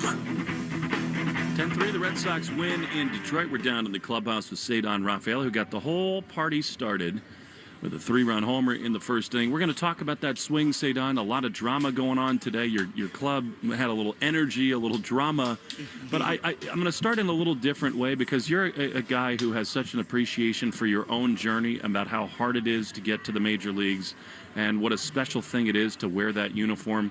We just saw Alec Gamboa, a 29-year-old veteran, take a big league mound for the first time. You caught a ball in the outfield. He struck at a couple. Can you talk about how cool it is to be part of a sport and a team where you get to experience these all-time life memories for guys like that? Of course. I mean, that's awesome, to never give up and chase your dream. I think he'd be proud of himself to never give up on his dream today, and I'm pretty sure this was a special one for him, and then obviously to do it with this jersey on, I mean, it's something special. Of course. Well, you've been doing a lot of something special lately, Ceddanne, and your first inning home run really set the tone. You know, we talked a little bit about this, but it does seem fully, Ceddanne, like there's just a new approach for you. There's so many base hits up the middle and the opposite way. Can you tell us about your overall feeling at the plate about that right center field gap and how that's working out for you? Yes, I think trying to not do too much right now and keep it simple. I think that's what got me there to it, those base hits the other way, and then not trying to do. I mean, you know, open up with my shoulder and stay up the middle and it's paying off. That home run that you hit in the first inning, I mean, it's Oppo. I remember watching you know, AAA and early in the big leagues, like you were going Oppo all the time over the right field wall, right. And it's cool to see that kind of come back in your game. I guess, how do you feel about your power the other way, and when you think about your swing going the other way right now, how all that fits in? It's amazing, and I was talking with my dad a couple of days ago about a series I had in AAA that was hitting home run the other side, and he told me, hey, don't forget you can hit the ball the other way too. So yeah, I mean, trying to not do too much and then hit the ball the other way, I can hit it that way too. See, mom and dad always know best, and right. You understand that as a father. You know, it was intense a little bit as Trevor gets hit because Wilson and Williard drill a couple of home runs, and Fromber then just comes way up and in. Well, to walk us through that, I mean, these can be the moments that bring a club together, don't you think? And what were you thinking? What did you see and hear on the field when he came out of that dugout? I mean, I saw frustration on the other side. Yeah. That's what I saw, and then, no, man, it's not. Of course, you don't want to see your guys get hit. It's somebody that. Somebody got hit that it's somebody that really appreciates to be on the field, and it's been away off the field the last couple of years, and you know he take pride to be on the field, and I don't want to, you know, a hit by pitch can get somebody injured, and it's not fun. How about Wilson in that spot? Like, I love it, right? Like, this guy comes up in it, and Wilson is the first dude out of the dugout to go protect Trevor. I mean, he's a leader, and he talks to everybody. I mean, what does he mean to this group, especially in a moment like that? Yeah, it's somebody you know is gonna have your back. You can trust him 100%. He's been a great leader for us in here, and in a good way. He's been helping a lot of us and young kids. It's amazing. Ceddanne, you have been awesome lately, and it's so fun to watch you on both sides. Thanks so much for the time, as always, and keep it going, man. Thank you. Thank you. Appreciate you guys. All right, that's Cedon Rafaela. You know, it's interesting, Coop. Christian Arcan's going to have the rest of the Nissan postgame show here in a moment. Baseball's weird where single days, either good or bad, you can't make too much of them because there's another one tomorrow and another one the day after that. But all games are not created equal.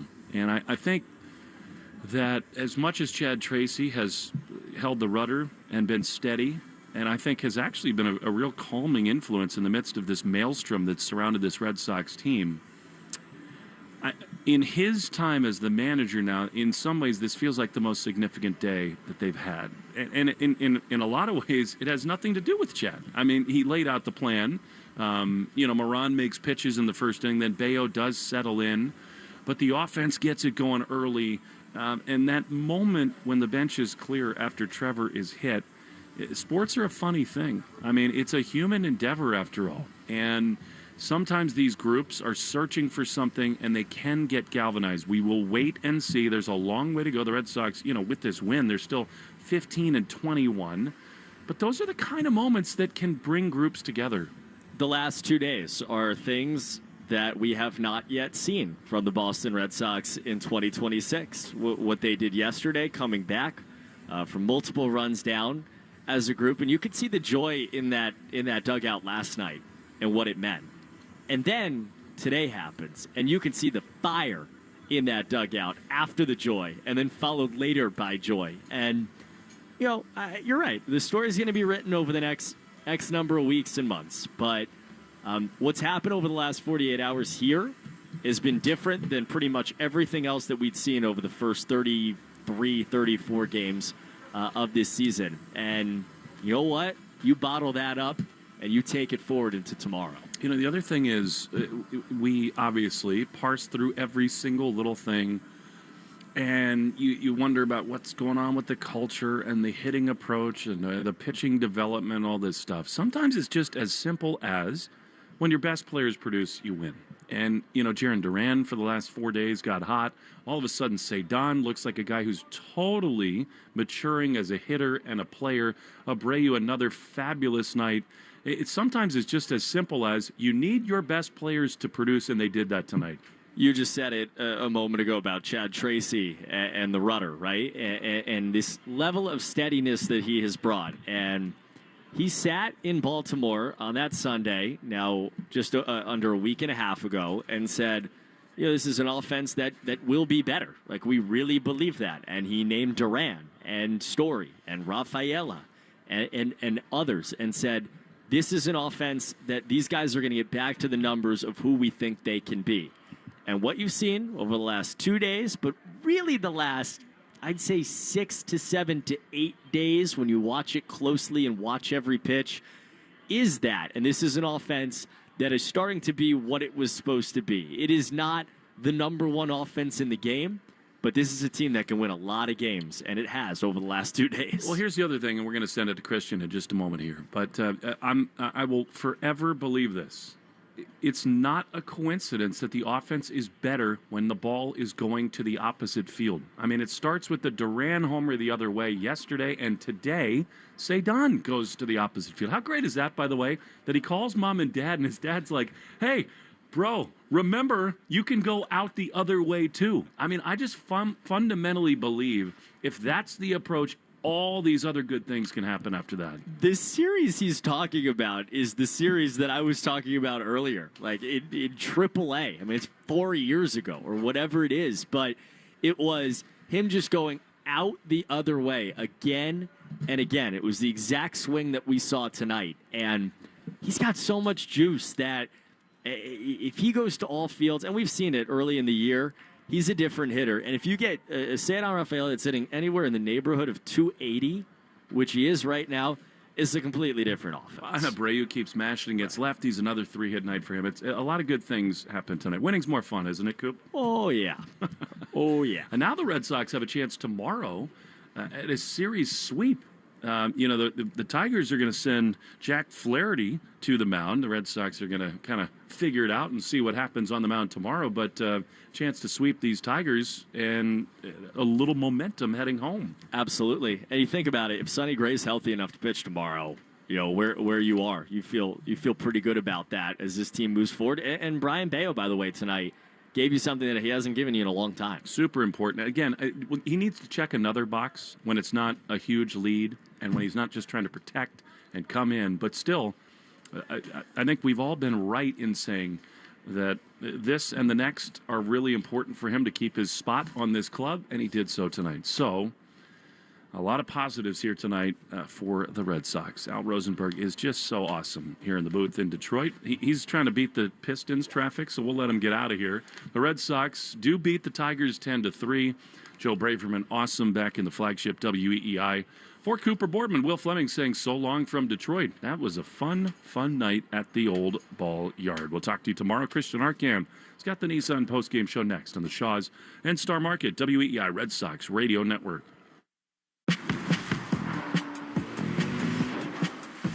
Choose to lean into it. Every Mazda is engineered to give you effortless control. I wake up.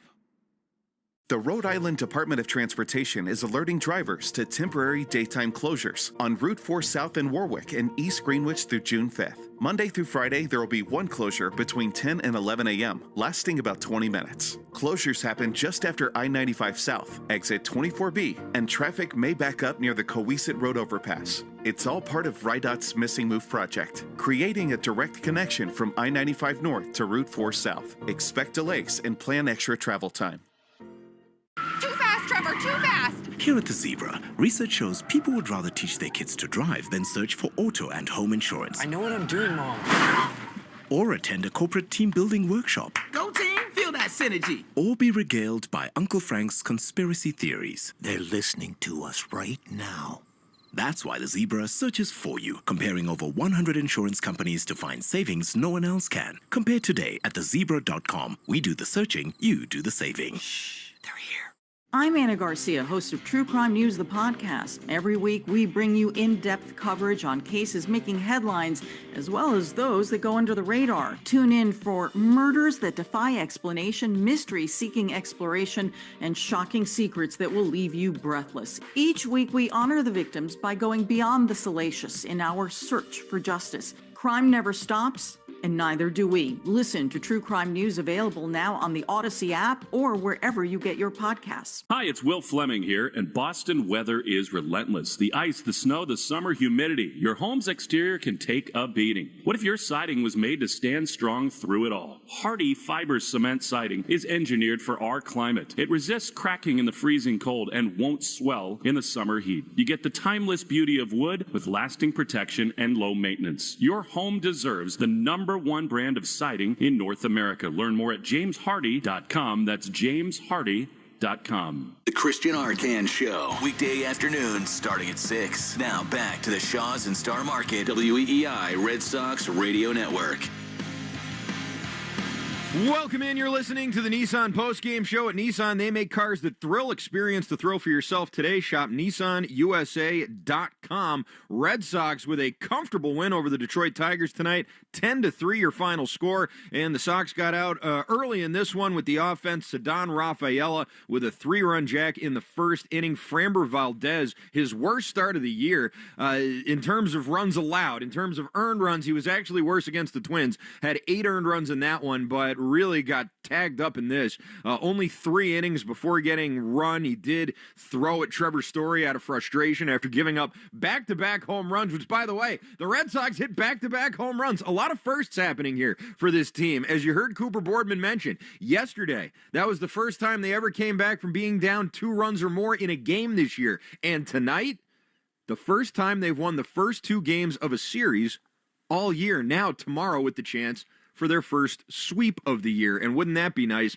And what a nice night for Brian Bayo, who was not the starter. No, that was Giovanni Moran, who was the opener, I should say. Didn't look great. We'll get to him in just a minute, but Bayo really came in and did a good job. 7 innings, allowed just 1 run on 4 hits with 1 walk and 7 strikeouts. He picks up the win to improve to 2-4. His ERA comes down a lot, which doesn't sound great because it's still in the 7s, but it was a lot higher coming into this. And the Arbella Insurance Foundation dedicated to striking out cancer by supporting the Jimmy Fund tonight. Red Sox pitchers had 12 strikeouts, meaning another $600 to the Jimmy Fund to help strike out cancer. Arbella here for the Jimmy Fund, here for good. 3 of those from Moran, 7 for Bayo, and 2 from Mr. Gamboa. And what an interesting and exciting night that was for him and for his family, his mother in particular, who was basically just sobbing out there in the grandstand. Alec Gamboa, the whole family there watching him as he strikes out 2 batters in the 9th inning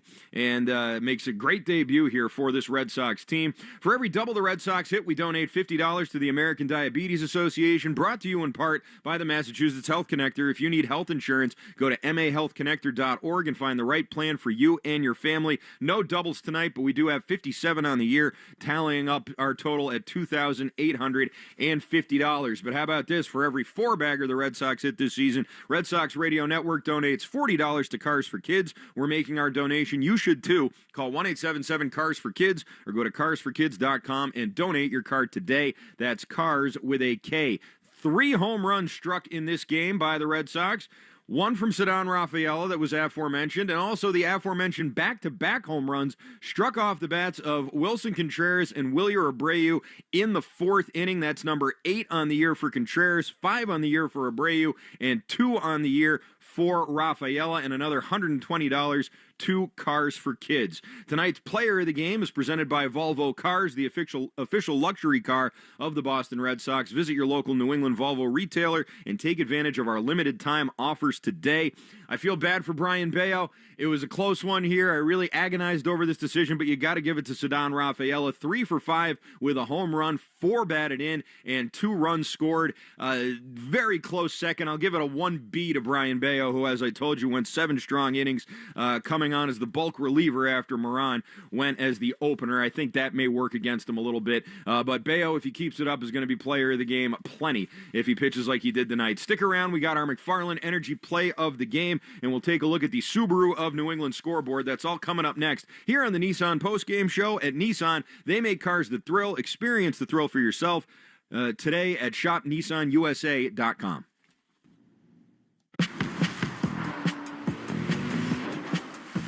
Choose to lean into it. Every Mazda is engineered to give you effortless control. I wake up. The Rhode Island Department of Transportation is alerting drivers to temporary daytime closures on Route 4 South in Warwick and East Greenwich through June 5th. Monday through Friday, there will be 1 closure between 10 and 11 a.m., lasting about 20 minutes. Closures happen just after I-95 South, exit 24B, and traffic may back up near the Coesit Road overpass. It's all part of RIDOT's Missing Move project, creating a direct connection from I-95 North to Route 4 South. Expect delays and plan extra travel time. Boar's Head brings to the deli the taste of deep-fried turkey. 1 bite, and flavor takes over. Perfectly seasoned and deliciously golden fried. A backyard tradition, available at the deli. Presenting the Friar's deep-fried turkey breast. Only from Boar's Head. Are you looking for a podcast about pro football that doesn't put you to sleep with an avalanche of analytics or insult your fandom with brainless hot takes? Well, hi. I'm Dan Hansis. And I'm Mark Sessler. Oh, hi, Mark. And we're the hosts of Heed the Call, the NFL podcast you've been waiting your whole life for. Heed the Call covers every game, every storyline, everything that matters, and we do it all with a touch of mirth. Football is fun. Why shouldn't your football podcast be the same? Follow and listen to Heed the Call NFL podcast wherever you get your podcasts. This Mother's Day, give Mom a break from the one thing she should never have to deal with. A clogged drain. From backed up sinks to slow showers and stubborn toilets, plumbing problems have a way of showing up at the worst possible time. Like right before Mother's Day brunch. That's where Drains by James comes in. Fast, reliable, and ready to handle the dirty work. This Mother's Day, give her breakfast in bed. And give her plumbing that actually works. Drains by James. They give a poop about your pipes. Happy Mother's Day, Mom. We give a poop about your pipes. The all-new Amazon Ember art line with Fire TV. With Alexa Plus, 10 custom frames and over 2,000 free works of museum-quality art. The Amazon Ember art line with Fire TV. It's not just a smart TV, it's an art TV. Separate subscriptions may be required. Viewing experience is subjective and may vary with content. Spring is in the air, and while everything outside is fresh and clean, your building may be still holding on to the mess of winter. Greasy vents, clogged drains, and rebellious laundry stacks are ready to act up. Duggan Mechanical Services tames them before they stage a full-blown uprising. Commercial kitchens, parking garages, rooftops, laundry stacks. Duggan Mechanical handles the mess so you don't have to. Call 855-DUGGAN-1. That's 855-DUGGAN-1. Duggan Mechanical Services keeps your business. You asked, we extended it. Great Wolf Lodge's It's Gonna Be May sale, one of the biggest sales of the year, is still going. Now through May 3rd, save up to 51% on an easy family getaway. Book your stay to experience our 84-degree indoor water park, plus family attractions, great dining, and unforgettable moments together. But hurry, this offer ends soon. Book now at greatwolf.com. Restrictions apply. Discounts vary. Offers subject to availability and may be terminated without notice. See greatwolf.com for full details. Red Sox review after the game on 93.7 WEEI. Here's the pitch, and it is popped up high and deep into right field, way back at the warning track, at the wall. It is out of here! Say done! Say goodbye! Opposite field home run. That thing just had massive carry the other way, and it is 3-0 Red Sox. You're listening to the Nissan Postgame Show. At Nissan, they make cars that thrill. Experience the thrill for yourself today. Shop NissanUSA.com. Christian Arcane here with you, and Will Fleming getting trooped a little bit right there on that one. Ceddanne Rafaela, his first inning home run, a 3-run jack, setting the tone for the Red Sox and the offense, and a nice little amuse-bouche as the third inning saw Ceddanne Rafaela, Andrew Monasterio, Caleb Durbin, and Connor Wong all get RBI singles. Kiner Falefa drove in a run on a fielder's choice. Then in the fourth inning, you had the back-to-back home runs from Contreras and Abreu, and when the dust settled, the Red Sox had 10 runs, and that was all they needed. By inning number 4, they knock off the Tigers by a final score of 10-3, and that's your McFarland Energy play of the game. Upgrade your air conditioning system before the summer rush at McFarlandEnergy.com. It's time now for a look at the Subaru of New England scoreboard. Let love bloom in a 2026 Subaru. Find yours at SubaruofNewEngland.com. Some finals to tell you about. A couple of games getting postponed due to weather. As you probably heard before the game, Cooper Boardman was talking about this crazy storm cell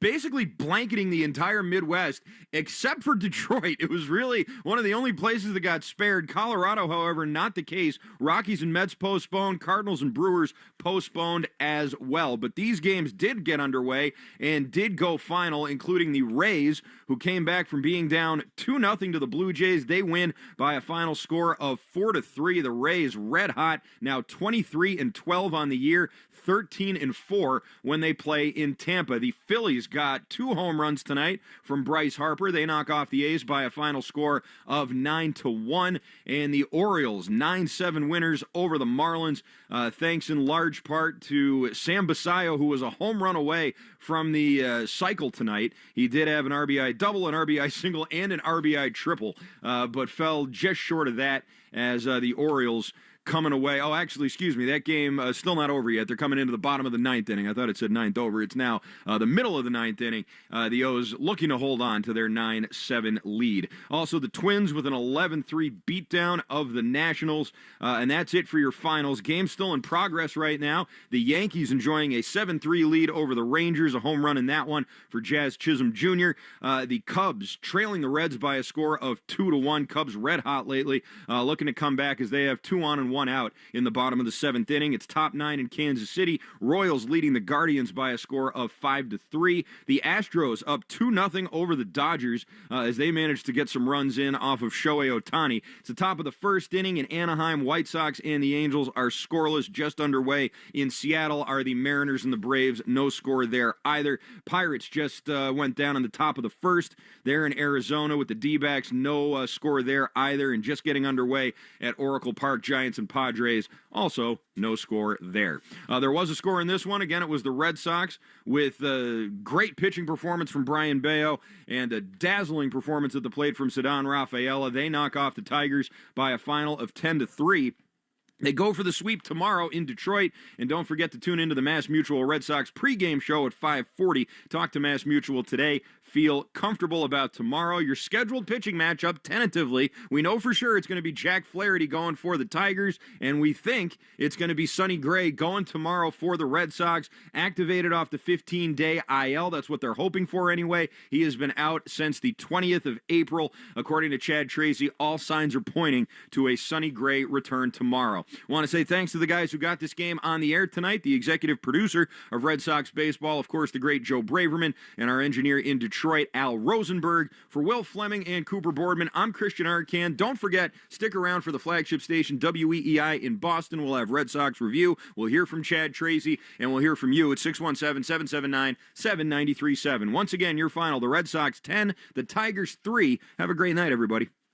You have been listening to the Nissan Postgame Show. Nissan makes cars that thrill. Experience the thrill for yourself today. Shop NissanUSA.com. You have been listening to Red Sox Baseball on the Shaws and Star Market WEEI Red Sox Radio Network. The Red Sox on WEEI are brought to you by Shaws and Star Market, the official supermarket of the Red Sox Radio Network. Citgo. Download the Club Citgo app now and instantly save 23 cents per gallon on your first fill-up. Subaru of New England. Don't miss the Subaru of New England A Lot to Love event. 23-year-old Clay Buchholz has now hit the Nissan. Shop your local Nissan store and NissanUSA.com. Drains by James. Eastern Mass's choice for drain cleaning and pipelining. Arbella. Here for good. By Cars for Kids. That's Cars with a K to donate your car today. Morgan & Morgan. America's largest injury law firm. Ford Trucks. Official truck of the Boston Red Sox. Sponsored by Town Fair Tire. Nobody beats Town Fair Tire. Nobody. 110 Grill. Visit any of their 33 locations all throughout New England. McFarland Energy. The region's most dependable provider of home heating oil delivery, as well as expert HVAC services. Way back by the wall! Off the wall, the Red Sox win!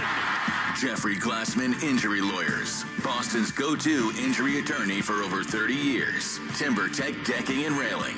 Everything wood should be. Visit TimberTech.com. Dig Safe. Click DigSafe.com or call 811 before you dig. Way back! Grand slam! Interlock Metal Roofing. Visit NewEnglandMetalRoofing.com and never re-roof again.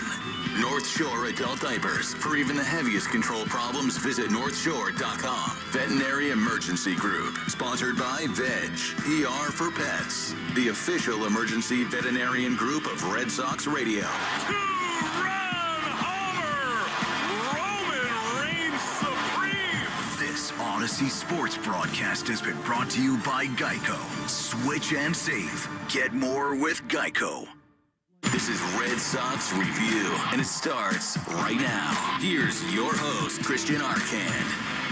2-2. The pitch is strike three called. Welcome to the big leagues, Gamboa. They will challenge the Tigers in a 10-3 game. Hao-Yu Lee wants to see it, and it's a strike.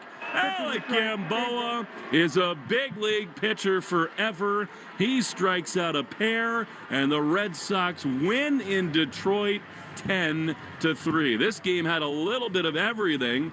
A first-inning home run from Ceddanne, a benches clearing discussion led by Wilson Contreras, Bayo, a big bounce-back relief outing, and a ton of offense as the Red Sox win the series in Detroit. Red Sox blowing out the Tigers by a final score of 10-3. Just talked about some of the firsts. This is Red Sox Review, by the way. I'm Christian Arcan, WEEI. You want to get in line, go ahead, 617-779-7937. I'm only scheduled till 10 o'clock tonight, but we may give you a little bonus baseball here, depending on how many people want to talk about this game, what it is you have to say about it. We'll hear from Chad Tracy, the manager. who is now suddenly looking like a guy who's got his team pulling in the right direction. That's been an issue with this team here. You watch these guys all sort of go off on their own. You got old guys and young guys beefing a little bit. You got the front office. You got ownership and coaches and everybody sort of just sniping behind the backs of each other, whether it be real or perceived. That was kind of the vibe. I think that's sort of what the fans were reflecting over the course of that last homestand. Not a pretty picture, a lot of losses, a lot of ugly losses. And now you go off to Detroit and you take the first two of this series, which, again, is not going to solve all your problems. You're not suddenly a good team here. But take, for example, a team like the Kansas City Royals, okay? Kansas City Royals got off to a terrible start. Really just an awful, awful start. And looked like they were going to be one of the worst teams in the league. In their last, I don't know, 3 weeks, last month really, Royals have been red hot. They've won 8 out of their last 10. Going back a little further, they've been playing well. They've won 4 in a row. And they're still 3 games under 500, but you can see that there's a spark. You can see that there's something there. You haven't really seen that yet with this Red Sox team. You haven't seen them go on a prolonged win streak or even a long stretch where they're winning more than they're losing. Like you haven't seen that from this team yet. And now you may be coming up on something close to it. Something close to it. I'm not saying they're there yet. But you look around and you see that there's teams out there playing well. The White Sox are kind of playing well. They've won 6 of 7. It can happen to any team. It just hasn't happened for the Red Sox yet, despite the talent on this roster. And there is talent on the roster. I don't think they're the most talented roster in the league. They're still awfully close to having one of the worst records in baseball, even with this 2 wins here. But they are a team that is better than the sum of their parts is better than the record that they put out there so far. I think even the biggest Red Sox hater in the world would agree with that. How much better? I guess that remains to be seen. And sure, they could always go back in the tank and, make me look like an idiot for starting to believe in this thing at all. But I don't want to throw in the towel yet. I don't want to throw in the towel yet on this season. And the nights like this one make me feel like it's maybe not time to yet. You win 2 games against the Tigers team that's right there at the top of that AL Central, them in Cleveland, with the White Sox nipping at their heels, which, again, that's something I was expecting to hear anybody say. You got the Royals, who I just mentioned, had that terrible start, and now they've been playing better. Red Sox, unfortunately, are in a division where 2 teams have kind of run away with it here pretty early. The Yankees and the Rays are way ahead of everybody else. The Blue Jays, 8.5 back, Orioles 9 back, Red Sox 9.5 back. There is a big, big difference here. Cream's starting to rise to the top already in the AL East. That is something that the Red Sox need to turn around. They're not going to be able, unless they play Tampa and New York, to do anything about what their record's going to be. All they can control is what they do. And the Red Sox, if they can sweep Detroit, come on back for this homestand coming up here, and put together some home cooking, maybe even, a win streak of some kind. 3-game win streak would be great. You do have 4 with Tampa coming up here, starting Thursday. And then the Phillies are in town. They've had a disappointing year. Then you're back out on the road against the Braves and the Royals, 2 of the hottest teams in baseball right now. So the Red Sox have plenty of opportunity to start getting their own thing going. And I'll say this, just offensively, I've been very encouraged by what I've seen the last 2 nights. Jiren Duran and his recent power surge, Rafaela, back-to-back home runs here, guys getting on base, guys getting driven home, Chad Tracy staying true to his promise of going with the athleticism on this team, guys stealing bases, putting pressure on Framber Valdez, and Valdez was a puddle tonight. Oh, what a puddle he was. Valdez usually mows the Red Sox down. I totally whiffed on my pick tonight. No question about that. I was real proud of my Montecchio pick. I should have stuck with another Montecchio pick. I didn't want to go back to the well, so I went with what I thought was going to be a pitcher's duel tonight, and instead the Red Sox just absolutely tattooed Framber Valdez to the point that he didn't even want to see the fourth inning. He starts throwing at guys just to get kicked out. The guys jumping up off the bench, bullpens clearing. No actual punches thrown or anything like that. The Red Sox were ready. They were ready to go out there and mix it up. And listen, you got a team out there with their offense going. Guy tries to throw inside, send a message. You go out there, send a message right back. And they send a message with their bats, no question about it.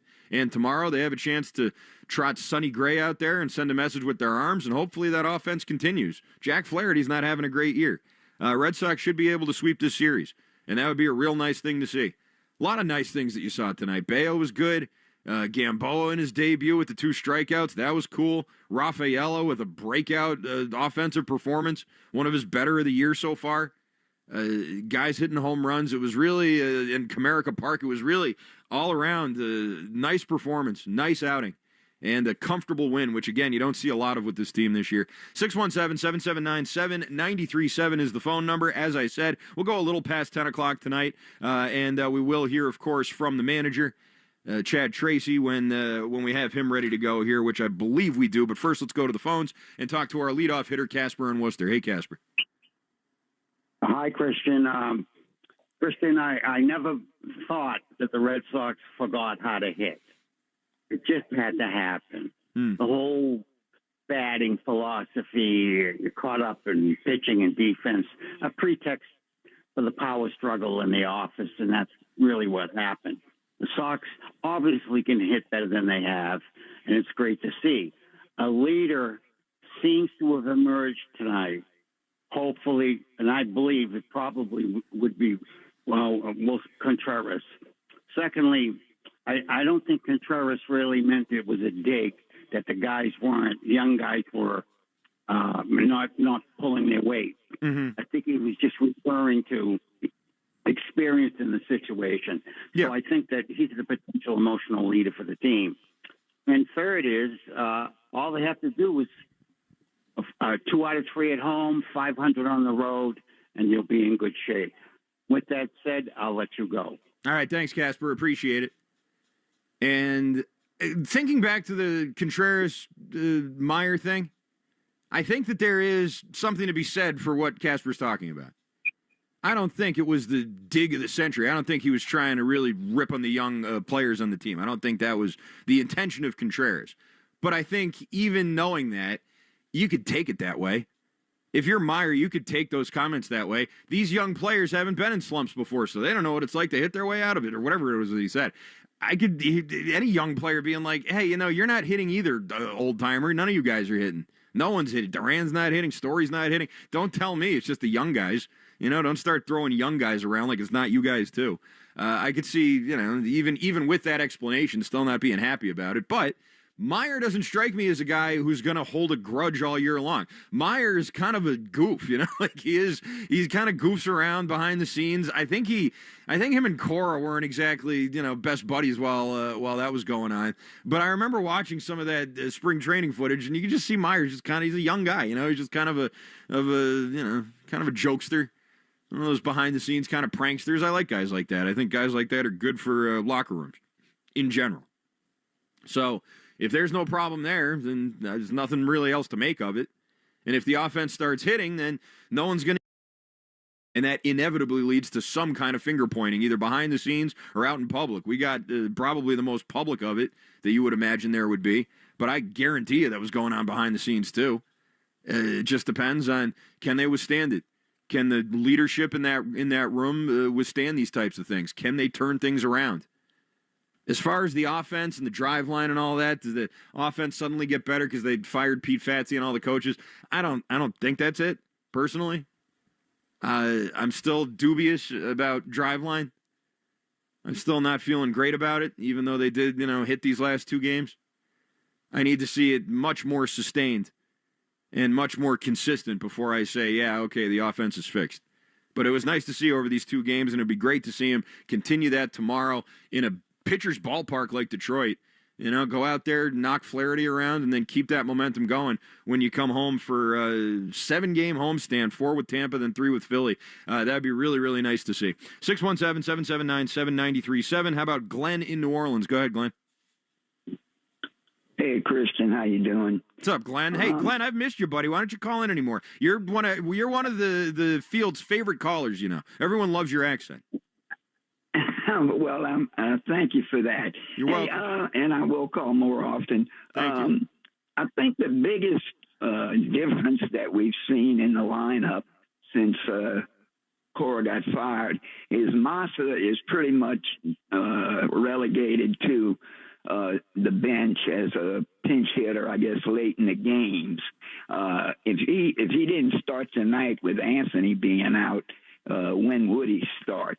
But my biggest gripe, really, and I don't know who makes the lineup out. I guess it's the guys in the analytics department.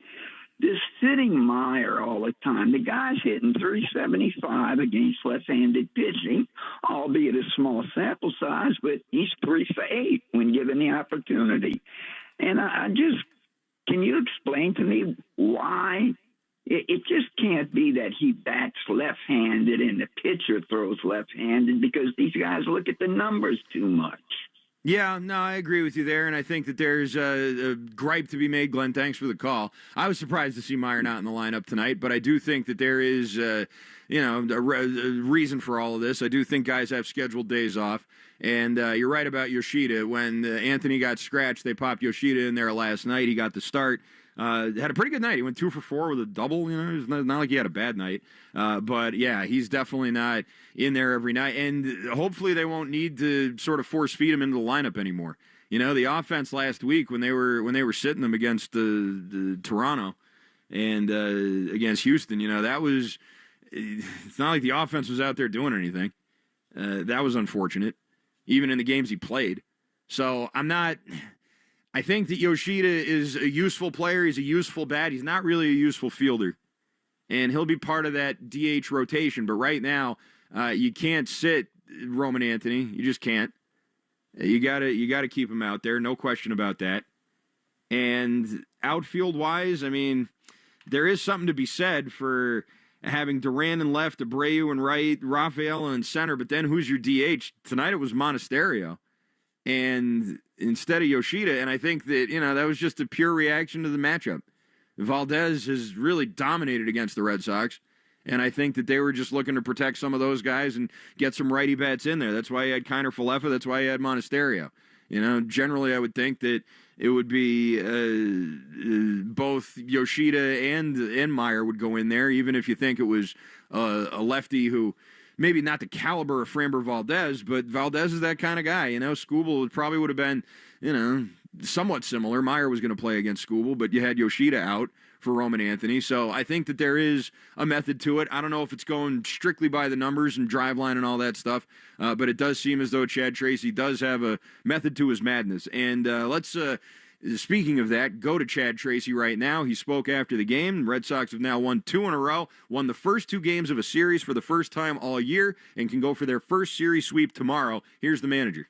Smorgasbord of everything. Like, what do you like from this win tonight? Everything. You know, obviously nice to jump out to an early start, you know, getting the runs early. They come back and get a couple off Joe, we get through, but I think the big highlight, obviously the offense and everything we did, but Bayo, like, just, you know, 7 innings, the strike percentage was through the roof, everything was first strike. To see him be able to do that was huge. Much change in role for tonight, at least maybe help shift some of the momentum for him? I'm not sure. I know, I don't, you know, I think in his mind he wanted to start, but he had a job to do and went out there and did it very, very well. So, and we needed it once again for our bullpen. It was just an outstanding performance.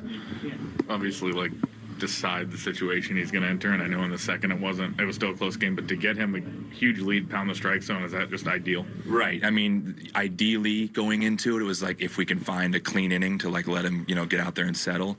I think the 3 runs that we had put up in the first allowed us to kind of push Joe to see if we could get that for him, which we did. And then the offense obviously kept going right after the first inning. So to get some breathing room for him and let him be able to extend like that was huge for sure. In your mind, was that pitch from Framber intentional? Yes, I do think so. I thought it was weak, and I thought everybody saw it. Their side, our side. I think everybody saw it, and it was weak. How much did you kind of like your guys coming out of the dugout? Yeah, it told them. Yeah, I think it was. They didn't hesitate. They were out there. Nothing escalated. They weren't happy about it, obviously, but they were there, which was important. Can moments like that kind of help bring a team together a little bit? I think it's at the end of the day, whether that happens or not, like we have a job to do. We got to go out there and keep playing baseball and keep playing good baseball. I think they were focused on that too. Once he was gone and eliminated from the game, it was like, let's just get back to playing baseball, and we'll do the same tomorrow. But yeah. What do you think has kind of clicked for this offense the last couple nights? Really? I just think, like I said before, I do think the inning yesterday where we got the big hits, Jiren's home run, and then all of a sudden some things started to string together. I think I said before, like it's going to take a moment like that where we get a couple big hits in an inning and then maybe it cuts loose, and we continue today. So the key is to keep doing it, but we keep getting base runners, and now we're capitalizing on those opportunities. I know it's only been a few minutes, but with Brian, do you think this is something you'd want to continue to try to do? Or we haven't talked about it yet. He's a ways off now till the next one, so we'll discuss that when we get closer. With Framber, if he didn't get tossed there, were you going to get your first Major League Manager? I would have been upsetting. I think with the situation, it was fairly obvious, so they did the right thing there. All right, there you go. That's Chad Tracy, the manager. Real quick before we sign off here, Rob, I hate this. When the other team drills one of your guys, and then they warn you. Warn the team that threw it. Don't warn the guy that got hit. That's so annoying. I hate that. Oh, do I hate that? You want to say, hey, everybody, dial it down a little bit. We're warning you because you actually threw at them. And then if the Red Sox retaliate, then you warn them. And now it's it. All right, you both got your lick back. Everybody's even. That's the way it works. And then, you go from there. Next person to throw inside, next person to hit somebody, you're out of the game. You don't warn the team that got hit. Oh, do I hate that? It really annoys me, especially when it's as blatantly obvious as it was right there by Framber Valdez, who was just annoyed that he was getting tattooed. By the way, was he tipping pitches or what? Red Sox were all over him. Ceddanne Rafaela was all over him, which was really nice to see because that guy is a very tough customer. How many runs did he give up? Whoa. Was I too loud? Was I too loud there? Just let me finish my thought, and then you can jump right in. Framber Valdez, 9 hits, 7 earned runs. Yeah, it's a lot of runs. It's a lot of runs. Yeah. So he was very upset, obviously. Very upset that he was getting hit like he was, and goes and takes it out on Trevor Story. Bench is clear. Dugouts, guys running in from the dugout. No one actually throws a punch. No one even really touches each other. But it's nice to see the Red Sox out there having their guys back. All right, there you go. That's Red Sox Review here on WEEI. We're back tomorrow for the potential sweep here. Red Sox looking to complete a sweep of the Detroit Tigers, their first sweep of the year. Should probably stop saying sweep. I'll probably jinx it. But not if the offense keeps hitting like this. Offense keeps hitting like this, nothing's going to slow them down. Hopefully they can carry that into tomorrow and then into Fenway over the weekend. All right, I'm Christian Arcand. I'll talk to you tomorrow at 5:40 for Red Sox pregame. Enjoy the rest of your night, everybody. Later. What did you miss on Rich, Ken, and Ted? So, Scal, we got to get to this. There is a clip of yours that went viral. I didn't say anything. That's all Giles with the read, and Eddie was with the comments. I was just an innocent bystander on that. Beat down the 76ers for a long time. Like, they had their one moment. Like, they said they wanted Boston. They got Boston, and they delivered. Rich, Ken, and Ted. Weekdays 2 to 6. And anytime, anywhere for free on the Odyssey app. WEEI. WEEI. New England Sports Original.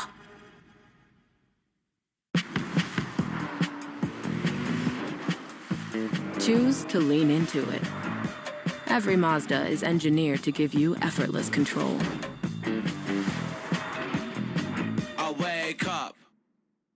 The Rhode Island Department of Transportation is alerting drivers to temporary daytime closures on Route 4 South in Warwick and East Greenwich through June 5th. Monday through Friday, there will be one closure between 10 and 11 a.m., lasting about 20 minutes. Closures happen just after I-95 South, exit 24B, and traffic may back up near the Coesit Road overpass. It's all part of RIDOT's Missing Move project, creating a direct connection from I-95 North to Route 4 South. Expect delays and plan extra travel time.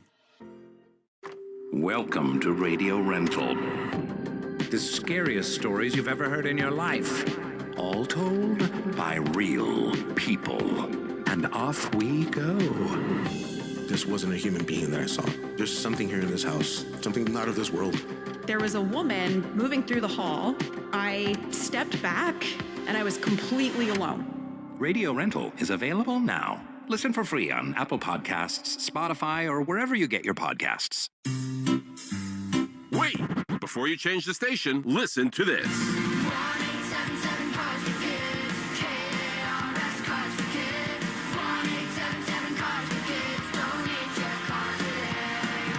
Donate your car at carsforkids.org. That's cars with a K. Pickup is quick and easy. You'll also get a vacation voucher and a tax deduction. 1-877 Cars for Kids. Donate your car today. This Mother's Day, give Mom a break from the one thing she should never have to deal with.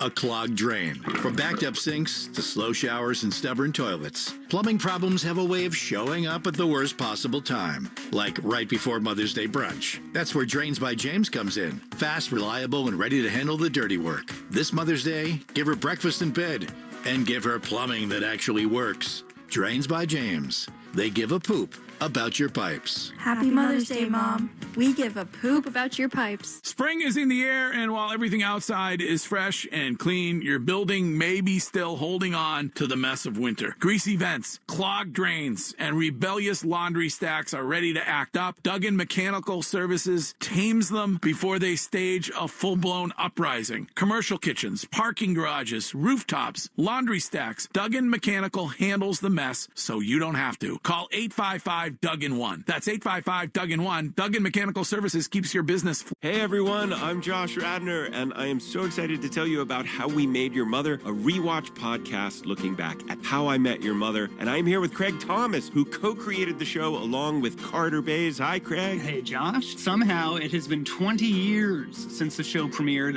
I'm going to check the math on that. 10 years since it went off the air, and we thought that made this a perfect time to look back, see what the hell we did, and why the show still seems to resonate with fans around the world today. Follow and listen to How We Made Your Mother wherever you get your podcasts. From the Catches Law Injury Attorney Studios, every game, all season, the Sox play here. 93.7 WEEI-FM and HD1, Lawrence, Boston, and Odyssey Sports Station.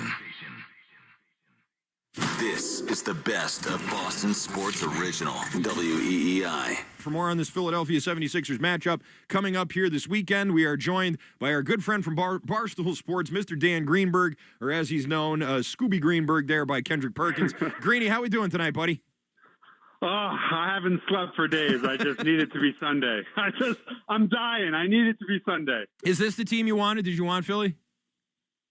You know, whenever I was asked that a few times on a couple of different shows, and I just look at it as I was indifferent, because no matter who they play, it's still going to require them to execute in high leverage situations. They're going to have to play well to win. It's the playoffs. So to me, it didn't matter. I think both